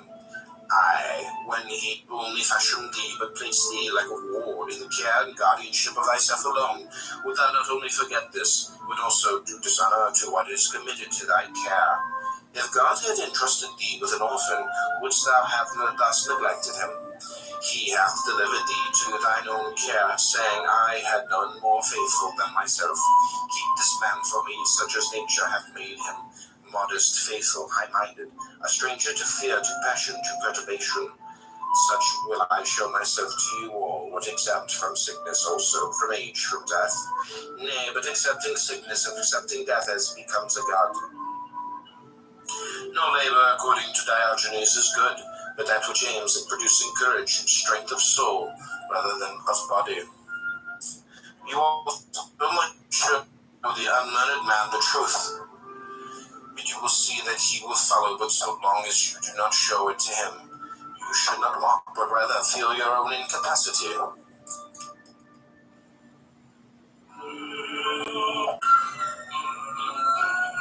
It was the first and most striking characteristic of Socrates never to become heated in discourse, never to utter an injurious or insulting word. On the contrary, he persistently bore insult from others, and thus put an end to the fray. If you care to know the extent of his power in this direction, read Xenophon's Banquet, and you will see how many quarrels he put an end to. That is why the poets are right in so highly commending this faculty. Quickly and wisely, with all, even bitter feuds, would he settle. Nevertheless, the practice is not very safe at present, especially in Rome. One who adopts it, I need not say, ought not to carry it out in an obscure corner, but boldly accost, if occasion serves some personage of rank or wealth. Can you tell me, sir, to whose care you entrust your horses? I can. Is it to the first comer who knows nothing about them? Certainly not. Well, what of the man who takes care of your gold, your silver, or your raiment? He must be experienced also. And your body? Have you ever considered about entrusting it to anyone's care? Of course I have. And no doubt a person of experience as a trainer, a physician, surely.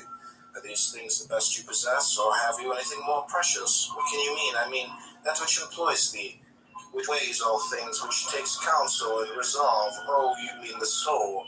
You take me rightly, I do mean the soul. By heaven, I hold that far more precious than all else I possess. Can you show me then what care you bestow on the soul? For it can scarcely be thought that a man of your wisdom and consideration in the city would suffer your most precious possession to go to ruin through carelessness and neglect. Certainly not. Well, do you take care of it yourself? Did anyone teach you the right method, or did you discover it yourself? Now here comes in the danger. First, the great man may answer, Why, what is it that to you, my good fellow? Are you my master? And then, if you persist in troubling him, may raise his hand to check you. It is a practice of which I was myself warm admirer until such experiences as these befell me. When a youth was giving himself airs in a theatre and saying, I am wise, for I have conversed with many wise, Epictetus replied, I too have conversed with many rich men. Is that not rich? We see that a carpenter becomes a carpenter by learning certain things, like that of a pilot. By learning certain things becomes a pilot. Possibly also in the present case, the mere desire to be wise and good is not enough. It is necessary to learn certain things. Is then the object of our search. The philosophers would have us first learn that there is a God, and that his providence directs the universe. Further, that to hide from him not only one's acts, but even one's thoughts and intentions is impossible. Secondly, what the nature of God is, whatever the nature is discovered to be, the man ease and his might to made lightened to him.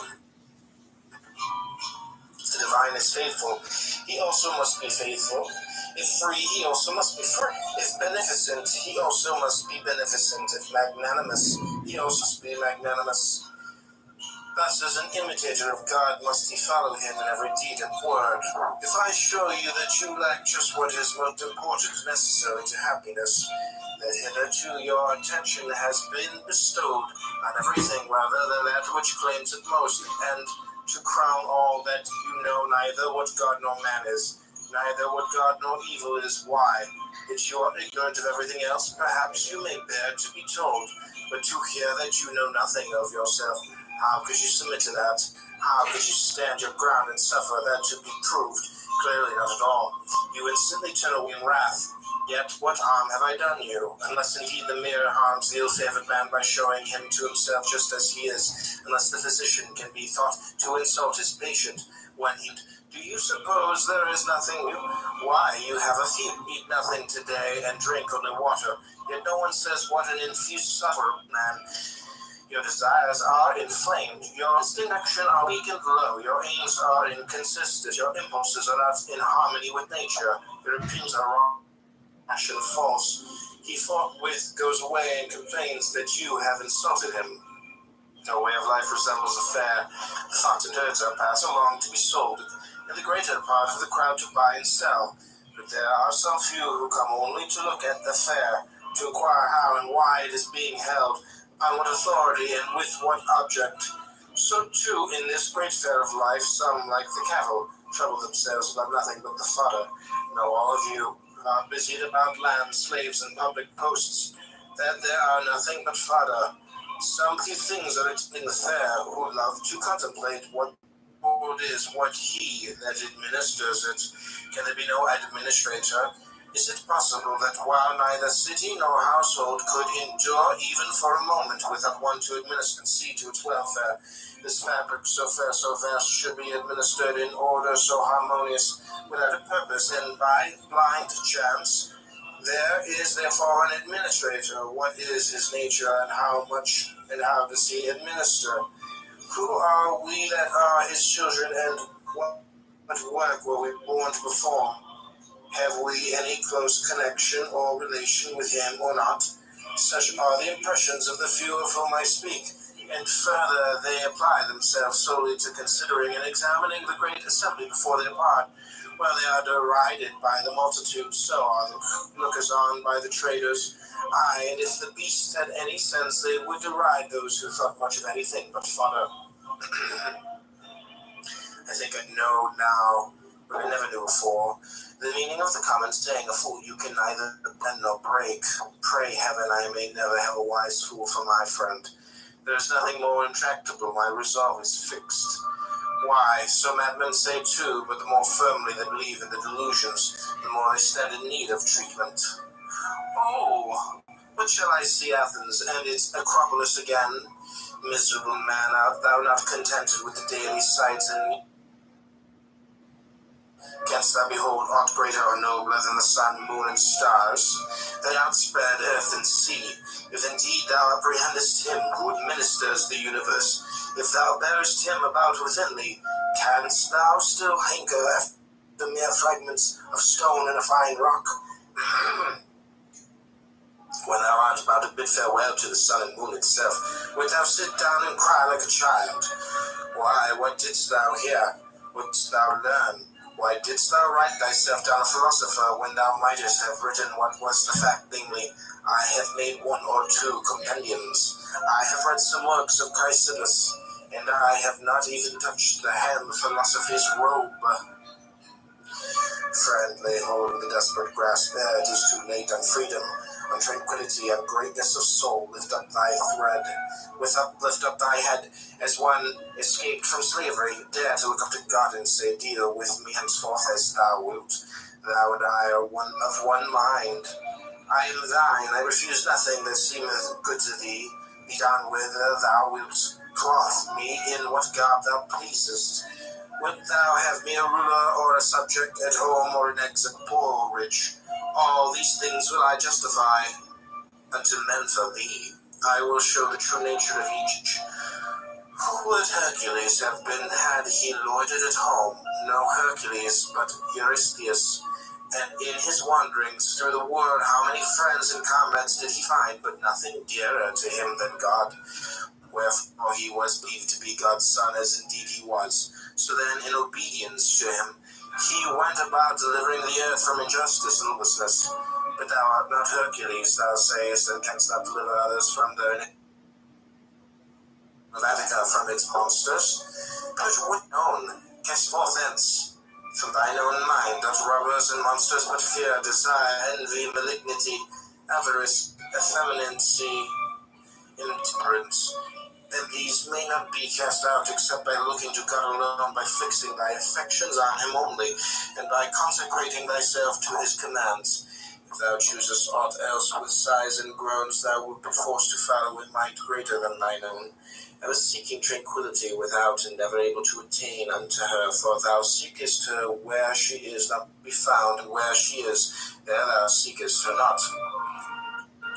If a man would pursue philosophy, his first task is to throw away conceit, for it is impossible for a man to begin to learn what he has a conceit that he already knows. For it is impossible for a man to begin to learn what he has a conceit, to learn what he has a conceit that he already knows. Give me but one young man that has come to the school with this intention, who stands for the champion of this cause, and says, all else I renounce. Content if I am but able to pass my life free from hindrance and trouble, to raise my head aloft and face all things as a freed man, to look up to heaven and as a friend of God-fearing. Nothing that may come to pass. Point out such a one to me, that I may say, enter, young man, into possession of that which is thine own. For thy lot is to adorn philosophy. Thine are these possessions, thine these books, these discourses. And when our champion has duly exercised himself in this part of the subject, I hope he will come back to me and say, what I desire is to be free from passion and from perturbation, as one who grudges no pains in the pursuit of piety and philosophy. What I desire is to know my duty to the gods, my duty to my parents, to my brothers, to my country, to my strangers. Enter then on the second part of the subject, it is thine also, but I have already mattered the second part, only I wish to stand firm and unshaken, not only I wish to stand firm and unshaken, as firm when asleep as when awake, as firm when elated as with wine, as in despondency and dejection. Friend, you are verily a God, you cherish great designs. The question that snakes at Epictetus is no common one. It is this: are we in our senses, or are we not? If you have given way to anger, be sure that over and above the evil involved therein, you have strengthened the habit and added fuel to the fire. Overcome by a temptation of the flesh, do not want any to secret defeat, but that you have also strengthened your dissolute habits. Habits of be in our senses, or are we not? If you have given way to anger, be sure that over and above the evil involved therein, you have strengthened the habit and added fuel to the fire.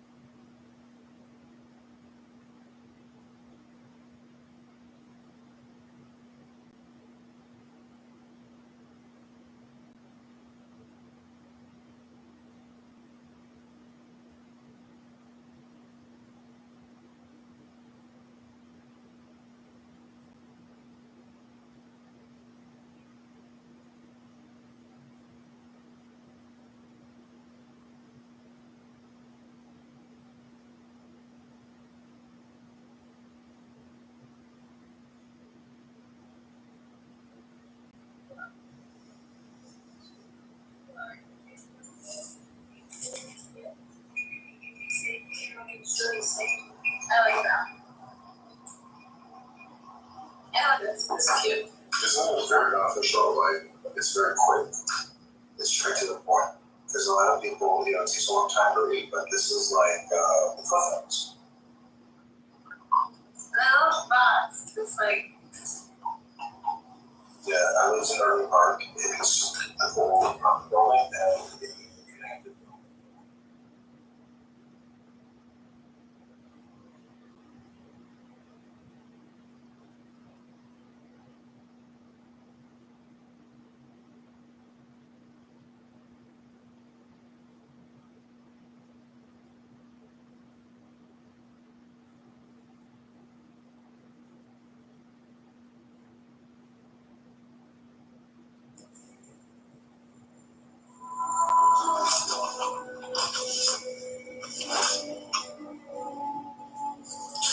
Eternal companion, help us pour out our hearts to you honestly and sincerely. With these prayers and a guide, help us feel close to you, dear God. Life makes warriors of us all.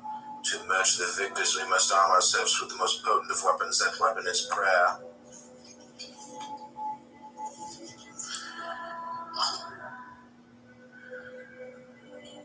Actions. No place too far for us. Tell me this. Is there some secluded spot in the vicinity where I can go to pray? Naskman asked. He had just arrived in Breslov, the town whose name the Breslov movement has borne ever since.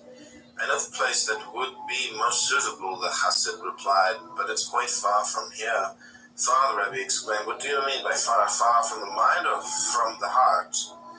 But Nachman later taught, when your heart yearns, distance is no obstacle. And praise my God, I work and I strive, never knowing if I will succeed. You and only you can give hope to my dreams. With your help I am spared wasted efforts. With your blessing all hardship I endure can bear fruit. You and only you are the key to success in all that I do. Courage to grow, Almighty God, source of all the energy of life. Without you I am helpless.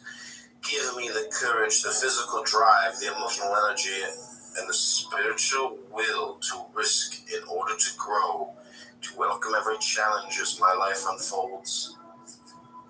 Full life.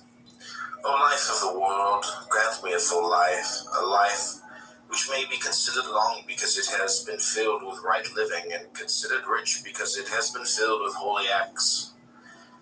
Making ends meet, source of all sustenance, sustain me nowadays, or even living simply, working only to acquire life's most basic necessities demands so much. In the black, help me see my way out of this monstrous tangle of debts. The inevitable outlay for my children's needs, those over expenses and bills, those inescapable medical expenditures, but most of all, dear God, help me keep my account with you in the black. Body and soul, Holy One, grant me the strength to cast off the spiritual sluggishness and indifference which encumber my body. Let my body together with my soul soar ever closer to you. Teaching by being, dear God, teach me to embody those ideals I would want my children to learn from me. Let me communicate with my children wisely in ways that will draw their hearts to kindness, to decency, and to true wisdom, dear God. Let me pass on to my children only the good. Let them find in me the values and the behavior I hope to see in them. Wholeness and well-being, God of wholeness, God of healing. Develop us with wholeness and well-being. Heal us in body and soul. Let all the elements of our bodies work together in perfect symmetry and in peaceful harmony. Remove every trace of illness, every hint of infirmity. Send the healing which you alone can bring. Sincerity, O you who are infinitely deep, yet also profoundly simple. Help me walk this simple path. Free me from any facade of sophistication, which will only hinder my endless quest to come closer to you. Help me live my life with faith, with sincerity, and with perfect simplicity. Giving, my God, help me become a giver. Help me give, go on giving. You've called on us to be charitable. Show me how. Show me how to give with a pure heart, with an open heart, with a heart filled with joy. Let Lead me to those who are truly deserving, for giving is so holy an act. Help me find the truly needy and help them find me. True nourishment, dear God, teach me to eat right and to eat for the right reasons. Keep me from eating the wrong foods and from eating more than I should. Let all that I eat nourish me, never weaken or harm me. Let the food I ingest create a perfect balance within me, in my body, mind, and soul. Gaining perspective. Dear God, I need your guidance. Bring perspective to my life. For the meaningless allures of this world control me. Let me see beyond the coarse requirements of my daily subsistence. Let me bask in that which is truly precious in the beauty of my relationship with you, dear God. Working to live, though I have no choice but to work to support myself and those who depend on me. Let my job never dominate my life and psyche. Let me never be so caught up in the pursuit of my livelihood that I stoop to dishonesty in order to get ahead. Let me make no transaction without recognizing that any measure of success I might find, I can come only from you. Oh God, see my pain, see the constant tension and anxiety with which I must function, with which I don't function. Touch my life with your love and your strength. With your wisdom I have more than I can bear alone. Kind, loving, mighty God, stretch out your hand to lift me up from my abyss, right my wrongs, turn my every failure to success, look upon all my troubles and say enough. Priorities, oh God, help me fix within my mind the enduring truths of life. Let my every action be directed towards life's ultimate goals. For how can I face you, my Creator, without having invested all my days in preparation for that moment when I will meet you? How can I face you, source of my life, so long as I remain naked and barren, mired in the fantasies that form the substance of life's illusions? Living to the fullest, dear God, as I age, as hours turn to days, days to weeks and weeks to months and months to years, let none of my time be wasted or lost. Let me use my life to the fullest to become the person I am meant to be. In thanks, dear God, all the good I can do in this world will never match all the good you've done for me. All my acts of kindness will never equal the kindness you've shown me. Even all the gratitude I can muster will never suffice to express my appreciation and thanks to you, my God. Words, Reb Nachman's mantra. I want to pray, to tell God everything I'm going through, and to ask for help. Hasid explained to Reb Nachman. When I'm finally alone and try to pray, the words don't come. Then Rebbe assured him, even just calling out to God, Ribbono Shel Olam, again and again is extremely beneficial. Once when informed that someone was able to recite 1,000 pages of Talmud, Reb Nosson responded, yes, that is impressive, yet there are those of the Rebbe's followers who can repeat the phrase Ribbono Shel Olam 1,000 times. Praise, Master of the universe, you listen to the anguished cries and desperate walls of every one of your beloved children. You hear my incoherent cries. You comprehend my jumbled words. I try my best to reach you with my inadequate prayers. I call out to you and you understand. Prayer, God of life, help me pray with all the force I can muster. If only I could invest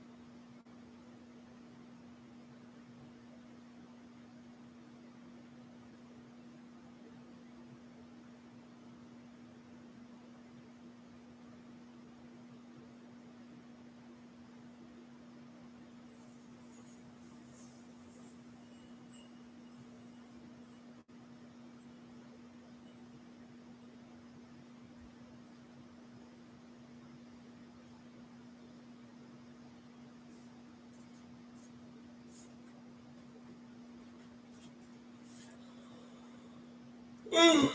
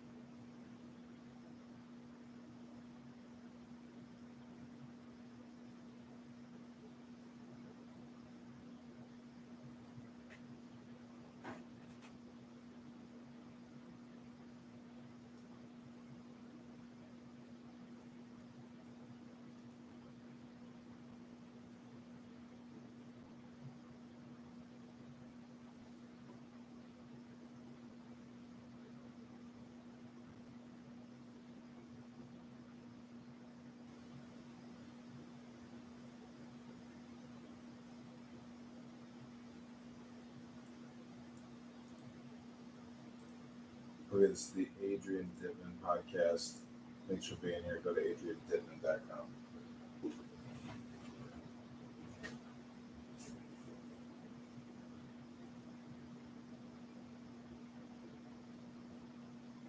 Is the cessation of turnings of the mind. Vriti means to turn, to be turbulent. When you talk about a Chakravartin as a great ruler, great king, means one who turns the wheel. Vartin is the same as Vriti.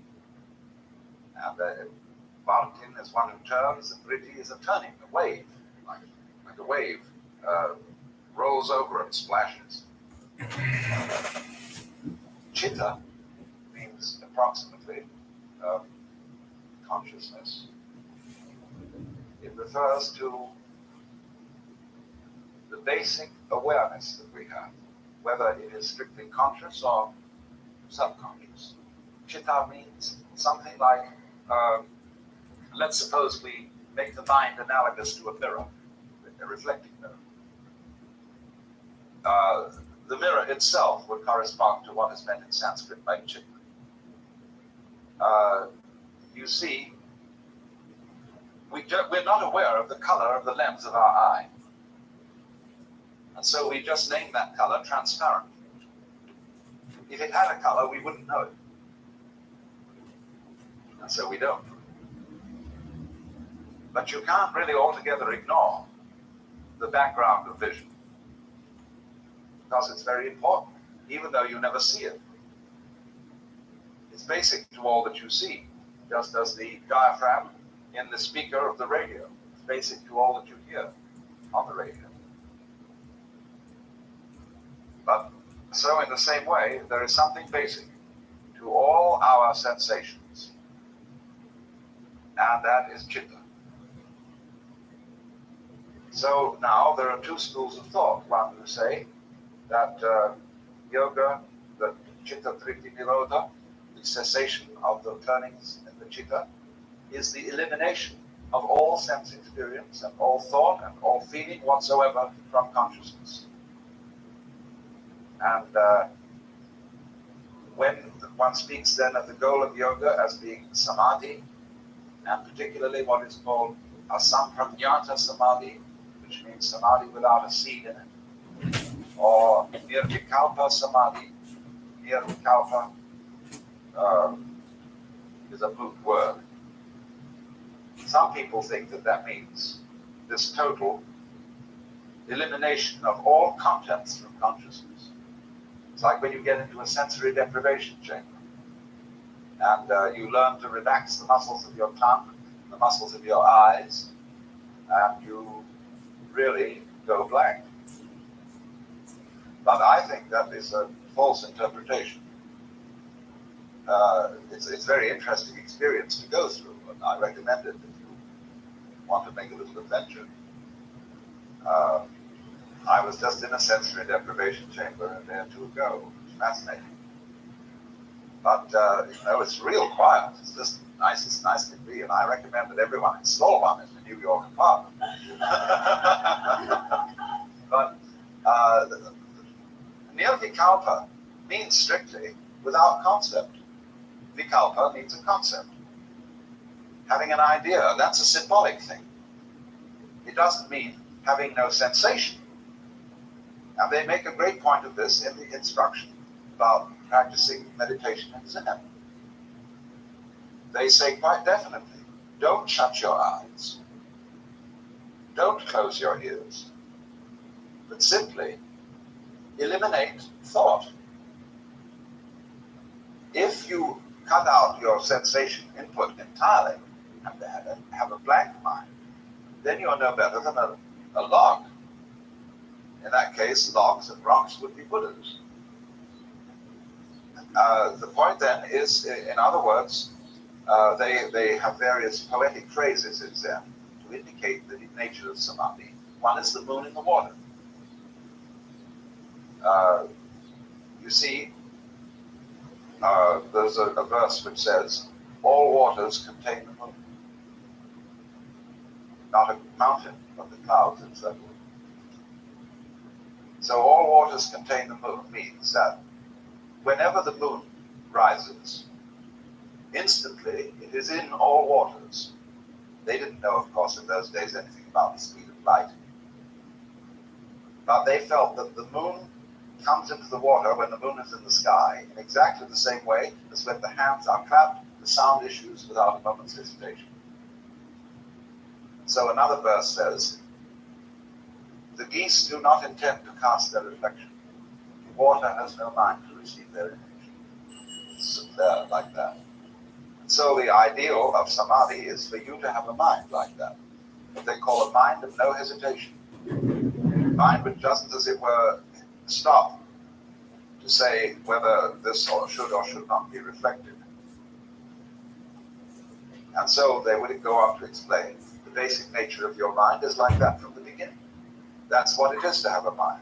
That's what the Zen master Bankei would call the unborn mind, or the Buddha mind, in every one of us, that we all have as a natural gift. And so he says, when you hear a crow go, ah, you know immediately it's a crow. I am a crow. And so in the same way, when Bankei was once giving a talk, there was a Nichiren priest. You know, those Nichirens are kind of Buddhist Jehovah's Witnesses. And this priest was heckling him in the back.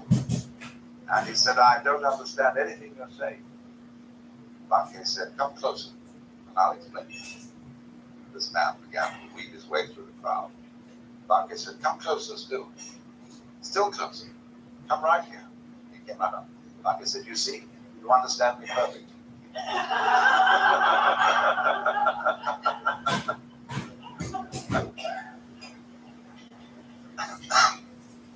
So, the feeling then is that the nirvikalpa samadhi is the state of just perfectly clear consciousness, which responds to everything going on without labeling it, without categorizing it. And even to say respond isn't quite right, because that means as if consciousness was something that is pushed by life and then reacts to it, action and reaction, like cause and effect. The crow cause and the ears vibrate, cause and effect. That's not the Buddhist theory. The Buddhist theory is not cause and effect. It is called pratikya samutpada. And that means interdependent origination. In other words, when the wind blows, the trees move. This is not two events, but one. Wind blowing and trees waving are all the same process. And so the verse says, the tree displays the bodily power of the wind. It manifests it. because nobody would know there was any wind blowing unless the trees were waving. Nobody would know there was any light shining unless there was something reflecting. They really go together.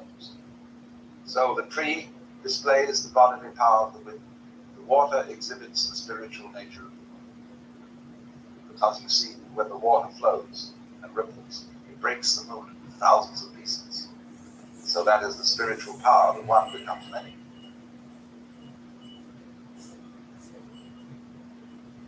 So then what we are looking at then is a state of consciousness which is like that, which is one with the whole thing going on. And this is saying the same thing as Krishnamurti says when he tries to explain that there really is no feeler separate from our feelings and no thinker separate from our thoughts. There is simply a process going on. And so in the same way, Huineng, the sixth patriarch, prefers not to use the image of the mirror for the mind, but he prefers the image of space. That's why when his rival, or the patriarchy, made up the poem, which explained that the mind is a mirror and we must wipe it to keep off the dust, Huineng countered this by saying there isn't any mirror, so whereon can the dust fall? See?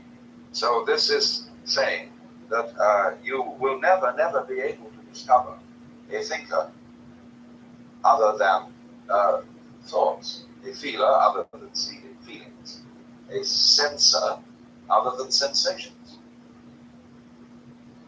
That's the meaning of the dialogue between Bodhidharma and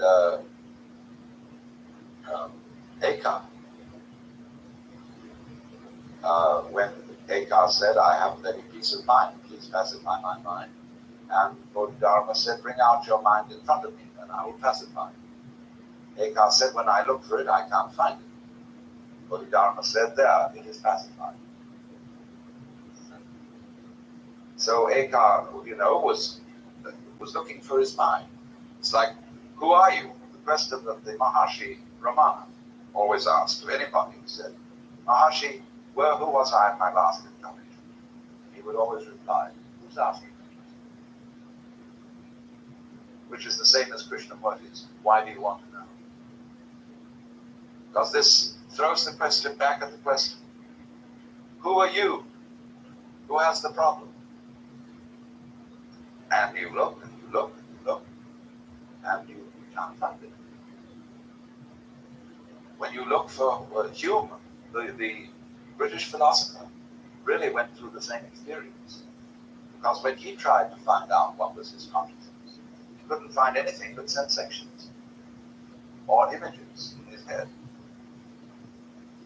And so in the same way, when you want to find out what's behind your eyes, most people think that they have a blank space behind their eyes.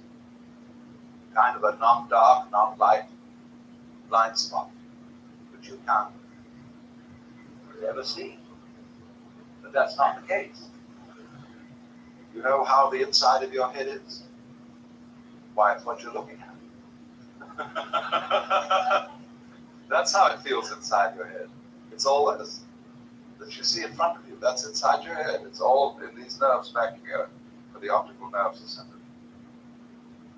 And so this is saying that our conscious relationship with the world is a transactional relationship, in which you can speak about the subjective standpoint and the objective standpoint. About that, really, you've got one continuum in which these two standpoints are simply opposite ends of a diameter. You go with it, it goes with you, and vice versa. So this is the whole meaning of the Taoist idea that is called mutual arising. When Lao Tzu says that to be and not to be arise mutually, that difficult and easy suggest each other, high and low subtend each other, and so on. He's describing this polar relationship. So you don't get an encounter, in other words, you don't get a confrontation, you don't get a kind of a meeting from things that impinge on each other from entirely separate situations. You get the opposite sort of thing, where when a flower buds and the bud breaks, the petals expand. It's true, you have the petals on the far left and you have the petals on the far right, but they arise together. That's how all life is happening. When you come into being, the universe comes. When you go out of being, the universe goes out. That's true for everyone. That's not only people, all sentient beings whatsoever. So without the being, the sentient being, there is no cosmos. All we are saying in talking about a cosmos that existed before any sentient beings existed is we are simply describing what would have happened if there had been any sentient beings around. It's a kind of extrapolation. So that relativity of the sentient being of the universe is basic to Buddhistic philosophy, and is saying then that the one implies the other, because this is the philosophy called Jiji Muge, that between thing event and thing event there is no barrier. This is the philosophy of the mutual interdependence of all things and events. That the moment there is anything at all, it implies everything else. So in the same way, you know, with laser beam photography, you can take a tiny fragment of a photographic negative, and by laser beam photography, you can restore the whole negative from which it was cut. Because the crystalline structure of any part of the negative is in an inseparable relationship with its whole area. So you can imply it. You'll get a picture which is around the area that you have taken out, very clearly definite. And as it moves away from it, the outlines will become a little vaguer, but you'll be able to see everything that's there. It's fantastic. So in the same way, every hair on your head, this is the real meaning of the saying that the hairs of your head are all numbered. That every hair on your head implies all galaxies, because it wouldn't exist without all galaxies, nor would all galaxies exist without the hair having existed. It doesn't make any difference. So then, this state of complete unity of mind and nature, what's going on, without the intervention, first of all, without the intervention of thought, is the state of meditation. It may be called jhana, it may be called samadhi, and you may make some subtle differences between these two states. Okay. Now, the way of arriving at this is, of course, there is no way, because that's the way your mind is working anyway. But you have to find that out. You have to find out that you don't need to accept yourself by trying to accept yourself. It doesn't mean anything to accept yourself, because who accepts what? But you don't know that at first. You think there is a who has to accept what. And you can only do this by trying to do the impossible. This is the method of reductio ad absurdum. So then, in the beginning of meditation, there are alternative methods you can use. You can use the questioning method. Who am I? And who is it that wants to know? Who is asking? Who it is that is asking? You can, that's the method of interiorization. Look within, thou art Buddha. Then there's the method of concentration. The method of banishing the interior stream of chatter by watching your breathing, or by focusing your attention on a small point of light, or upon a single sound. If you have a tape recorder, all you have to do is you make a loop tape with one sound on it, and you turn your tape recorder on, and that practices meditation for you. And you just listen to that sound. Or, easier still, you hum a sound, like oh. You take a long, long, easy deep breath, and you hum and just keep it going. And that's a great method.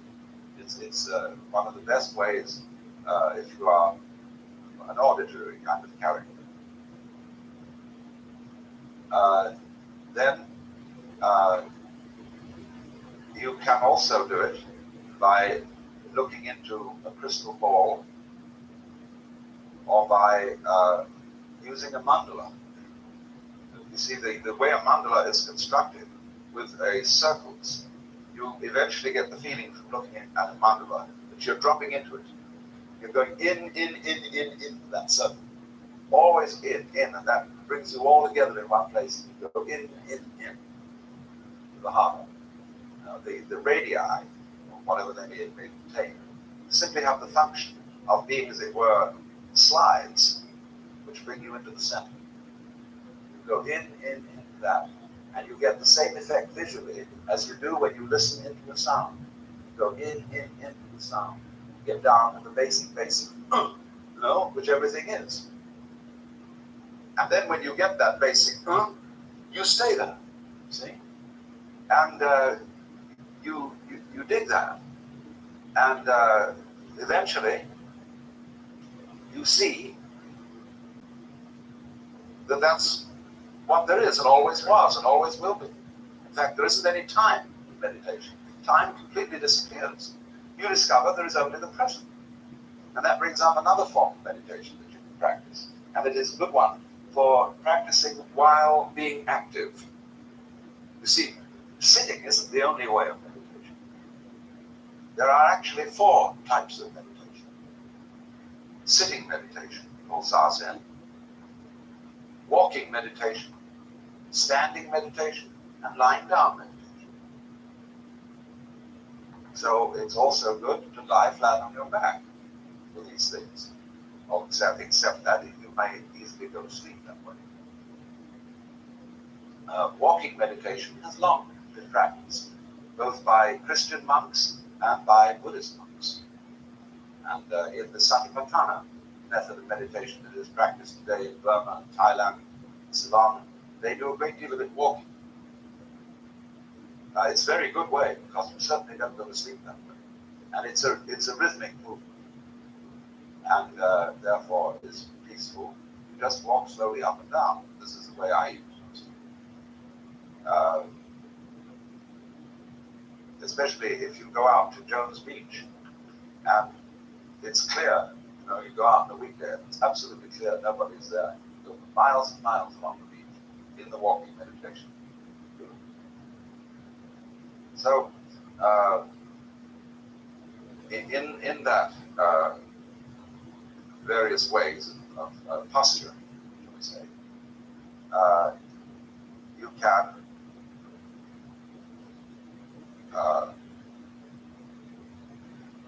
concentrate on sight, on sound. Nobody has done much with touch. The people have done meditation on bodily motion, as in dancing or mudra. That is another thing. Mantra is sound, mudra is gesture. And in Houston Smith and Elder Hartley's film of Tibetan monks, you will see them doing the mudra method of meditation, constantly moving their hands. This is the same kind of a thing. Or another method is the letting everything alone, where you allow all your psychic processes, sensuous processes, free rein to do anything they want to do. And you will find, for example, that supposing that at this very moment, you are all hearing the sound of my voice. Now, if you turn your conscious attention from the meaning of what I'm saying, simply to the sound of the words, you will be surprised to discover that you don't have to make any effort to understand what I'm talking about, because your brain will take care of that. And you can just listen to the noise. It will all go into you. And you'll understand. But you can just concentrate on the flow of sound. American Indians often do that when they're encountering a stranger, because they can tell more about him from the tone of his voice than what he says. Maybe lying.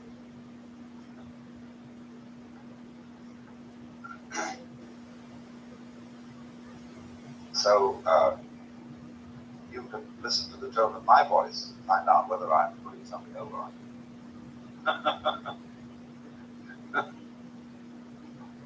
It's the tone that is important, fundamental. It's the music that finally counts in life. As I was explaining yesterday, one may regard the universe as a musical phenomenon. That it is a huge system of extremely complex vibrations which is playing. And that's what it's all about. So you don't ask, what does Mozart mean? You just listen to Mozart. It's great. So you don't ask what the universe means. Well, now, in a way, this meditation method of just letting your mind alone, let it go where it wants to go, has the same disadvantage as lying down on the floor. You may go to sleep. But don't worry about that too much, especially if you do it early in the morning. And on waking, immediately is the easiest time. You're just in that moment between sleeping and waking, you will find you are in a very fascinatingly clear state of mind. That's the ideal hour of the day for having an experience of cosmic consciousness. And you can move right into it at that point. Don't get up immediately, just let it flap out. You may want to do something or other to refresh yourself a little, like taking a drink of water or something. Right at that moment, you find you can have extraordinary clarity. And then you see, as you go on,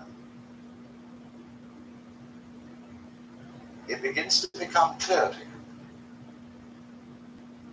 that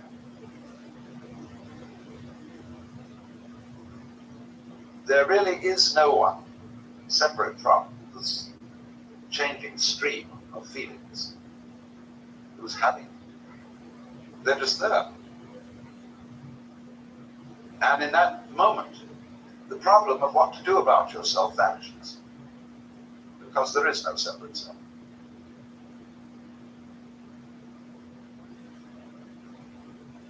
Thereafter, the most fascinating thing that follows from this is that you can keep up meditation while thinking. This is why a Zen master can also be a scholar, an intellectual. Because the way he does his thinking is exactly the same way as he sweeps the floor or meditates. There is no illusion of the thinker doing the thinking. There is just the thinking process. And therefore, he doesn't get misled and bamboozled by his thoughts. So you see, it's very important to emphasize this, because the process of meditation is not anti-intellectual. In fact, it is, I would say, a basic requisite for leading the intellectual life. Because the person who lives the intellectual life is, of all people, the most liable to be bamboozled with words. And that's the besetting danger of all academicians. That's why they get so stuffy and dowdy, and they suffer from intellectual porcupinism. They're always prickly and querulous, and so on. So the reason is they're starved. They don't have anything to think about except thoughts. And they write books about books. And that they don't therefore have any first-hand experience of life to use for thinking, to think about. So, of all places in a university is a place where meditation should be practiced.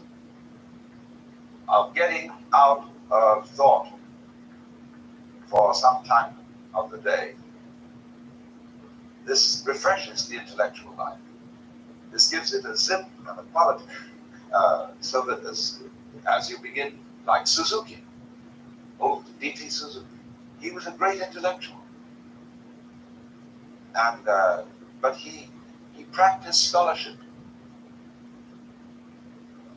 in the same natural way that one would sail a boat or watch clouds.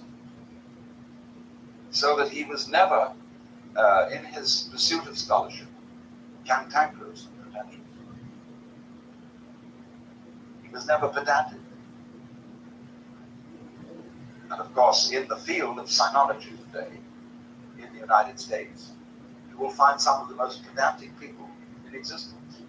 It's represented by the Journal of the American Oriental Society, which is a testy, quarrelsome, bitchy journal for everybody and everybody else.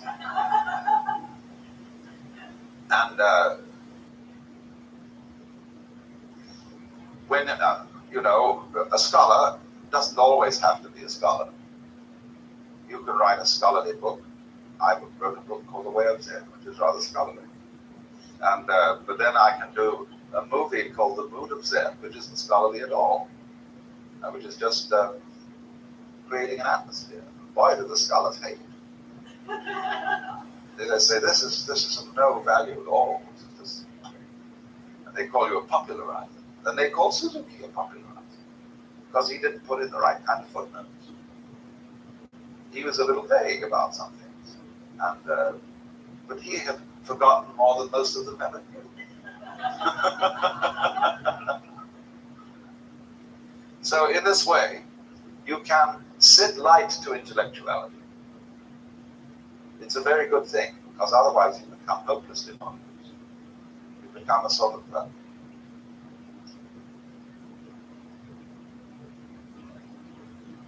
a mechanical tick-tock being that is full of, it's like you put fish in your mouth and the whole thing were very small bones with no meat on them at all. That's the sort of feeling you finally get from being over-intellectual. So really, I do want to make this plain, because so many people think that the domains of the intellect and the domain of intuition are mutually exclusive. They're not. It's only, people keep saying, I understand what you say intellectually, but I don't really feel it. And therefore seem to think that an intellectual understanding may even be an obstacle. And a lot of teachers sometimes give that point of view. They say, the more you think about it, the further you are from it. But I don't think that's true. At least it's an oversimplifying matter. If you've got an intellect, you must use it. It's a divine gift. It's a talent. And nobody can make the sacrifice of the intellect unless they've got one to sacrifice. A lot of fanatics think they've made the sacrifice of the intellect. Say, I've given up my private opinions, and I'm purely obedient to Holy Scripture or whatever authority. And that's a lot of fanatics. It's a bullshit. Either they haven't thought it through, or else they are concealing from themselves that their obedience to Scripture is a root their own personal opinion. So there isn't this antagonism. It's very, if you've got an intellect at all, it's very important that you think things through as far as they can be thought through. But you see, your intellect will eventually tell you its own limitations. It will, in other words, say, I have a certain function as intellect, just like the dial on the telephone is a certain function. And if you spell out questions about the existence of God on the dial of the telephone, you'll be told to go to hell. That's not its function. And so you can easily see, as I've tried to explain to you, that the thought process has limitations. That there are things it will not do. It is the symbolizing of the world, but it is not the real world, except insofar as thoughts are themselves vibrations. That's how I was discussing yesterday, that you can say words and listen to the words simply as sounds. Then you're getting in closer contact with the real world, with the vibration that's at the basis of it. So, thought itself tells you that it can't go all the way. And then when you understand that, thought naturally gives up. And you become quiet. Let it go. Let all the senses go. And eventually you find you're quiet. And you're centered. Still. But don't make an exercise of it. Dogen, in the great Japanese Soto Zen master, always told his students, do not practice Zazen to attain Satori. Sit just to sit. This already practicing Zazen is being a Buddha. This is sitting like a Buddha. And if you do it with an ulterior motive, you're not doing it. There is nowhere to go. So likewise, if you practice centering on the present, you can't do it with an objective because you're off it. And so in action, and you try to do what Gurdjieff calls self-remembering, and you've always got your mind on the present. You're fully aware of what you're doing all the time. See? Then eventually you will discover that there is nothing else you can do. Because if you think about the past, that's happening now. Think about the future, that's happening now. There is nothing else but now. So then, when you discover that, meditation becomes automatic. You're always in it. Only you have to be stupid and exercise a little folly in order to find it out. That is to try to be there. See, that's putting legs on a snake, or a beard on a human, or we would say gilding the lily. And but somehow to wake up, that has to happen. So it's a most marvelous discovery, you see, when you've been working to try and center, be present, be alert and awake, and be just here, and you work at it and work at it. One day you can doing. There is nowhere else to be. And then you get a very strange sensation. It seems that the now and you are all the same, and that it's like a stream which is moving along and carrying you, but not going anywhere. It moves and doesn't move. It's like looking at a blot, like a Rorschach blot, and seeing the blot running, but into the place where it is. Everything is moving into where it is. And this is the state called eternal now. This is the meaning of eternity. Eternity isn't static. So, this is the meaning of the Zen poem which says, I walk over the bridge, and it is the bridge flow, not the water. I'm walking on foot and yet riding on the back of an ox. I'm empty-handed and yet as big as the moon.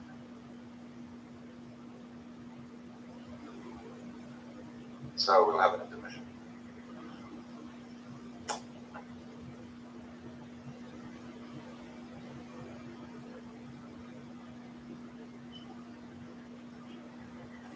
The subject of this seminar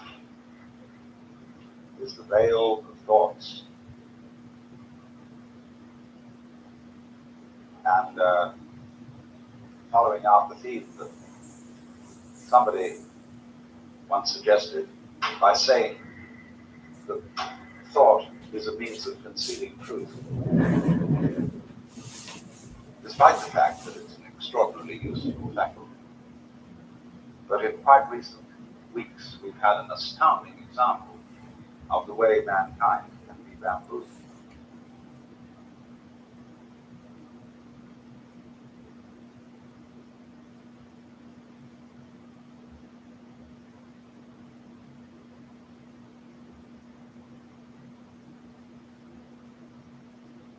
For attacking overtime pay, from attacking overtime pay, student loans, and reproductive rights, to allowing more discrimination, pollution, and price gouging.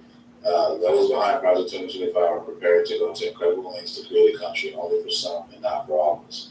If these plans are enacted, which Project 2025's office plan can happen without congressional approval, that they claim that 4.3 million people could lose overtime protections, 40 million people could have their food assistance reduced, 220,000 American jobs could be lost, and much, much more. The stakes are higher. The stakes are higher than ever for democracy and for people. These threats aren't hypothetical. These are real plans.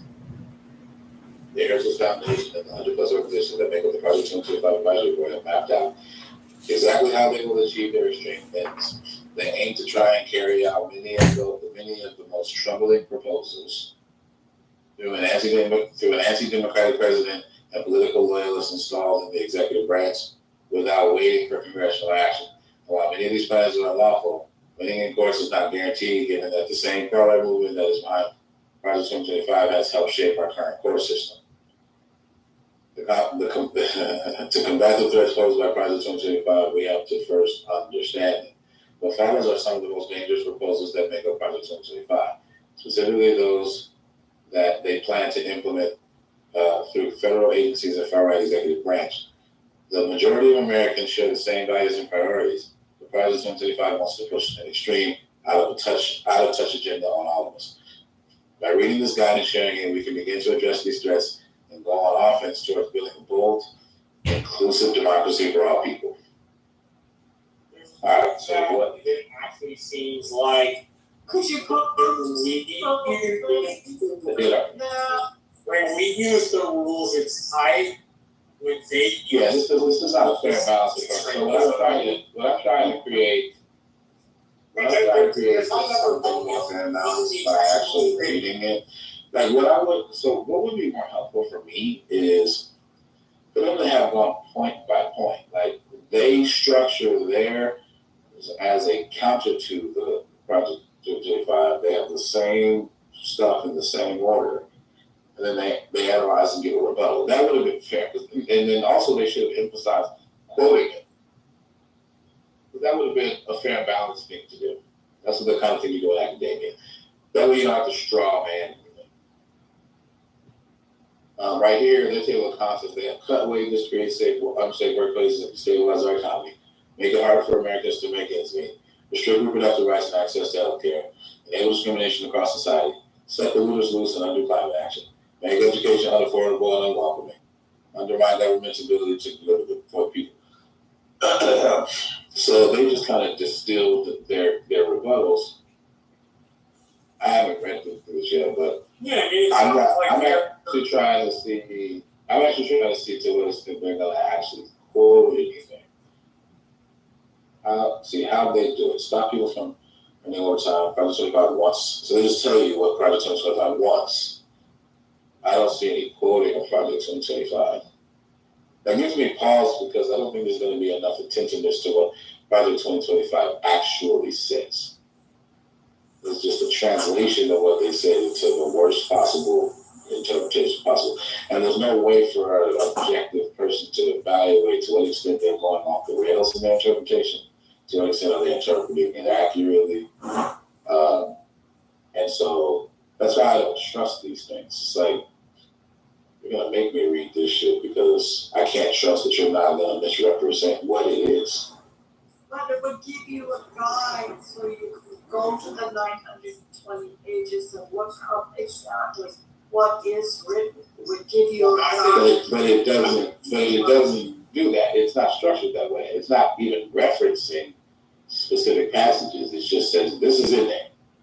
Take our word for it, and here's why it's bad. Yeah, and it's like they use words like dangerous and different adjectives to provoke an emotional response to it. I mean, look, let me make that conclusion, right? Like, if it's dangerous, let me say that. You know what I mean? Like, after reading what you're opining as or what you're putting forth as something that's sick and gratuitous, let me do that. I think it's lazy not lazy, I think it's targeted and manufactured that way on purpose, but let me achieve that. Kind of patronizing. Absolutely patronizing. The bad, mean old Republicans believe crazy shit, you shouldn't like them. Like, there's nothing about that that's academic or even, like, tries to answer what was actually written in there with any sincerity. I mean, yeah, so this is the sense in which it's alarmist. So I'm trying to be fair about how I characterize these things. It seems like it's alarmist. It seems like they're trying to, they're trying to raise alarm for very particular things that they attribute to Project 2025 in terms of what its impacts are going to be. And it's kind of distilled those things. But it doesn't seem to bother itself with justifying its interpretation of what Project 2025 is doing. And so that's where quoting Project 2025. So that's how you would do it in a fair and square way. So I presented both of them. So in the chat from 8 minutes ago, I have it says Project 2025 original 90 pages, and right above that, 9 minutes ago, it says the People's Guide to Project 2025. So I was giving a kind of rough. I cannot see that. It's in the chat. So I was giving a rough kind of critique of the first one, the People's Guide to Project 2025, and that it was a wonderful opportunity to be, objective in its critique of Project 2025. And then you just have like the raw Project 2025, and it's a doozy. It's 900 pages. It'll take you a while. The democracy docket also has an analysis that is shorter, and so it kind of sums up what's wrong with Project 2025 as well. But it doesn't bother with quoting Project 2025 much either.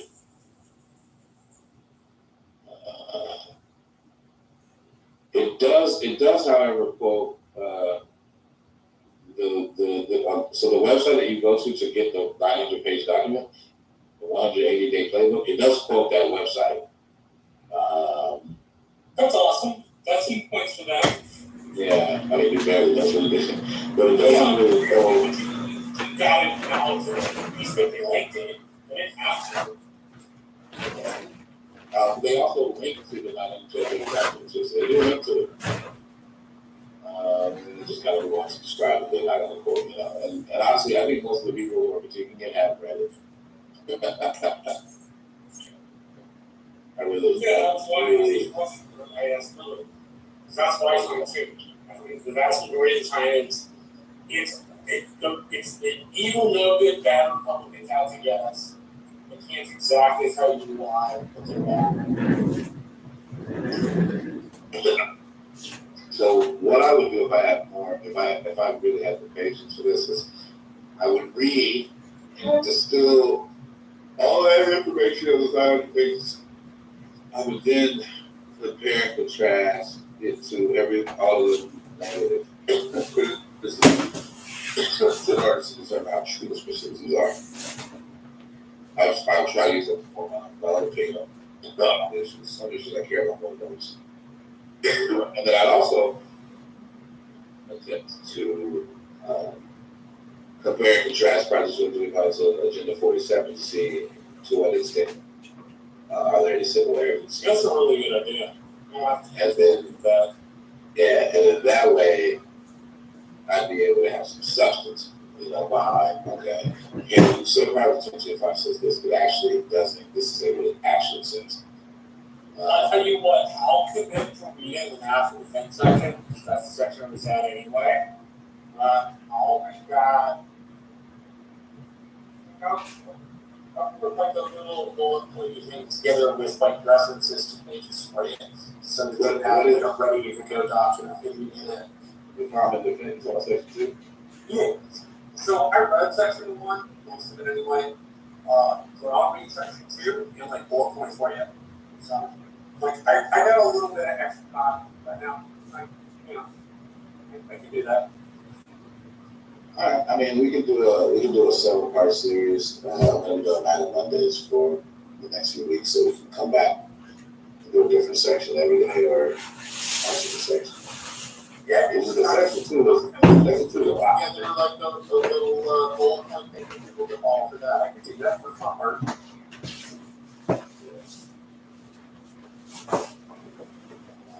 Let's say this document, like, let's going forward with this document. We're not even talking about what would happen to enact this document. Like, who would have to be on board? Would all Congress have to be on board, or all Republicans and some of the Democrats, and you'd have to have both chambers, and you would have to disobey parts of the Republican platform. Like the national abortion ban, that is explicitly against the Republican platform. Where is there a national abortion ban? Let's find out. Yeah, that's a good place. Yeah, I'm really General welfare.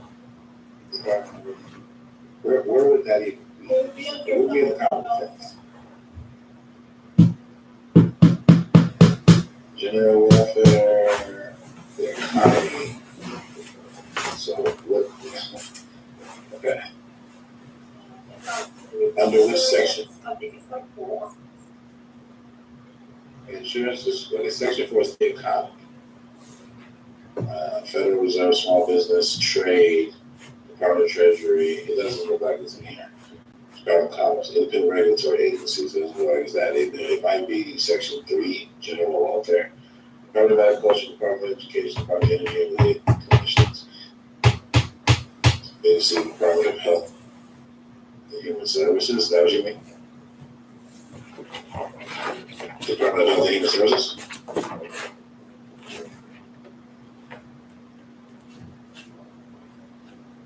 Okay. So that sounds like something close to what you said. Department of Health and Human Services under section 3. The Common Defense and our military responsibility taking the reins of government is section. I've only gotten through 300 pages of the book, so I'm not extra about it. But you know how table of contents works, right? That's how I use that. It seems like the Department of Health and Human Services might be referring to as much like one section that will be under connect. That implicates health, right? So page 449 is where it starts anyway. All right, I'll go check on page 449.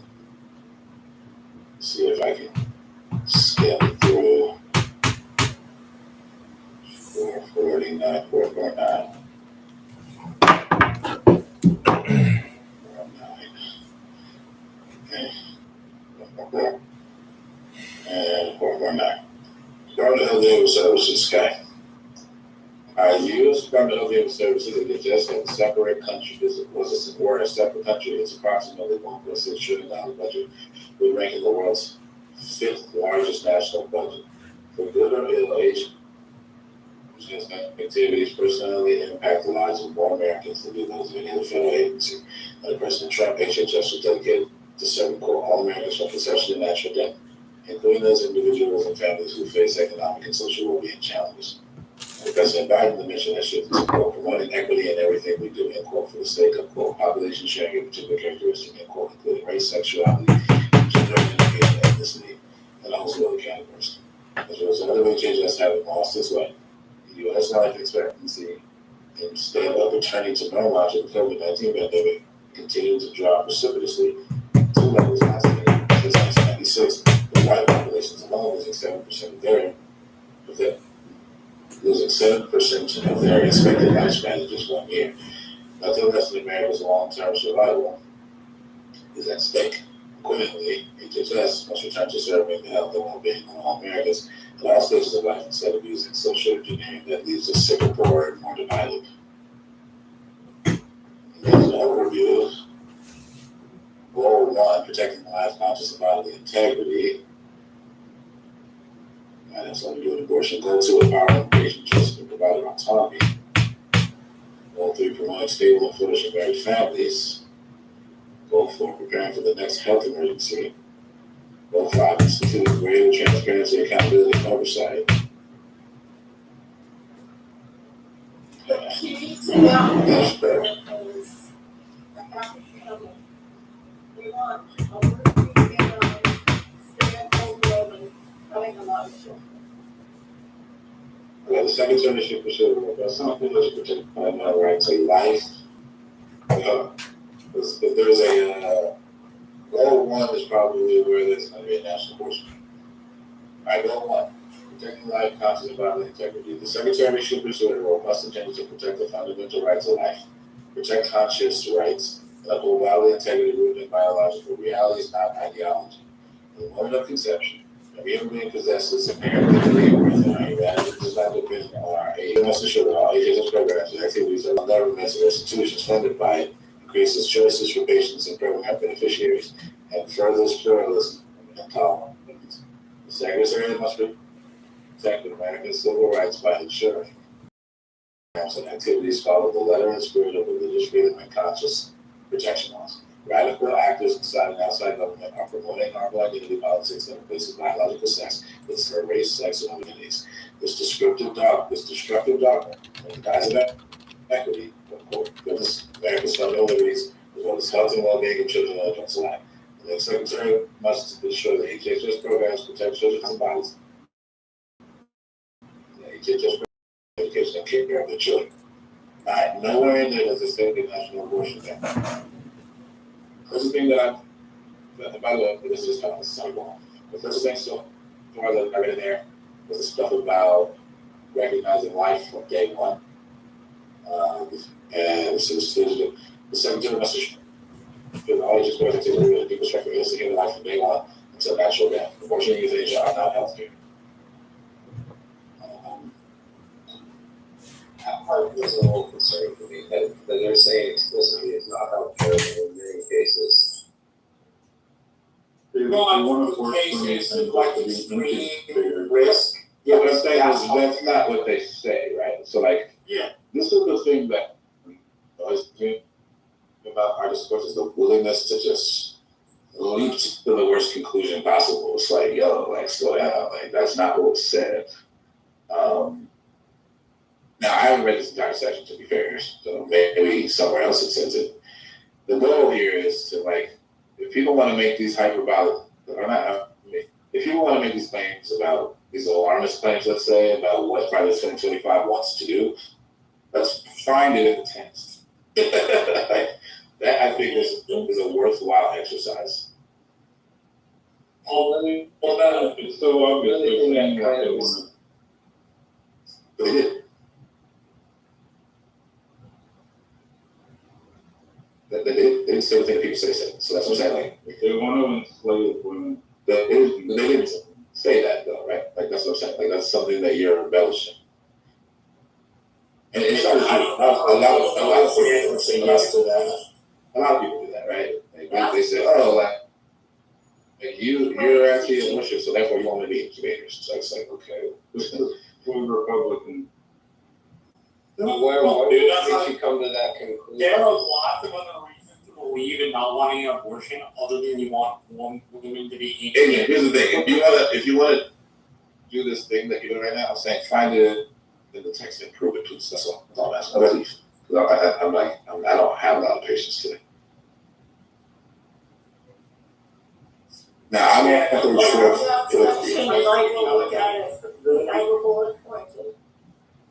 okay, but second page.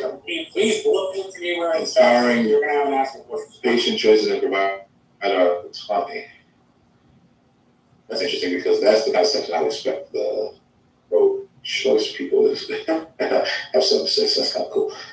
Those who are promoting stable and flourishing married families. Okay, I actually want to read that. Families comprised of a married mother, father, and their children are the foundation of a well-ordered nation and healthy society. Unfortunately, family policies and programs under President Biden's DHS are fraught with agenda items focusing on, quote, LGBTQ plus equity, end quote, subsidizing single motherhood, disincentivizing work, and penalizing marriage. These policies should be repealed and replaced by policies that support the formation of stable, married, nuclear families. Working fathers are essential to the well-being and development of their children, but the United States is experiencing a crisis of fatherlessness that's ruining our children's futures. In the overwhelming number of cases, fathers insulate children from physical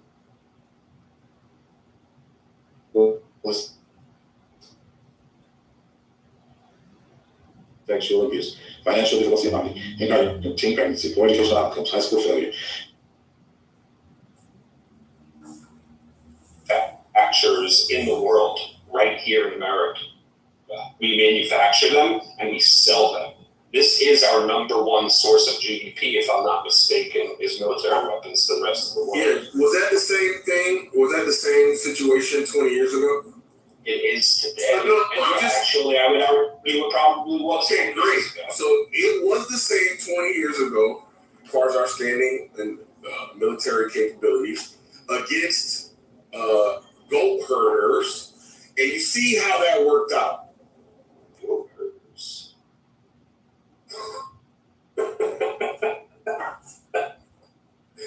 You mean Afghanistan? I don't know, man. We were in Afghanistan for 20 years. If we wanted to, we could have completely taken over.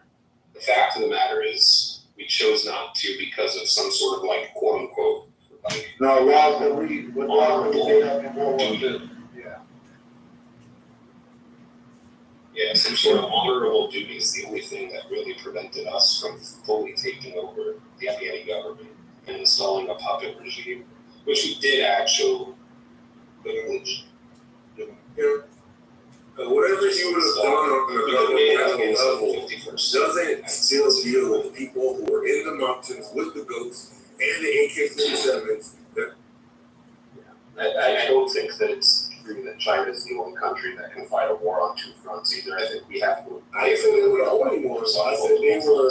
If we really needed to, I'm just saying, if we really needed to, we could probably, and I would like to hear the input of like, intelligent, anybody else maybe that has some good insights on this, but like, I feel legitimately that we could probably handle Russia, China, and Iran at the exact same time. That is the American bravado. Wait, what was the plan? I think if we needed to, we go Russia, China, and Iran all at the same time. Okay. America. I thought you said this. No, we can't. We can't. No. So have you seen this? So there's a popular war game video on YouTube where a military analyst broke down how that would actually go about. I can post it for you if you want to see.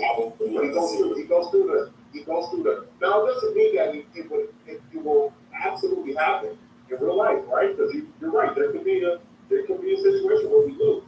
But thinking that it's impossible, you're crazy. We absolutely have the manpower and we have the technology to beat all of those countries. But it would be a strategic thing where you would essentially block off only few sources from certain countries, like China. When you mentioned Russia, China, Iran, and Iran, it's just those. Right. So Iran would be the main target. Where you take them out and cut off all the gas. I mean, we could throw North Korea in there too, but that's king. Bro, you got so many individuals that are coming at you. The confusion alone is going to call a podcast.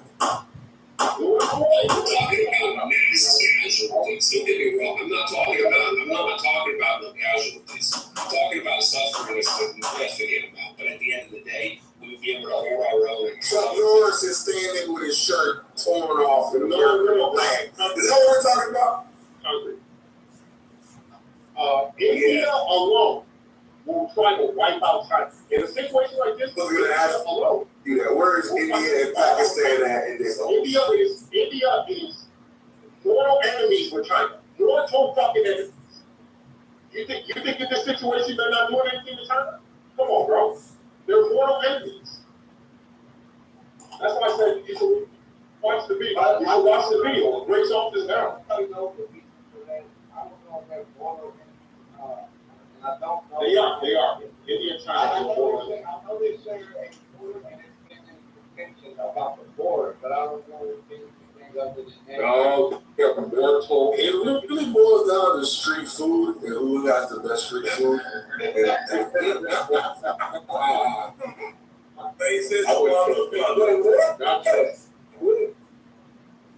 That was racist, but true. I know video about that's it. I know India never talks about it. It looks like India and China have been going through a few border disputes. It almost came to war.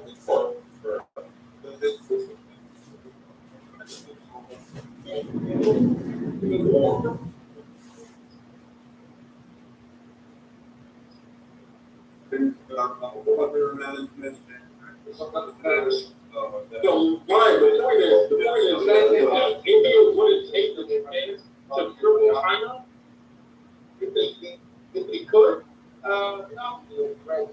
Somebody in the back. No, we're not talking about nuclear. We're not talking about nuclear war. That just takes everything into a different level. We're talking about. You have to. You have to. No, bro. No. You can't. Wait. Listen.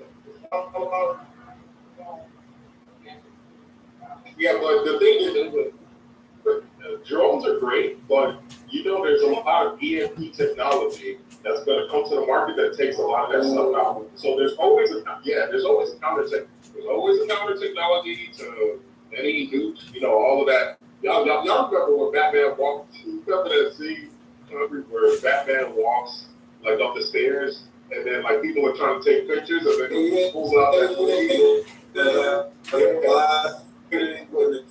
black thing that's just like that's already here. So that's already here. It's just top secret in certain companies like Lockheed Martin and all those stocks that have been fucking going up since war is on the table now. Like they have things like that now. I mean, the terrifying thing is the nano drones. They would tell guys nano drones are fucking terrifying. You could be a block away from someone's importance. Have a drone with, like 1/1000th the size of a fly that's able to fly into that person's mouth, go into their lungs, and cause a tiny explosion that causes that person to die in a second. That's real. Dude, nano drones, like if you look at how small the drones are right now, we had little, robotic flies a decade ago.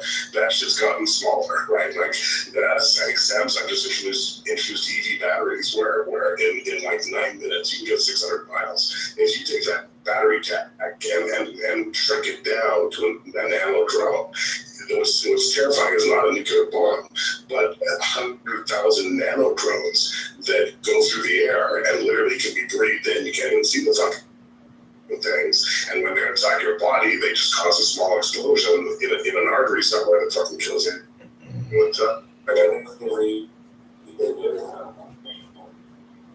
Jared, we made this case for masks. Yeah, I'm more terrified. I'm more terrified about the low-cost destructive shit that's coming out of Ukraine than what the military-industrial complex can do these days. It's the shit that someone can build in their basement from shit they got off of Temu and Alibaba that terrifies the shit out of me. Just, Also, just salt. Sorry. no, that's why I tried, what's up? You know how many military installations America has around the world? More than,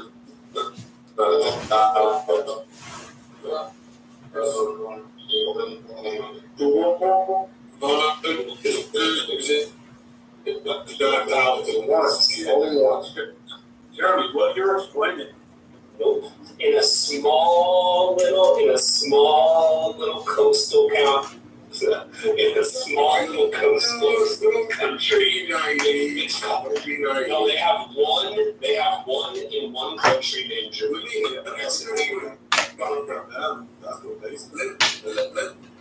Let me tell And they have a naval base in Cambodia. And that's it. Let me tell you about what I thought about, just from the logistical point of view, in all the shipping containers that go all over the world, to all the warehouses and all the semi-trucks. I mean, just think about that. China, shipping containers, squads within shipping containers, loaded on the semis, going to warehouses.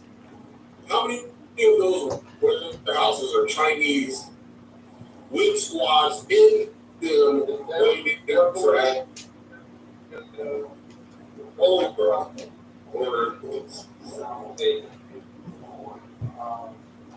Number one, most of the products that we have in here is made in China. The technical things like TV, stuff like that, they can make a basically explosive or explosive that release gas or toxic in a certain period of time. All detonation. It's inside the television. You put it inside the nuclear, the point of the vehicle, electric. And it's a compartment that looks, it may look like it's absolutely needed in order for the vehicle to maintain itself. But really it has the climber inside of it, and once, at a certain time, if there's a war ever against China, they press the button, and all of your problems. Hollywood. And Look, what's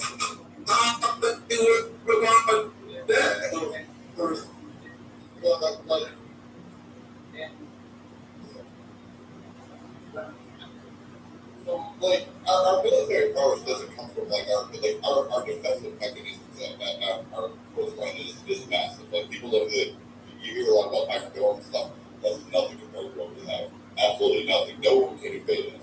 And the only possible avenue is you couldn't reach us by sea.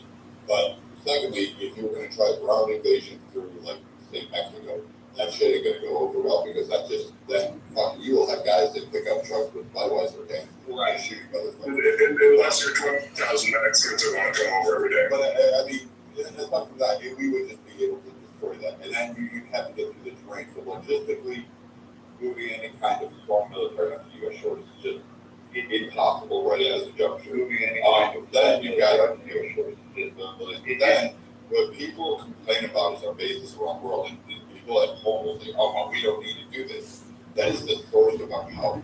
Like the ability for us to go wheels up, tits up,